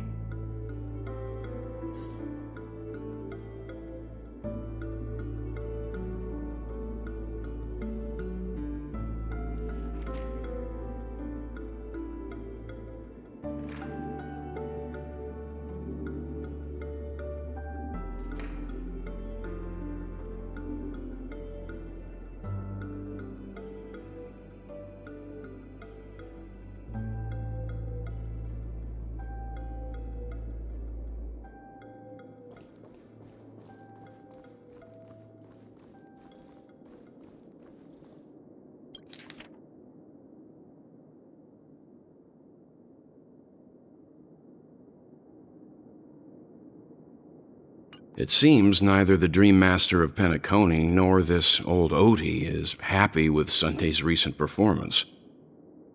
They don't seem to care much about death. Instead, they're more concerned about the Charmony Festival and the Watchmaker. Maybe the other family heads don't think death is a big deal. One thing's for sure. There's a lot of internal conflict within the family, and everybody has their own agenda.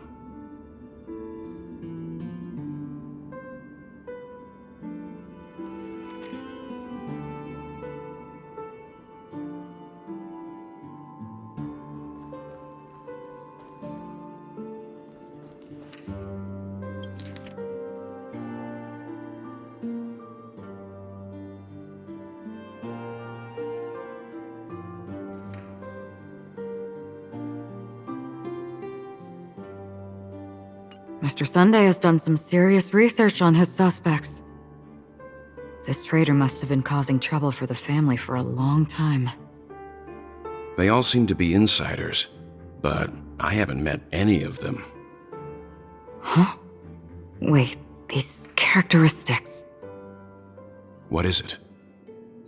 No, nothing. Maybe I'm just overthinking things.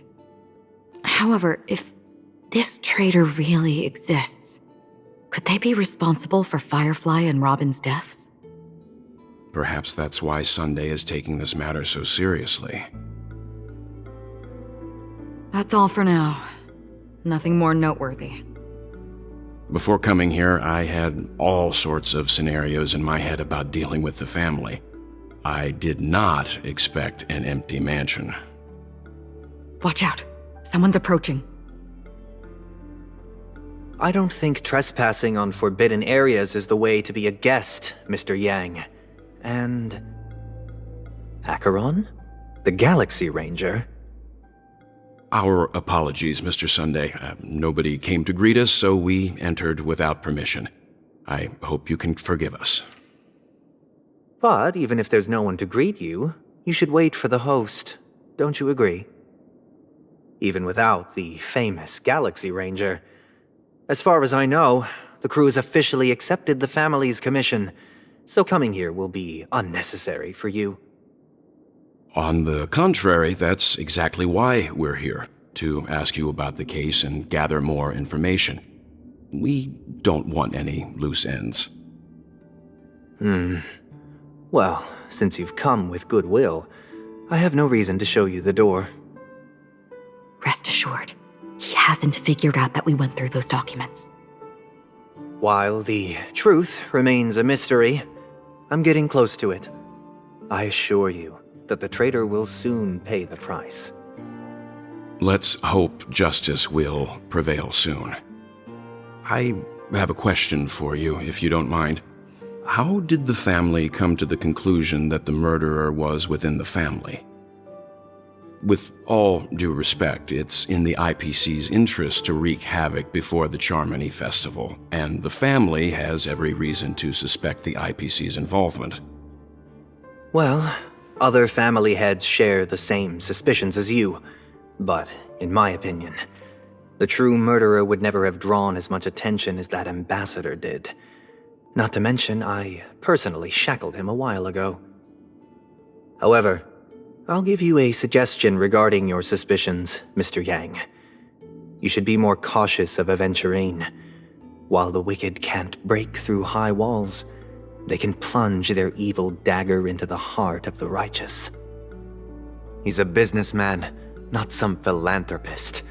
But right now, he's out there handing out his wealth on the streets. And he went to the Clock Studios theme park all by himself. Who knows what kind of scheme he's cooking up? While the family is dedicated to keeping our guests safe, it might be wise for you to stay alert. You never know what unexpected troubles could arise.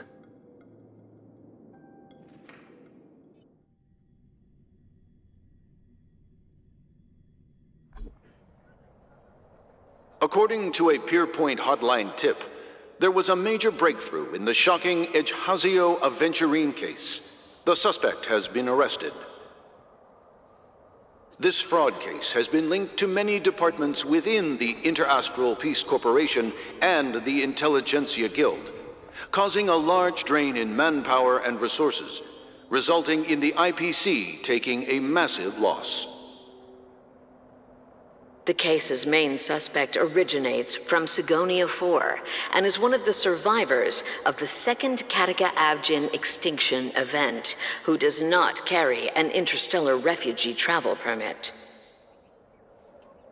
As per Strategic Investment Department Head Diamond's sentiments, the IPC has appropriately relocated the suspect in the spirit of the Charter and will continue to conduct further investigations as to the motive of the suspect. What pretty eyes. Tell me, do they shine in the dark? Well, if they did, I'd sell them in a heartbeat. You don't know how many people long for your eyes to be closed forever. As a servant, you should not resist your master. Yet, you went and killed that man anyway. No lawyer has the audacity to defend you. Perhaps you ought to represent yourself. Not difficult, but definitely pointless. You're pretty confident on your eloquence. Did you also think that when you lied to the Intelligentsia Guild? Ask and you shall receive. You wanted the perfect construction material. All I did was offer a possibility. It was just a small wager. If your luck holds out, the IPC will dig something up from the golden sands of Ejihazo. Maybe even the Sand King's remains. Pity your luck has run out. I'll admit that. What I'm more curious about, though, is why such a grand scheme failed to benefit anyone in the end, including the perpetrator himself. Madam, I already have what I want. To be brought before you for the next high-stakes gamble. Then let's talk about the second gamble. Tell me, what are you prepared to wager this time? My life. I bet you won't send me to the gallows. What do you want, then? I want your Lenore to meet with me. I have something to say. And then what? I want cash. It can't be that simple, can it? It is that simple. 30 tanbas. The remainder of my market value. 30 tanbas. No more, no less. With this money, I'll climb to even greater heights than you. Grasp even more riches than you. I wager you won't give me this chance. Which is why you should call him here. Interesting. A pity Diamond won't see you. No one gets to see him. From here on out, I am Diamond's representative, and I will decide on his behalf. You're wrong. 30 tanbas. He'll give you that. And much more than that. Wealth, status, power. The IPC will give you whatever you want, even what you don't want. Kakavasha. A good name, but unfortunately destined to be buried in the dirt. You, though, you deserve to live, to create even more wealth for us. Go, pick the clothes you like, then choose your desired identity. And then, use them well, child. May your plans never suffer failure. Life is like a long-term investment.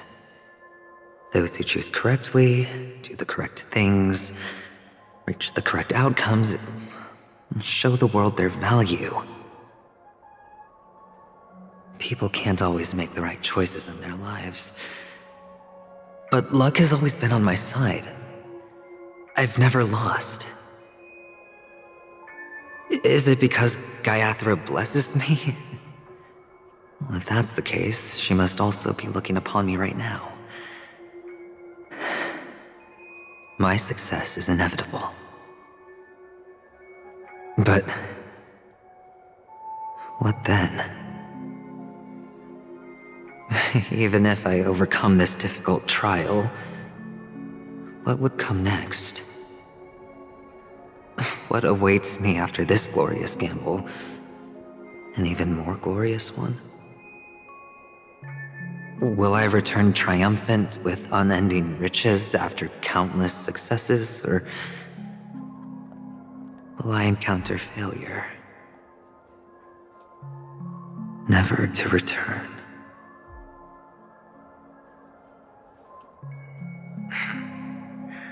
I'm pretty sure you already have some ideas. Lowly gambler.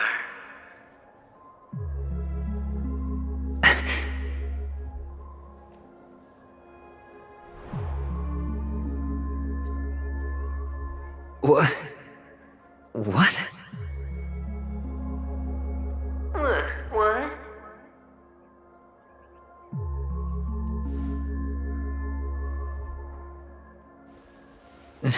Am I dreaming, or have I gone completely insane? Perhaps both. Forgotten me already? When you were strapped to that electric chair by a mannequin warlords, who was it that gave you the idea? Fine. I may be crazy, but I'm not stupid. Get out of my head, newborn of the Harmony. The Harmony? Oh, don't play the fool. It's not the first time we've met. No need to be so polite. I'm you, and perhaps even more aware of yourself than you. Of what exactly you want. You're dying. And you still want to drag a bunch of unfortunate fools with you through death's door. That's why you're here, isn't it? A grand unveiling. You really think you can pull it off? Why not? Well, you may have fooled everyone, but you can't fool yourself.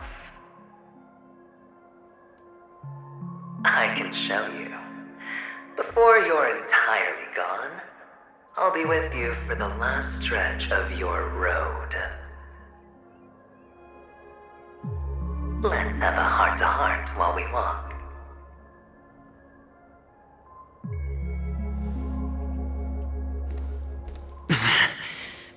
What exactly are you? Most people in this world spend their entire lives just to reach one outcome. And I am that outcome. Kakavasha, I am your future.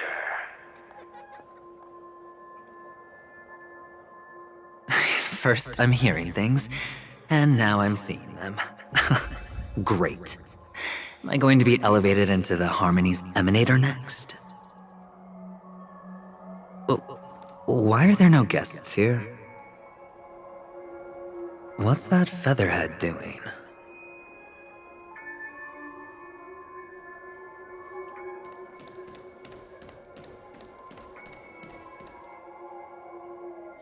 Just a Pepeshi? No. A child?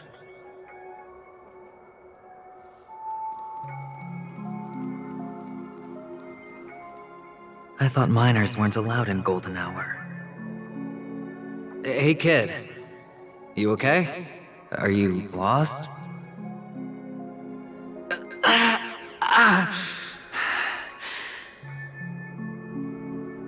What's wrong, mister? You don't look well.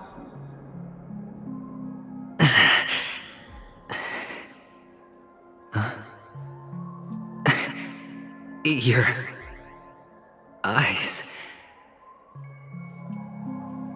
Impossible. Who are you? They're pretty, aren't they? Sis said they're a gift from Mama Funga. Colorful eyes are said to bring good luck. Mister, you have pretty eyes too. Beautiful. Are you alone? Where are your parents? They're in that amusement park. Papa and Mama went in first. I'm just about to go look for them. I have to go. Goodbye, mister. Hope you have a good time, too. Those eyes. And Mama Funga. No, it can't. There aren't any Avgens left.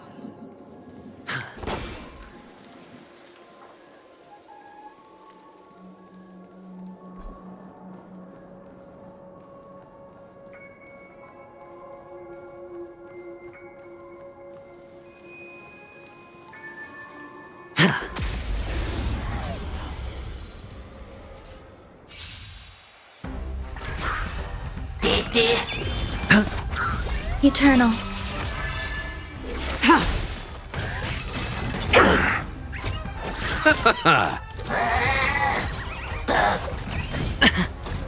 All in.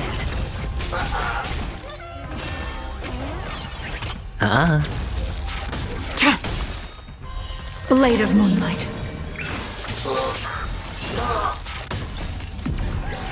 In lunar flame.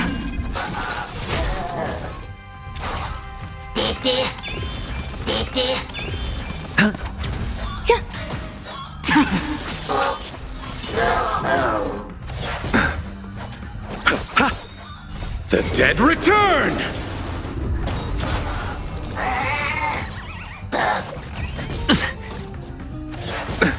Nothing major. It's on me. Bust. Or maybe I'll take it all. Watch your head.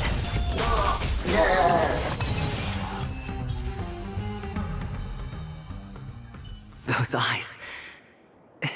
And Mama Funga. No, it can't. There aren't any Avgens left. Papa, Mama, wait for me. Feeling lucky.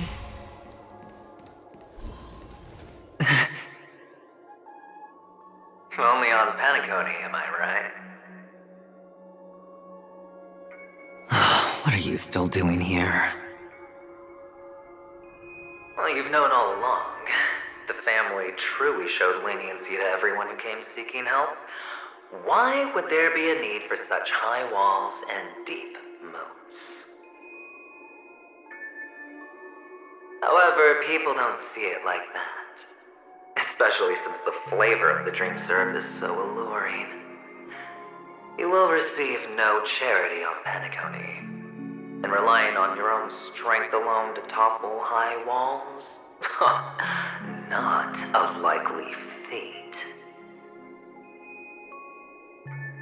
Which is why, once you step into the hotel, you remove your high hat and beg everyone you come across for help. Like a hyena scavenging for scraps in the desert. Because you know that opportunities are fleeting. Well, when you put it like that, even Ratio's a teeny peacock analogy sounds pleasant. Well, you know how rare it is for me to give you the straight dope, so listen while you can. It's good timing that you mentioned the doctor.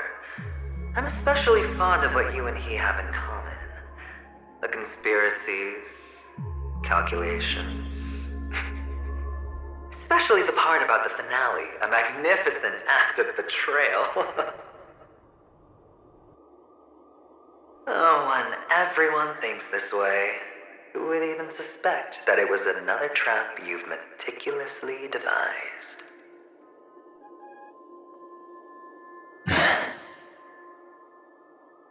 Go on. Tell me I'm right. You know who you really are, Mr. Cavalier Gambler. Uptight, overcautious, massive inferiority complex. You've won so much, and you're still so afraid of losing.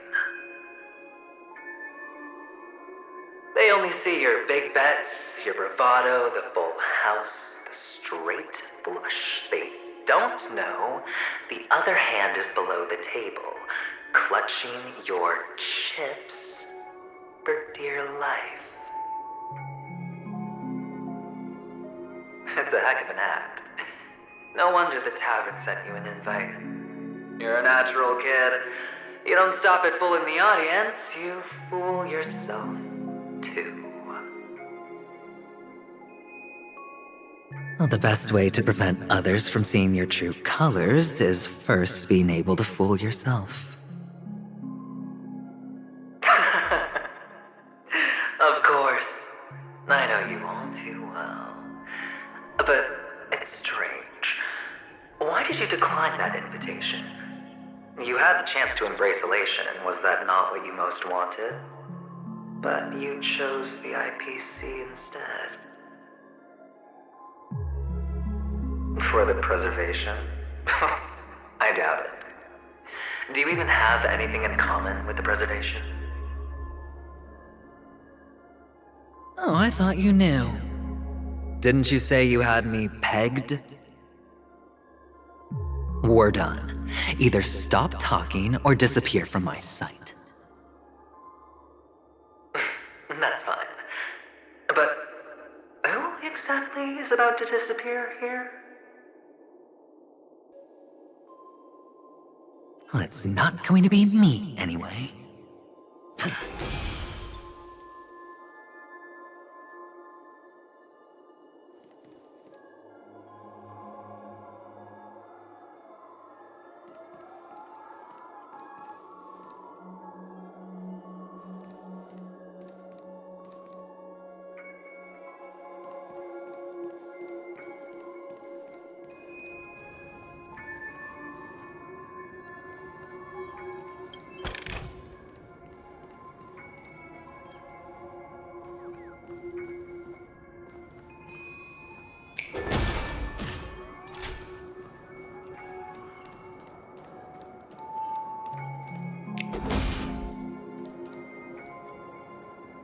Ah, playing hide and seek. I'm really good at this.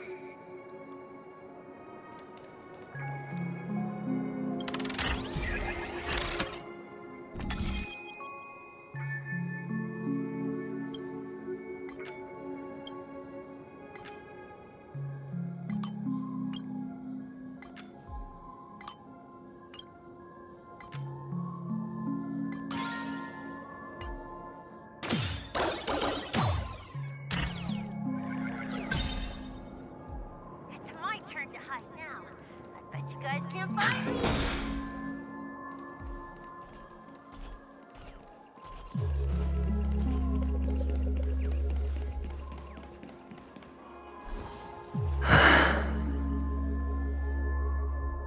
Hide and seek.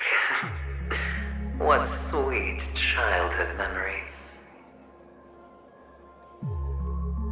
When Mama said goodbye that day, how many catechins were like jackals hot on your heels?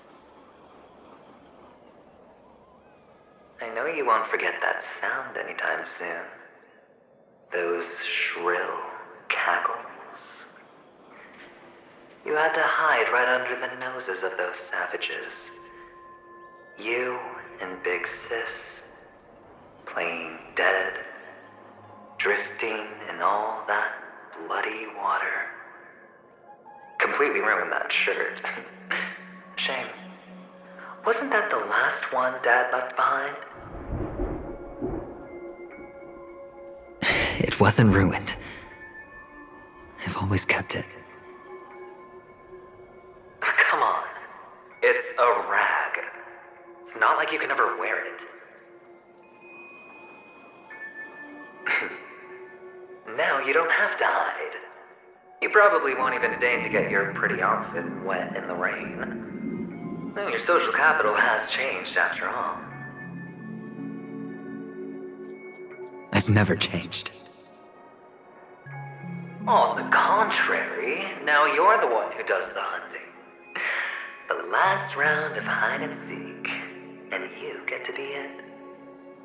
You should enjoy it.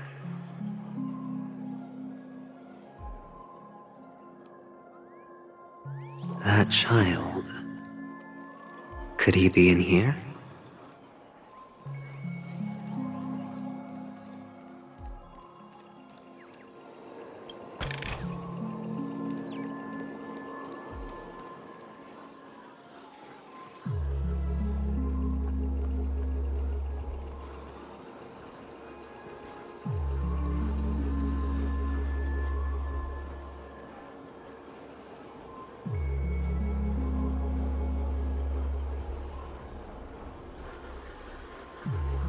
Is this a topaz? What is this doing here?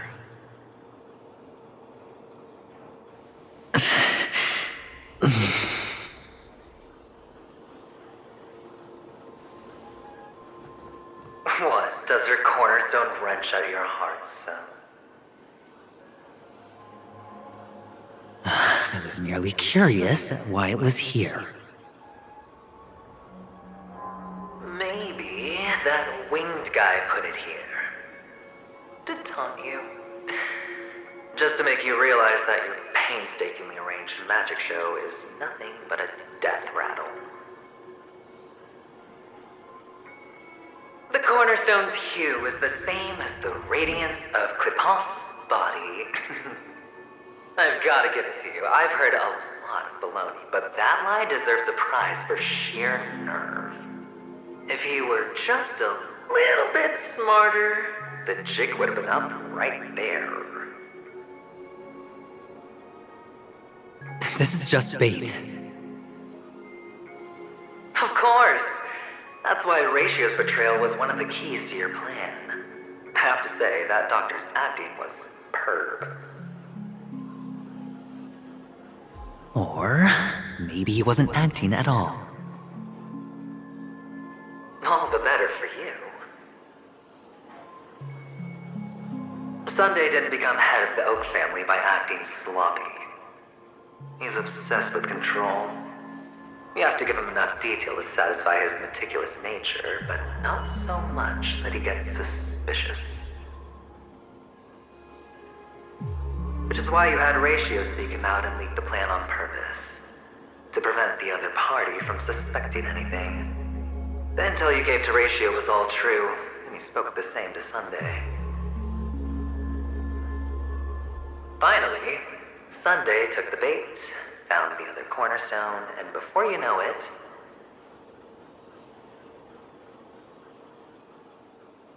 everyone's distracted enough for you to steal the third stone right out from under them. Why don't you stop rummaging through my mind? Your mind. It's our mind. You're me, and I'm you. We're the same.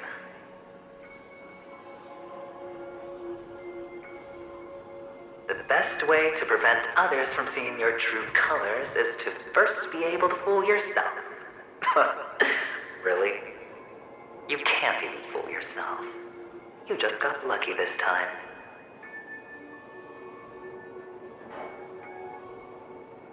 This is the other cornerstone in Sunday's hands. Rather beautiful green. Just like you. Smooth and cunning. Tell me, what's its name?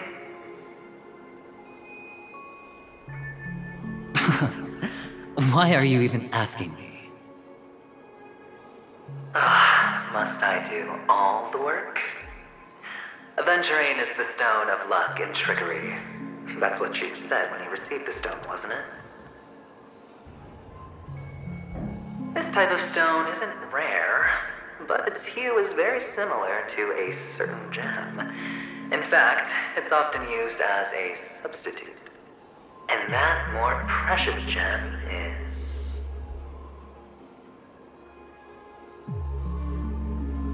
Jade. Even Sunday can't tell the difference.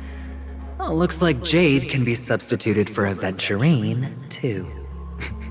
Sauce for the goose. Aventurine, Topaz, Jade. 3 elites, 3 cornerstones who, for a measly Peniconia, offered their everything. Oh, you're even more united than the family. As I've said before, 3 chips are sufficient. All or nothing. But will it be the former or the latter? We'll find out soon enough. So, where's the real Aventurine stone? Take it out, let's have a look. Suddenly you don't know where it is? I just want to hear you say it. After all, it really does resemble its owner.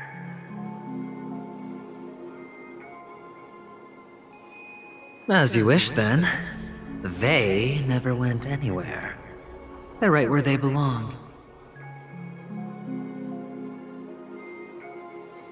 Piled up with these cheap baubles. You smashed the Aventurine Stone before you left? Oh, just look at it. Shattered. Just like your life. Poor thing. A humble pebble coated in the most lustrous sheen. I take it back. This thing is far more precious than your life. You're absolutely clear about the consequences of doing this. Blasphemy against Clipoth's body. You think the IPC will let you get off scot-free?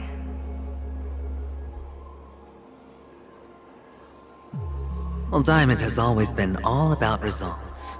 As long as I could create value far beyond the cost, the ends justify the means. How else would the family be fooled if there was no price to pay? It doesn't matter. Even smashed to smithereens, the preservation's cornerstone can still be used. Its effect may be greatly diminished, but it's enough for me. Now I'm really curious. Why does every step you take involve reckless risks, and the choices you prepare for yourself always come with a strong impulse for self-destruction? Do you truly believe that the greater the risk, the greater the rewards? I wouldn't have guessed you'd be so loyal to the IPC. There is so much you don't see. Which is also why you'll never see how I'll win it all. That is, if you can do what it takes. We'll just have to wait and see then. The cornerstone is gone. Another illusion of the harmony. Huh?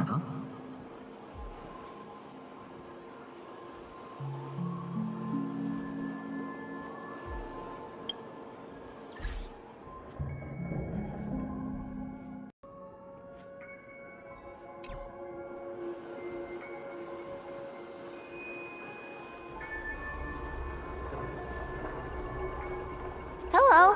We meet again, Mr. Pretty Eyes. Yes. We meet again.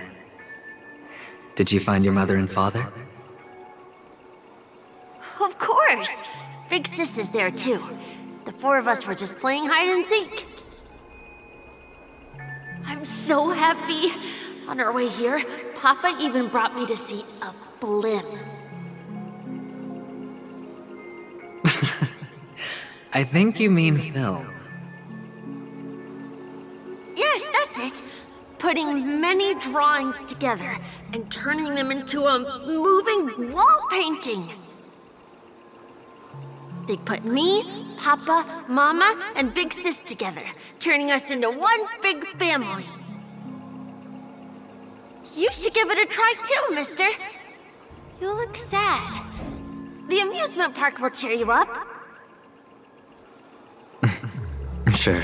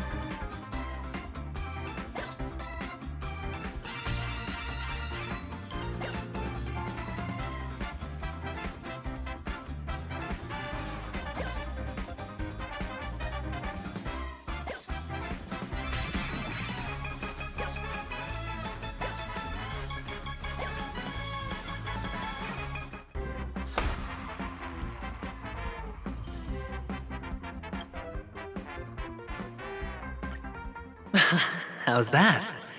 Not a bad score, eh?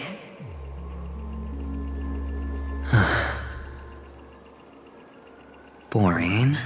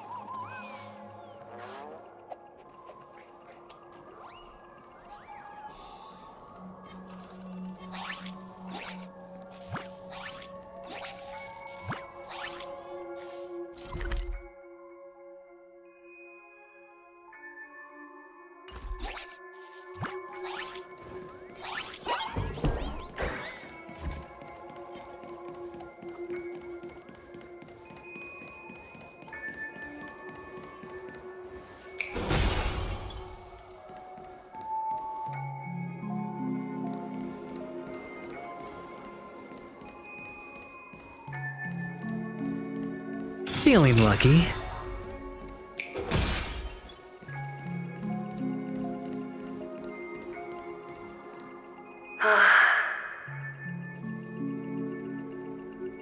Why aren't you talking?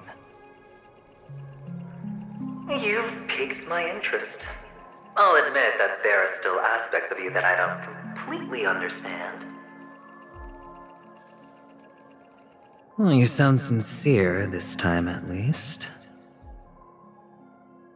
Well, sincerity is one of my traits that everybody likes. And I have precious few of those. Moving on. See that maze over there? I'll know everything about you before you reach the exit. Our quaint journey through this amusement park still isn't over. And I wouldn't mind stretching this out at all.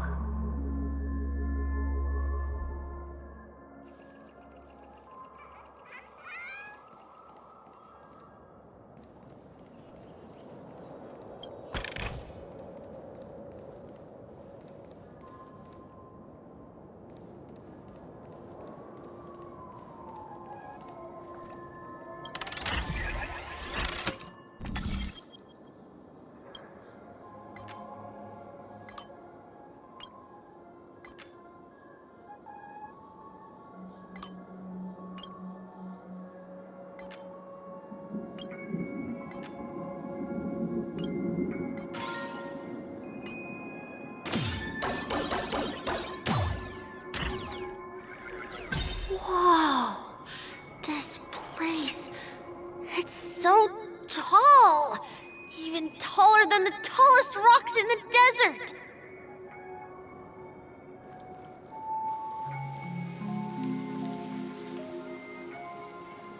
There are so many flowers here. Vixis, this one's for you.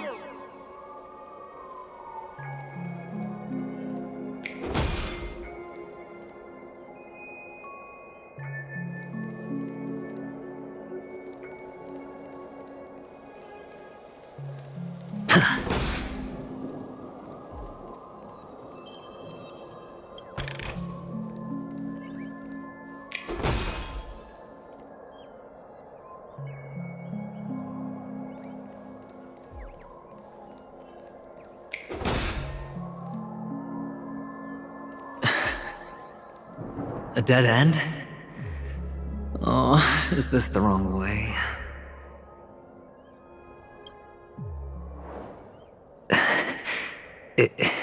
Is this?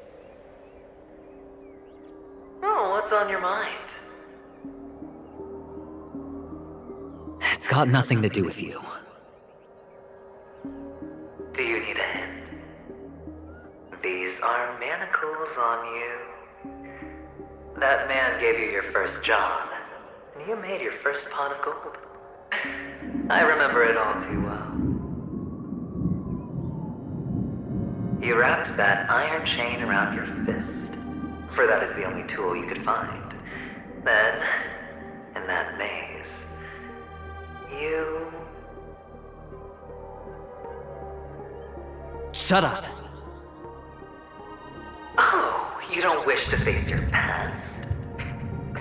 Unwilling to admit that your life is worth only 60 tanmas? Well, from what I see, you refuse to confront it, because it only proves your weakness. How could a weak person take such daring risks?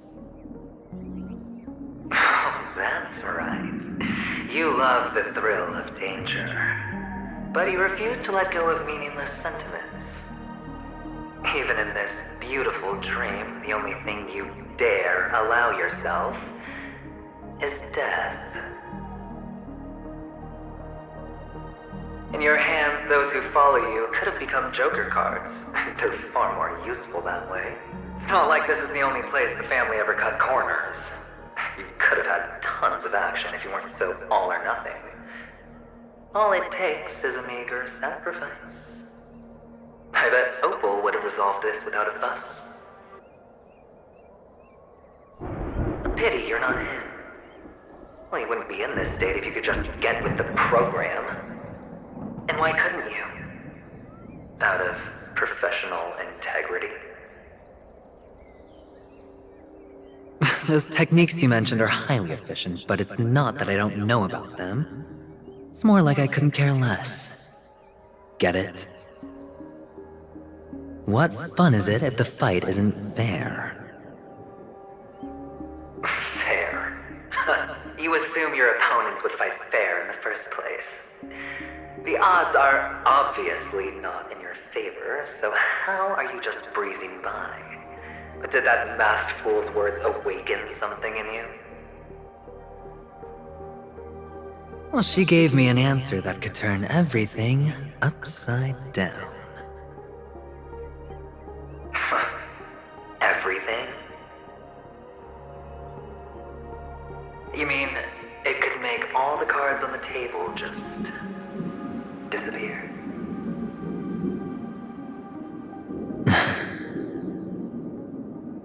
That's cheating. If these leaves could be brought back, would they bloom into new flowers?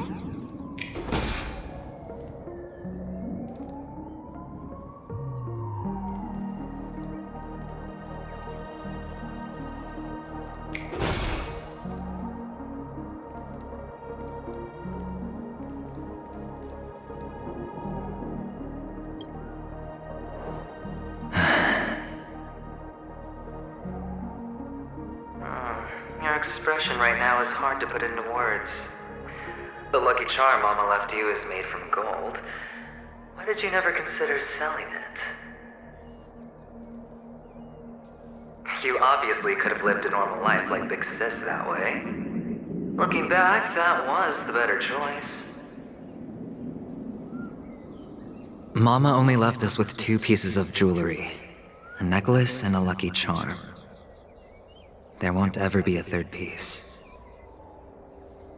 That's what you always say, but you actually regret it, don't you? That you didn't sell them.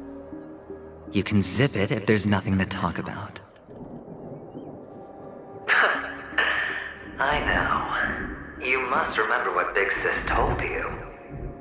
You're a child blessed by Gaiathra Triclops, and can lead the clan to happiness.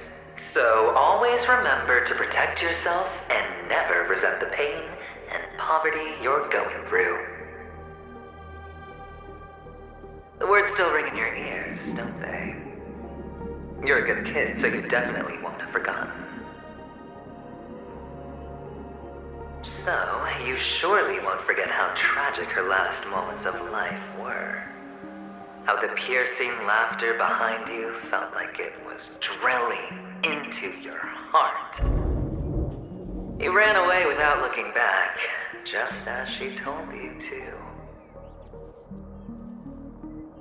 Tisk, tisk. A lifelong regret indeed. Enough! Do you not have anything better to talk about? Oh, shut me down like a champ! Well, I guess when it comes to mind games, this isn't exactly your first rodeo. I think I finally get you. And woo! You are nuts! In the end, I'll ruin this beautiful dream and create the grandest death. Well, you stuck to that start to finish. Think about it. There's a Stellaron in play, the fabulous Robin loses her voice, 2 unsolved murders, cryptic messages from a masked fool, and a chance to go head-to-head with Sunday himself. And the only thing to pique your interest is one word. The last word. A word that's right there at your fingertips. Death. But whose exactly?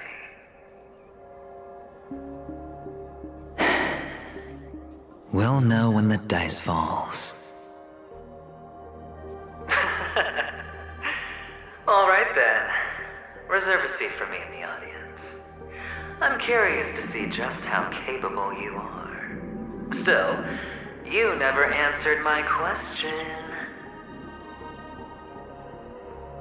If you could start over, would you still want to be the child who received Gayathra's blessing?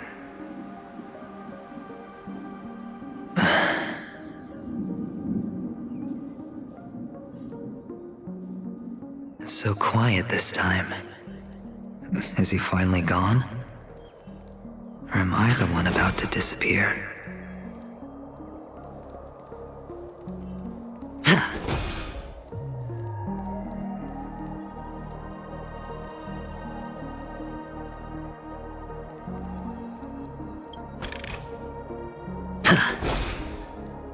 Finally, made it out of this place.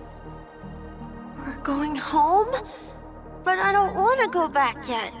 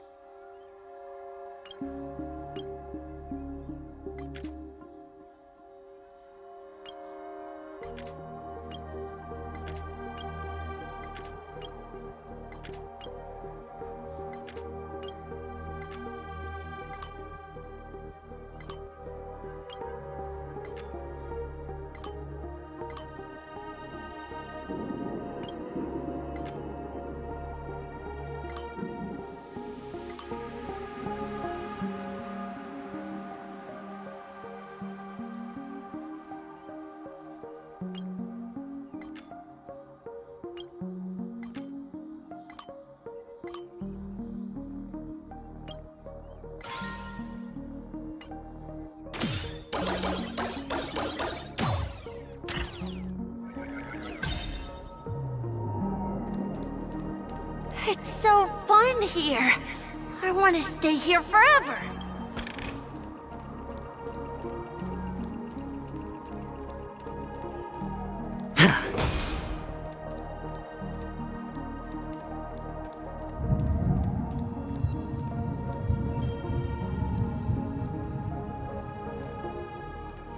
Brother Hanu, where are you going?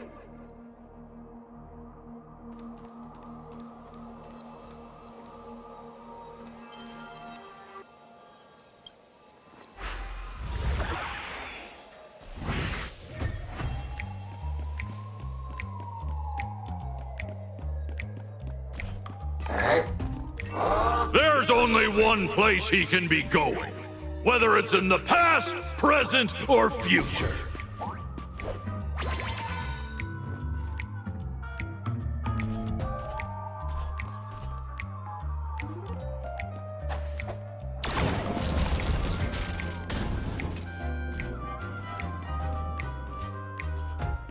Beautiful dream is about to end. The beautiful dream will never end.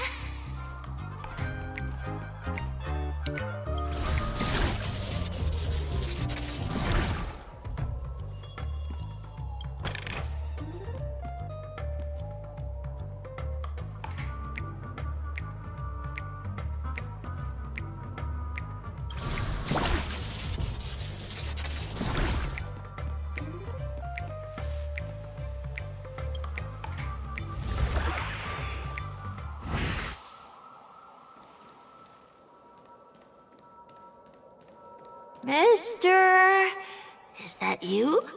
I hear the sound of leather shoes.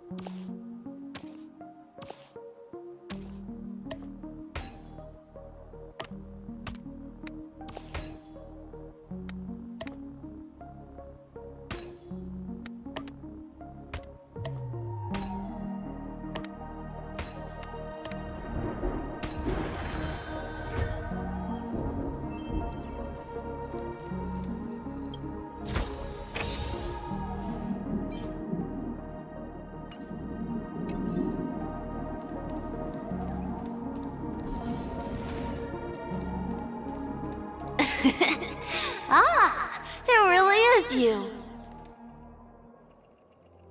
I don't know why, mister, but you always give me a special feeling that makes me more curious about you.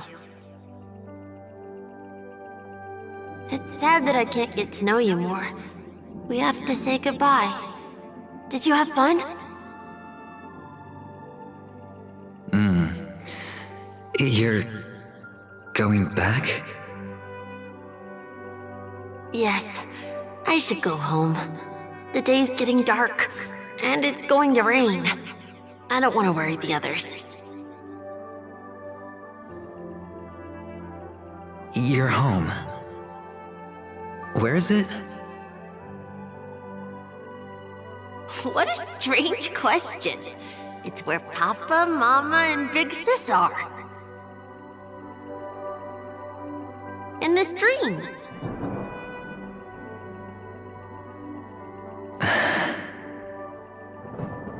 This amusement park. This beautiful dream. They really are peaceful. Everyone loves it. But, mister, why don't you like it? Because they're not here. Where are they then?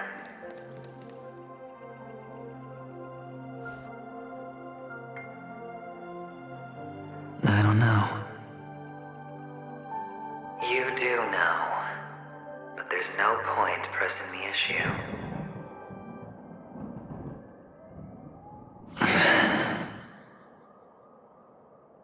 Admit it. You're tired.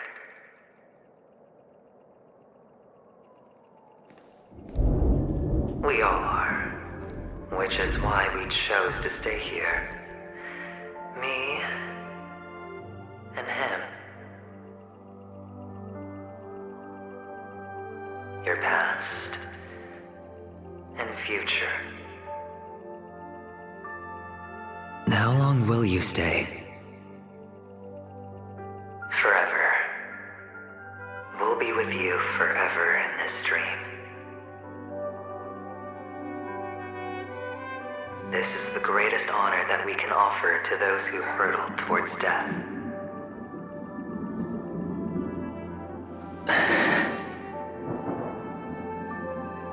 The road less traveled is less traveled for a reason. But you've never gone in any other direction. Your own life is the chip you're most eager to lay down. Always has been. You don't care who the real murderer is, and the Watchmaker's so-called legacy couldn't be more boring. What you want, what you need, is to be the smooth operator, the solid gold deal maker who doesn't waste a drop of sweat, even when he's up to his neck in danger, deep inside family territory.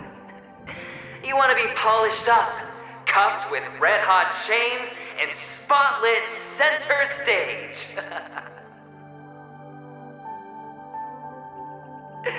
You'll be the closing act, the final sacrifice. I can do it. And it will be flawless. Of course you can. Your luck will help you at the right time. A Stellaron and an Emanator. It's that simple, no?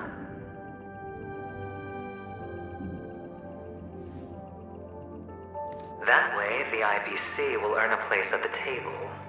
And as for you, you'll just happen to slip the leash, leave the rat race, extract yourself from this endless debacle. You'll have the freedom you've always dreamed of.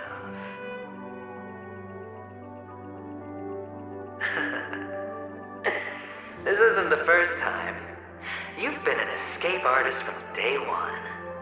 This fiasco started with a death, and its curtains will fall on another death. Oh, so that's why Diamond chose you. He's just after Peniconia. No matter the means, no matter the price. It's not personal.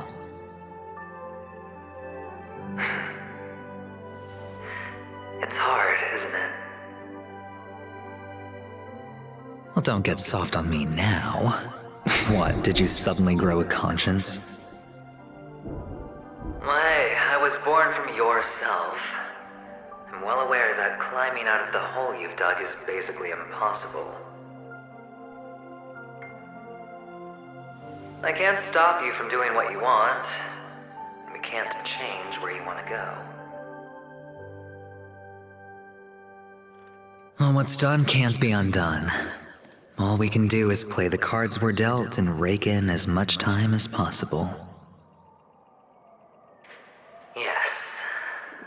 Alas, people won't make all the right choices in their lifetime, though luck always seems like it's on your side.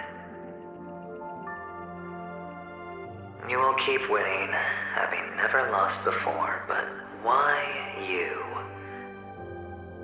Why must it be you?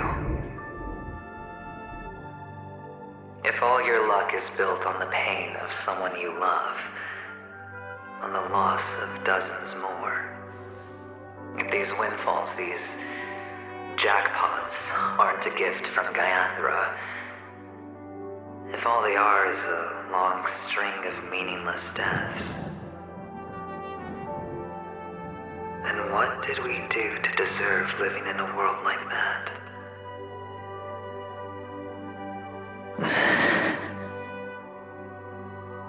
Well, maybe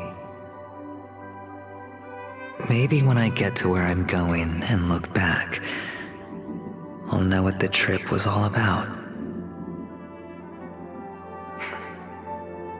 Fine. Time to make a move, my friend. I'll be waiting up ahead.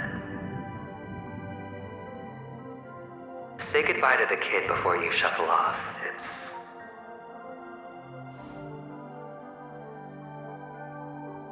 It's best to die without regrets.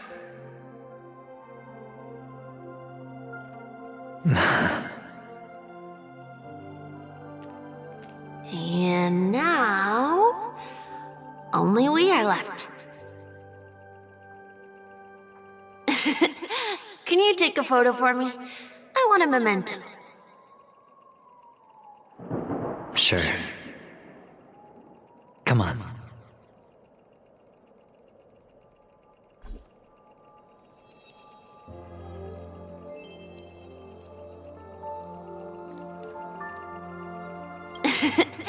Can you take a photo for me? I want a memento.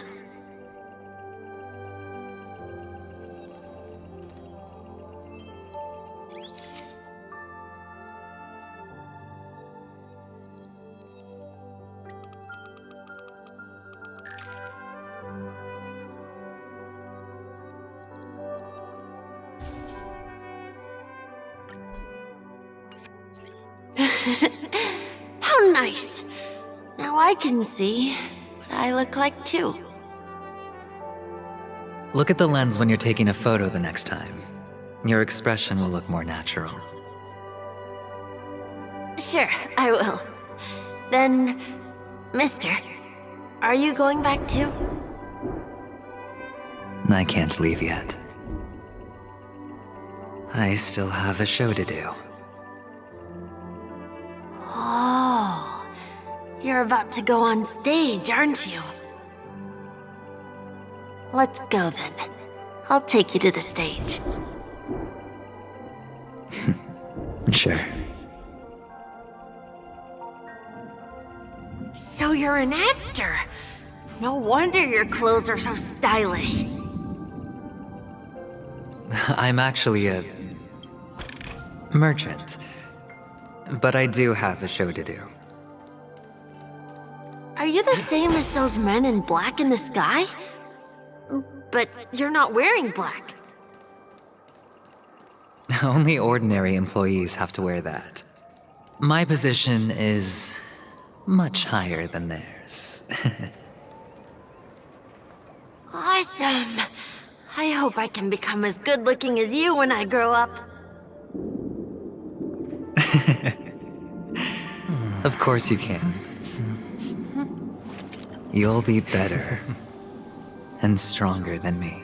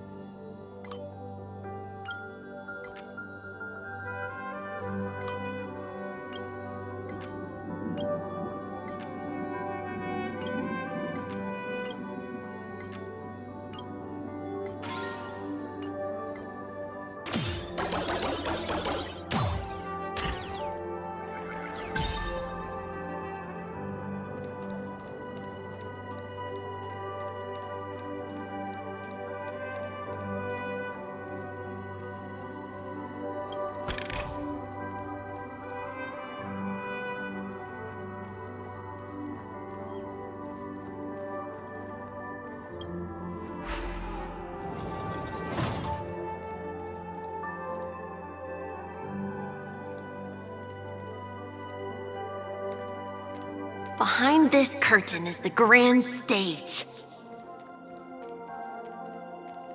It's almost time to go on stage. Are you ready? Good luck with your show. Thank you.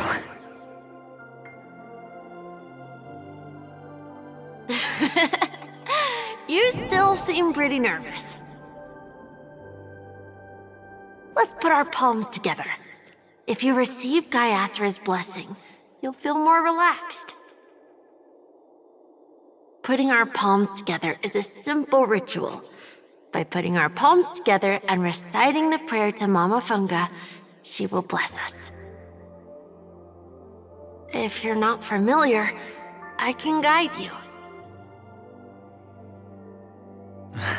It's all right. I know how to do it. Of course I know.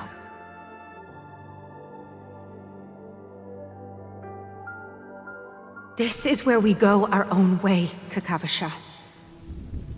The catechins are coming. Why? The catechins have already taken all our money, food, and they killed our parents. What more do they want? Catechins are bloodthirsty, cruel, and insatiably greedy. They want everything only to end up with nothing. This is a trick, an act of revenge. Remember? Today is the day of the Kakava, and also your birthday. They know the Avgin will surely hold a festival today. With the aid of this rain, they will come to destroy our wagons and take everything they want. Little do the catechins know, this time we will fight back. The men in black that descend from the skies are on our side. The catechins stand no chance against them, and will surely pay for their arrogance. Without this rain, the catechins would never take action, and we would not have the chance to turn the tide. This is a gift from Gaiathra, and you are Kakavasha, whose good fortune will bless your sister with success. But people will die, and you will be in danger. How is that good fortune? Why are you all doing this? The Avgin always return their blood debts. Gaiathra calls for me, while Papa and Mama are waiting for me. I must answer the call. But she will bless you with good fortune and help you survive. As long as you are alive, the blood of the Avgin will never run dry. So run, Kakavasha. Do not be afraid. And do not look back. Go to the other side of the mountain. The rain will accompany you, and the rain will bless you. As for us, we will reunite in Kakava's next aurora. May the goddess Gaiathra close her eyes 3 times. Keep your blood eternally pulsing. Let your journey be forever peaceful, and your schemes forever concealed. Farewell, Kakavasha.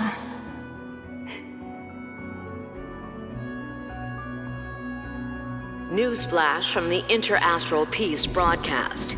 The IPC Marketing Development Department spokesperson confirms that a small-scale rebellion has broken out in the unclaimed region of Sigonia. The situation is now under control.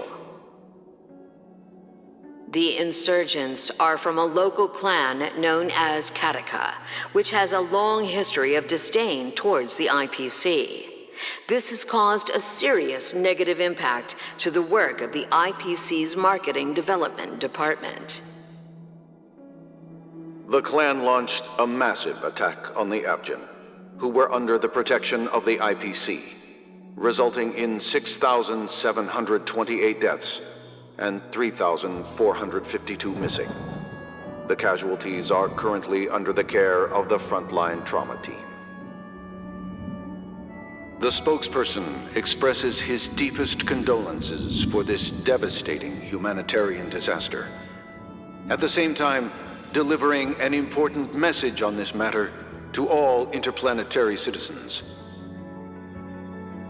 Finally, he proclaims, the hammer of preservation will fall on all beings, regardless of life or death, regardless of race, regardless of ideology, to uphold the basic rights we inherently possess.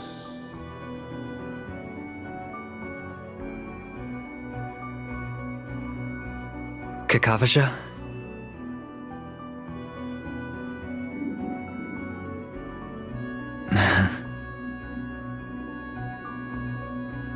Bye.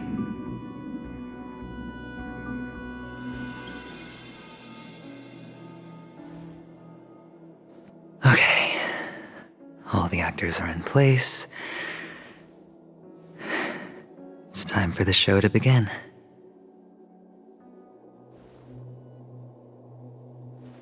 This act is dedicated to you. I hope it'll be an unforgettable memory for you.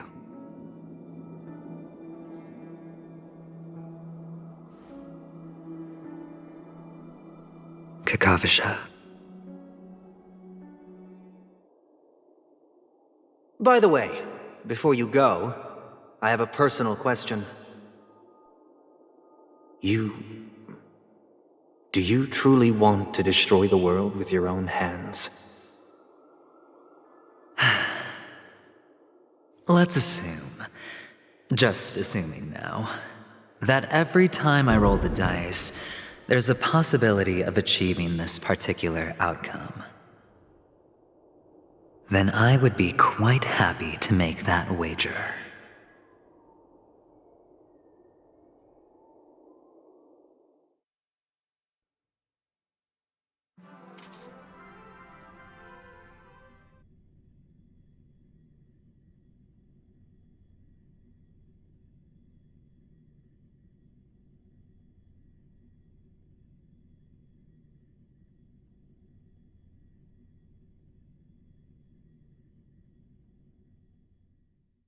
Is this Miss Acheron?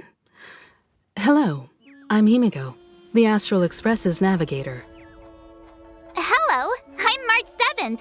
I'm sure she needs no introduction, as you definitely know her.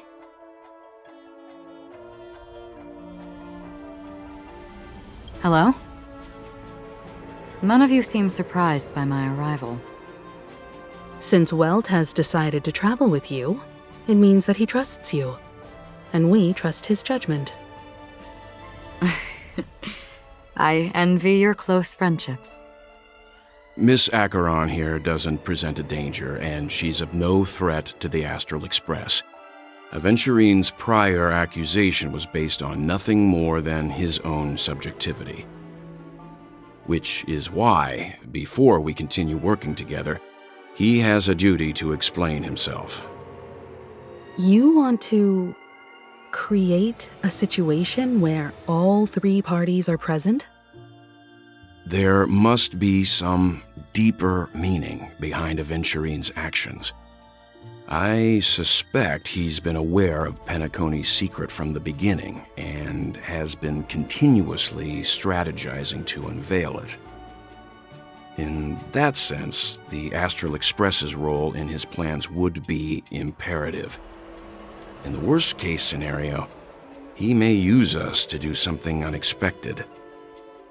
Assuming things do escalate to that stage, having an extra ally is a good insurance policy. Penaconia has numerous factions, and the state of affairs is significantly more intricate than that of Belobog and the Xianzhou.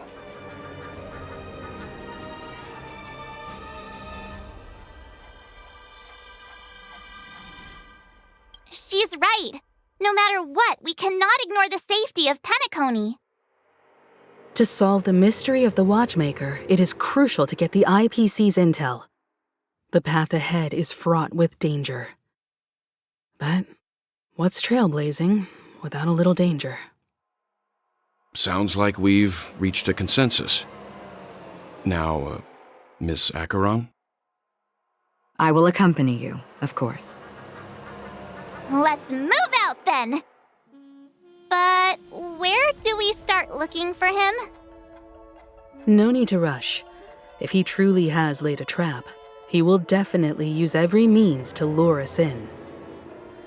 Ladies and gentlemen,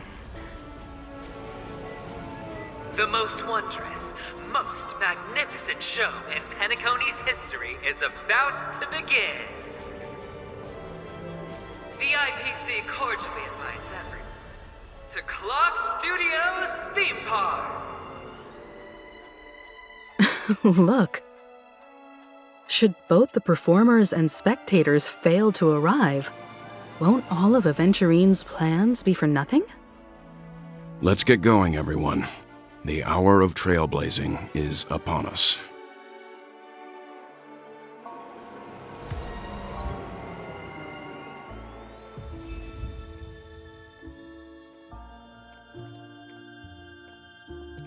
I have a bad feeling that something big's gonna go down. Are you ready? Let's waste no time and head to the theme park then.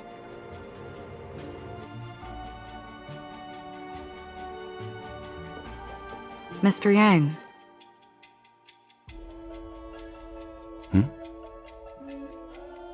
Why did you not tell your companions about my true identity? It's just like you said, an inability rather than an unwillingness. Plus, it's a long story, not something that can be summed up in a few words. But I chose to believe you, and my trust in you stems more from my own personal judgment. I also believe that if it were their choice to make, they would make the same one. Thank you. I'm grateful. To reciprocate, in the upcoming confrontation, if the odds aren't in the Astral Express's favor, I will stand with you, if my meager strength is required.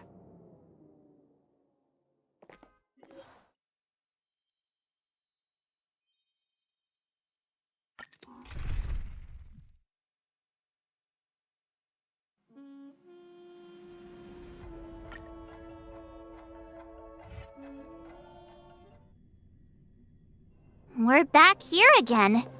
Aventurine actually chose a really conspicuous location. That guy's really taking it to a whole new level. Does he really think he's a superstar or something? Not a soul in sight. The hounds drove out the visitors, and now their whereabouts are unknown too. Everyone, pay attention. The other party has obviously come prepared.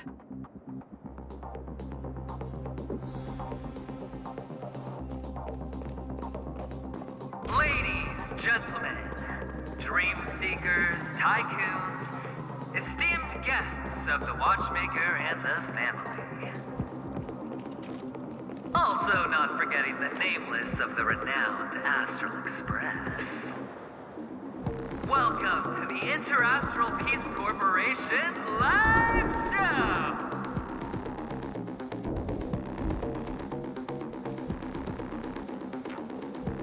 Astral Express, you're late. And this, unsought guest. We've kept your appointment, Mr. Aventurine. It is customary to show yourself as well. I will, naturally. But before that, I've got to introduce our guest of honor. Everyone, give it up for Miss Delaron!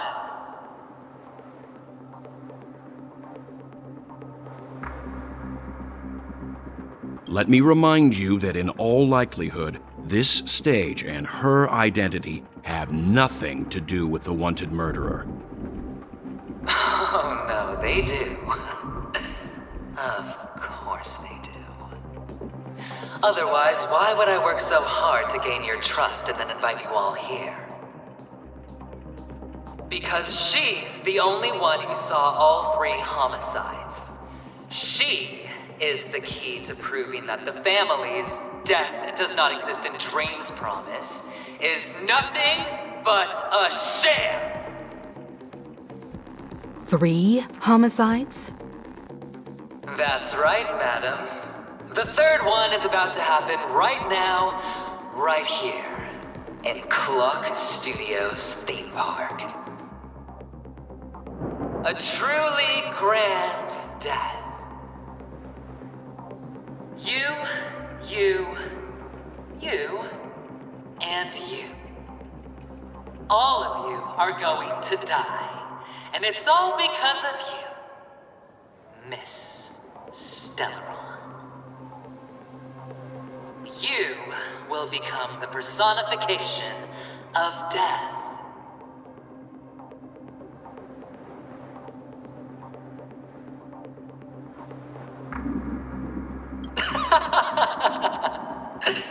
I thought my intent was crystal clear. Let me be a little clearer. I will detonate the Stellaron in you and cause a teeny, tiny accident on Peniconia. BAM!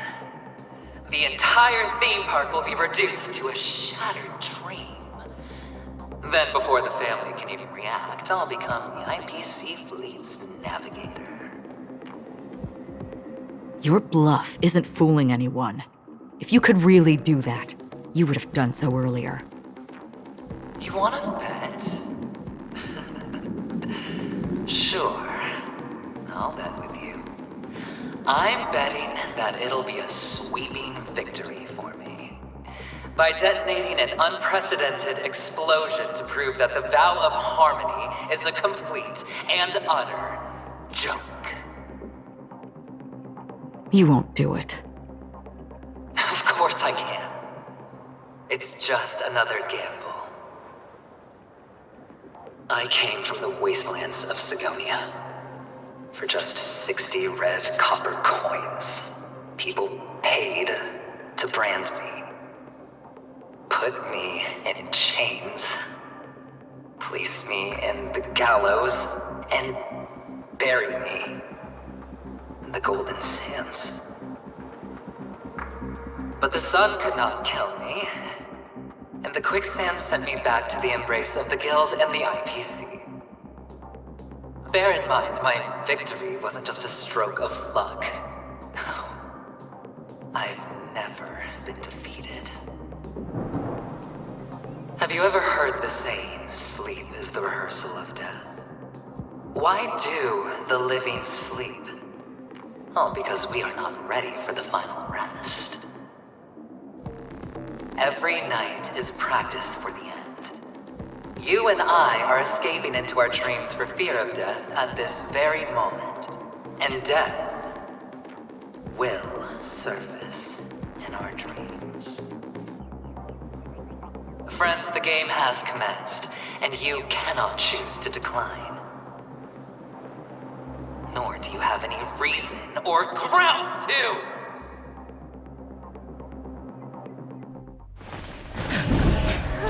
The dice are cast.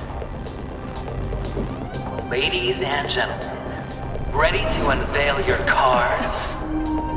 The architect's flawed stone.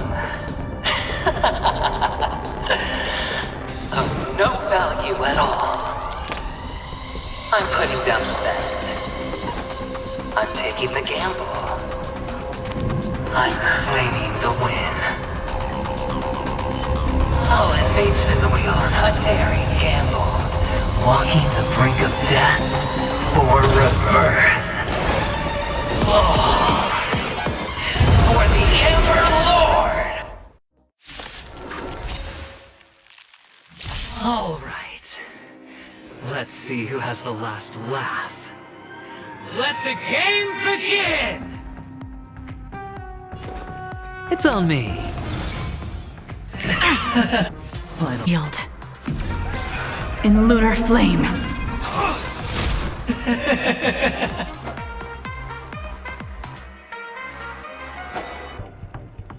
Bloom. Repay. Even on a losing streak, as long as people still have hope, they'll keep throwing money on the table.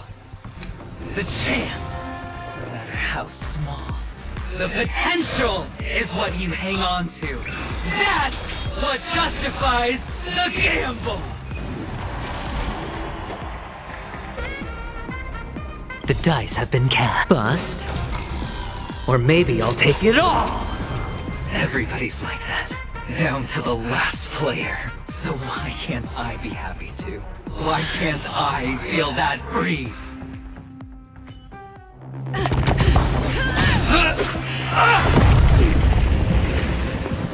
Always hide your ace with a straight face.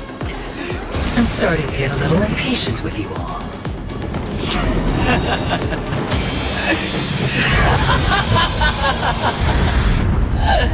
Friends, to fully relish this, I'm betting every last chip. Only by casting aside reason does one truly gamble.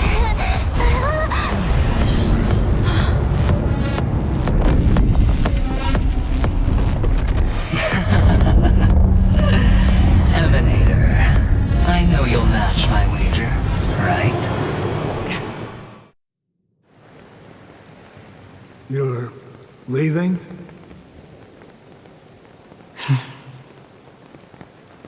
Perhaps. I might pass through the place you mentioned.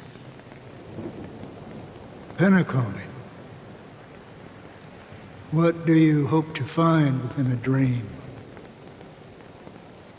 I'm not looking for anything. They aren't in a dream.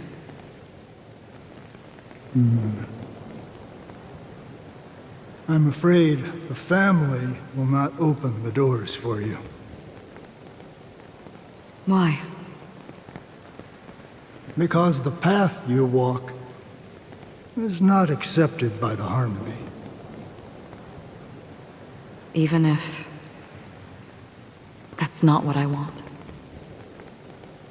Precisely because it's not what you want.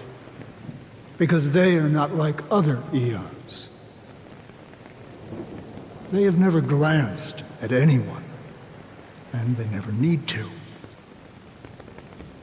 They leave woven strands of fate for humans to walk, and together, they weave a great shadow.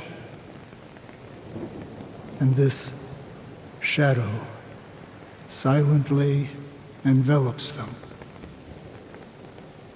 There are always those who rise from the shadows.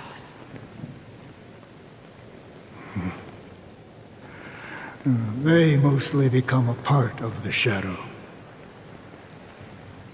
In your eyes, am I the same? You still have a strand of color, but not much.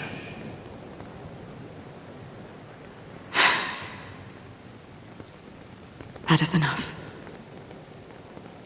Before they vanish completely, I will reach the Nihility's end.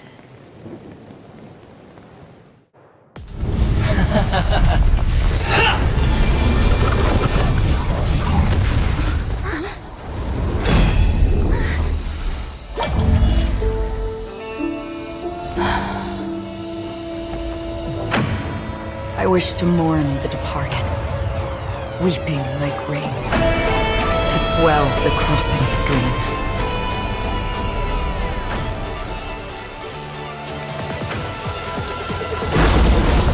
As the tide arrives, leading you back home.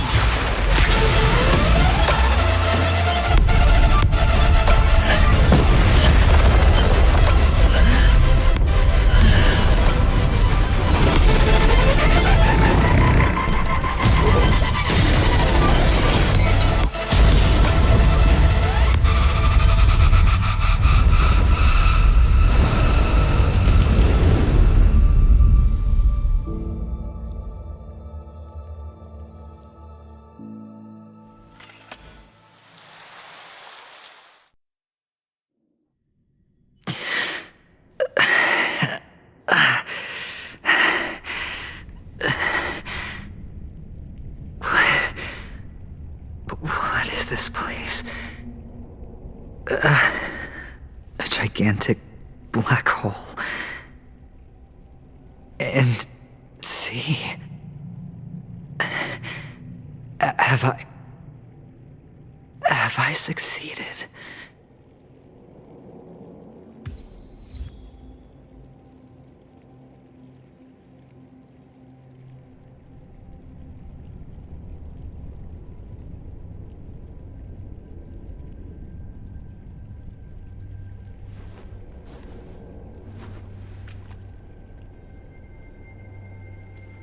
Welcome to this sad world, Kakavasha. Your good luck is the most precious wealth we, all Avgin, have.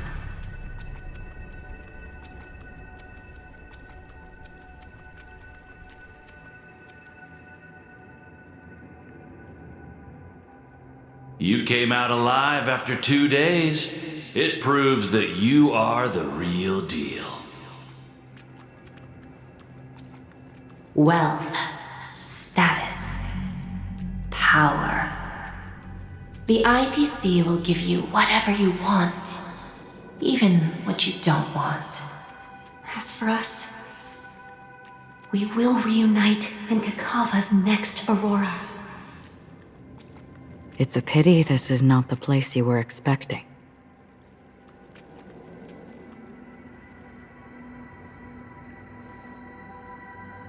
Melody. Is it? Perhaps to you, I am just an emanator who's hiding her identity. But the sleeping and shapeless never glance at anyone. They have no face, no form, and even less of a will to speak. The nihility envelops everyone equally. Only some who have gone under their shadow can go farther, tainting themselves with more nihility. That's all. That's all. My friend, you really leave me at a loss for words. So, is this my final destination? The land of the dead? This is all but a fleeting dream. One of the thousands of manifestations of IX. Under the watchful eye of nihility, we momentarily linger here before moving on to our own paths. It seems that my death has already been determined. Even if you wish for it, I can't promise you anything. Now that you've accomplished your goal, I think you can be a little more forthcoming. What do you mean? Your performance at the theme park was wonderful and grandiose. A simple yet practical technique that fooled almost everyone. No one would have ever thought that you would have gone to such lengths, even staking your life just to prove a fact that had seemingly been disproved long ago. Real death does not exist in Penaconia's dreamscape. Why would I do this? Because this is the only way you can uncover a secret that is even more unspeakable than the serial murders. To use this dream death to get there. To that promised land people constantly seek in this grand gathering. Panaconia. The legacy of the Watchmaker. The true land of exile. How did you find out? I never imagined that something I learned about unexpectedly would become the key to connecting everything. It's our Stellaron friend's identity, isn't it? I see you're in the know. Let's just say I'd put money on the possibility. The murder isn't nearly enough to disrupt business as usual. Even if there were 1 or 2 murders on Panaconia, most people wouldn't be personally affected. And that won't create any waves. This dream of theirs isn't a boundless sea. It's a lonely island.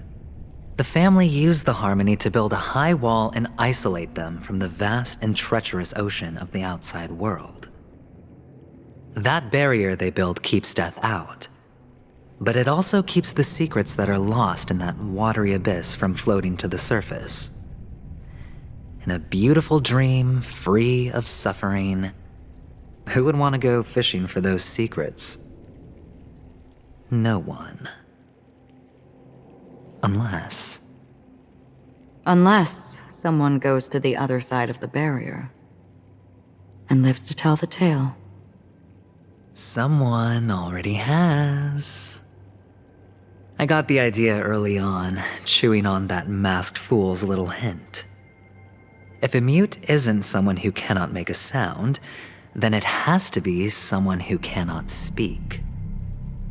Someone who survived the treacherous depths, but is unable to take the stage and speak the truth. Well, I'm happy to know she's safe and sound, and still on Peniconia. Hint? Is that not proof? Well, proof is the one thing I don't have. The only thing that can prove these conjectures is for the family to come clean. And with the way they buttered up these outsiders, it seems pretty clear they're intent on covering their tracks. But you don't need proof to have a suspicion, and for me, suspicion is enough. I didn't need to find the memory zone meme. I just needed for someone to kill me like it killed that silver-haired girl. You don't sound very confident to me. Going out of your way to make citywide broadcasts in an attempt to involve more people. You are simply betting on the possibility of someone being able to break down the barrier. You're very lucky that fate has decided to let us cross paths. I happen to be equipped with a very sharp blade, sharp enough to slice through the veil of dreams. I can also carve the Harmony's brand off of you. You possess great cunning, deliberately setting us up to be on opposing sides, constantly repeating the words of the Emanator in front of others, leaving me no choice but to draw my blade against you. And that's how you win. Opportunity and strategy, both are essential. And in your plans, the IPC always wins. Even if you lose the bet. To the family, the life of an ambassador is still invaluable. Well, it's a huge gamble, isn't it? But allow me to point out a mistake. The IPC's success is not guaranteed. I, unfortunately, have no contingencies for such an important matter. Detonating a Stellaron. I can't do it. The Aventurine Stone is too broken to even safeguard my escape from the stage. If, at the end of the day, you did not unsheath your blade, I would have lost the bet. It is pointless to discuss what-ifs. You have won. Your prize is an entry ticket into that deep sea. And after this, whether you can return from the abyss is another gamble of yours. Have you never wavered? Wavered? Of course I have. But I can only bank on my own good fortune. Because other than that, I have nothing. Wake up from this dream and go to where you should be. Your gamble is not over yet.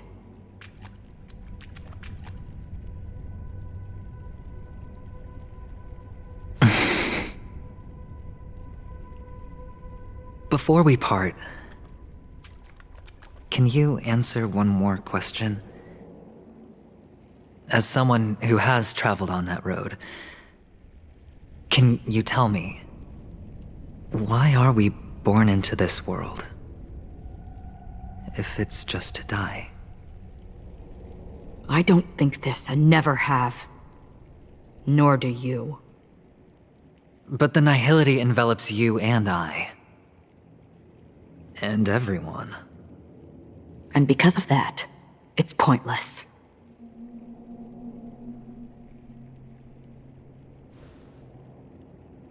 But it is still there. If the dice of fate are always weighted, then that is our destiny. Why, then, do we struggle against it?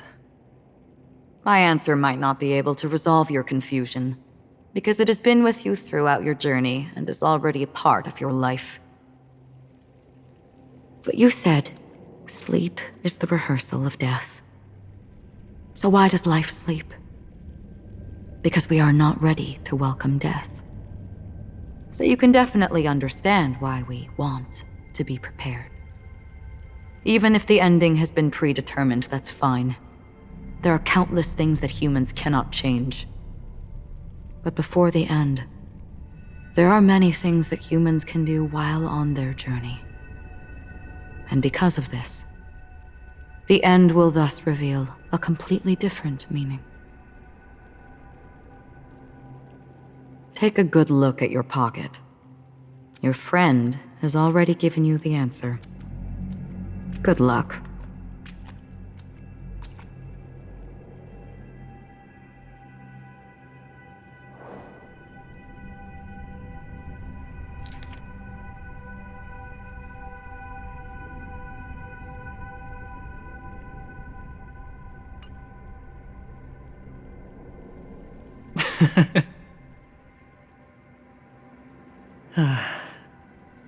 Then I shall get going.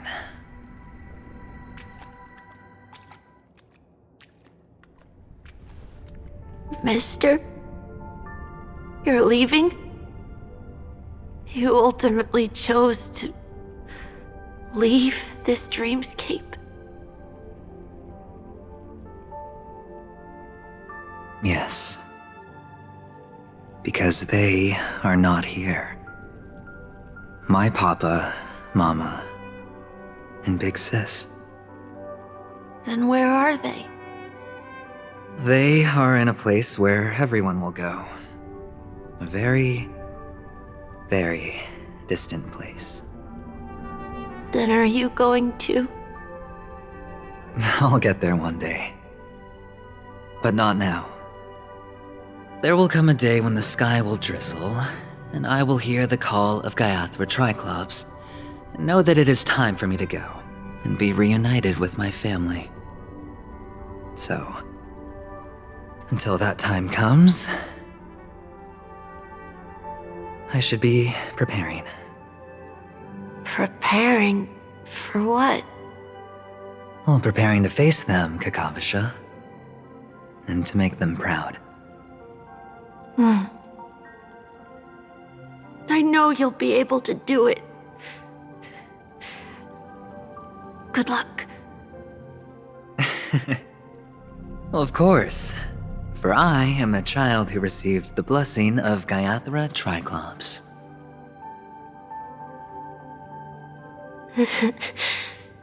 But you still seem nervous. Well, I seem that way because I am nervous. You know what? Maybe you can help.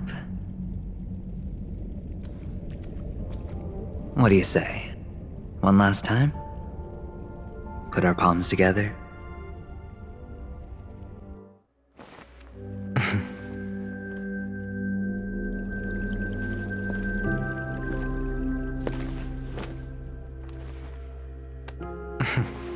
Are you going now?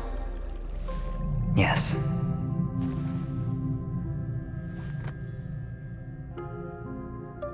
May the Mother Goddess thrice close her eyes for you, keeping your blood eternally pulsing.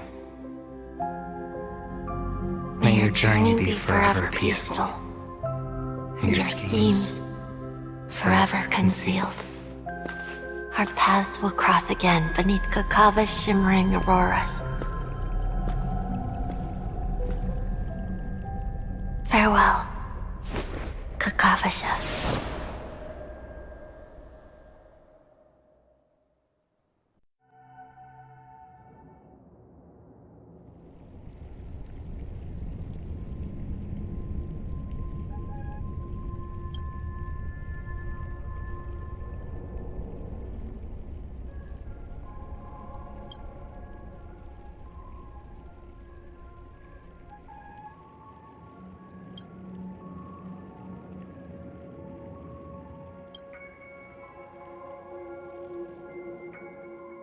The light of the Aventurine Stone has disappeared. This only represents one outcome. He kept his promise and got what he wanted. As planned, your cornerstone has been successfully sent to the family's territory. Then... Let's fulfill our duty and start harvesting.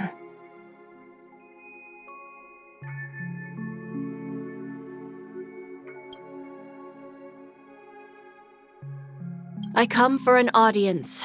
I come to fill wine, and I come to claim. I bestow poison in the guise of sweet dew. Come the toil of spring and yield a fall. I patiently wait for the branches to be heavy with withered fruits. All for the Amber Lord.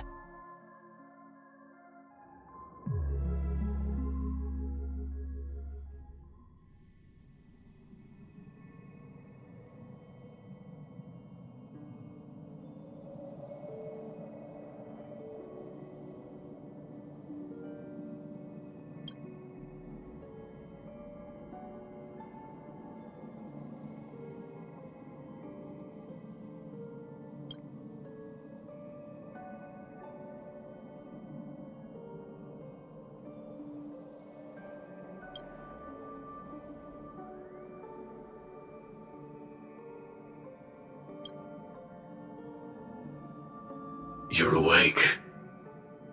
I've been waiting on you for quite a while.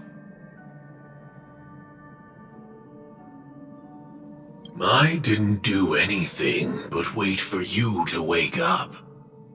You've met me before. I'm Sam, a Stellaron hunter. I originally planned on showing up earlier to reveal some truths to you. But I encountered more roadblocks than expected. 11 times I've tried, but ended in failure. Before I knew it, this world and I became too intertwined, and it became too difficult to escape the constraints of the script.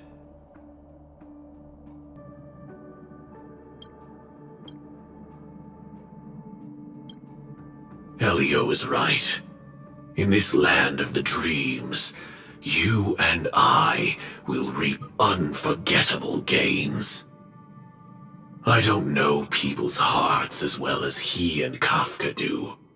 Nor do I have a specialty like Silverwolf and Blade. Most of the things that I'm good at only apply to villains who need no mercy. So, there is only one method that I use.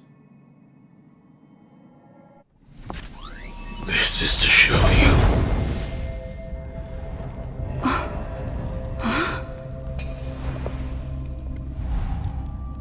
All that I am.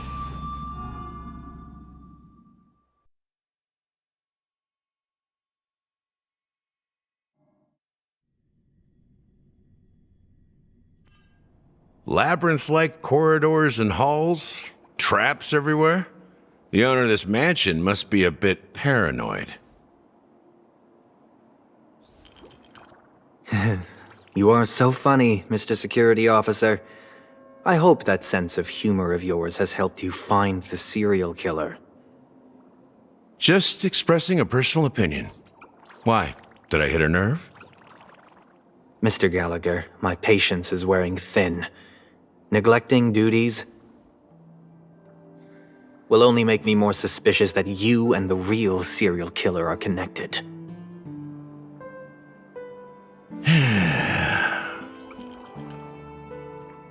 Scoundrel, punk, drunk, hooligan. I have heard this trash talk all too often. But I have never once thought that I'd be treated as an accomplice to a murderer. I take back what I said. Your problem isn't paranoia. You're just crazy, you know? Lunatic.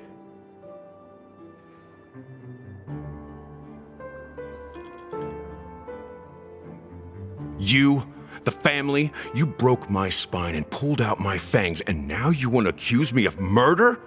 Ridiculous. Only idiots who've drunk too much Soul Glad will berate a stray dog in the streets. What exactly is making you say all this nonsense? You should be more concerned about the Outworld visitors who are making a scene in the theme park than me. I don't need you to remind me. Once that ambassador walks through the doors of the mansion, I will know what he wants. My servants see everything.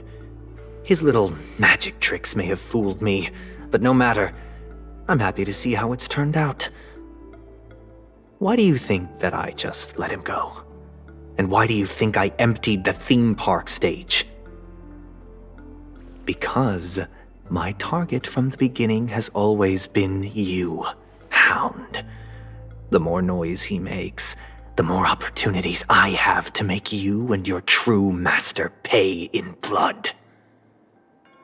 If I were really the murderer, why would you need to be so secretive? Ha! I forgot. You also have a difficult master to serve, telling you to ignore the murder case and focus solely on that Charmony festival. Isn't that right, my brother? Looks like your disguise has helped you successfully understand every facet of the family. Disguise? You must be blind to be accusing me of being a fake. Open your eyes and take a good look.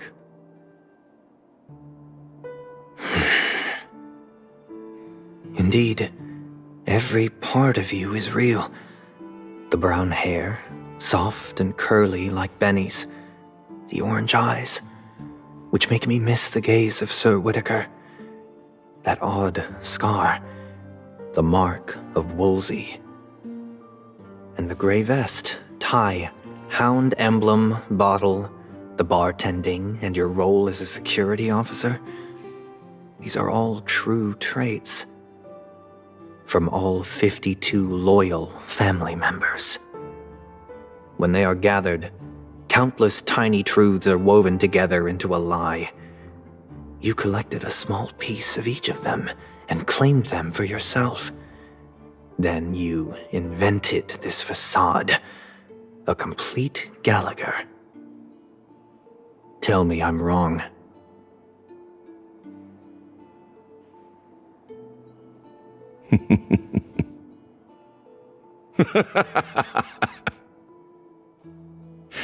You have guts, I'll give you that.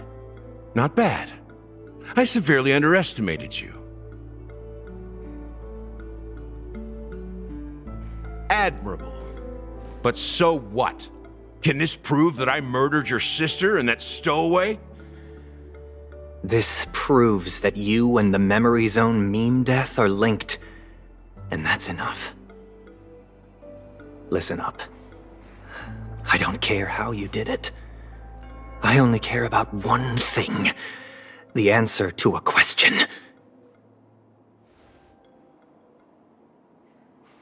You devil. You wretched, despicable dog. Why did you kill her?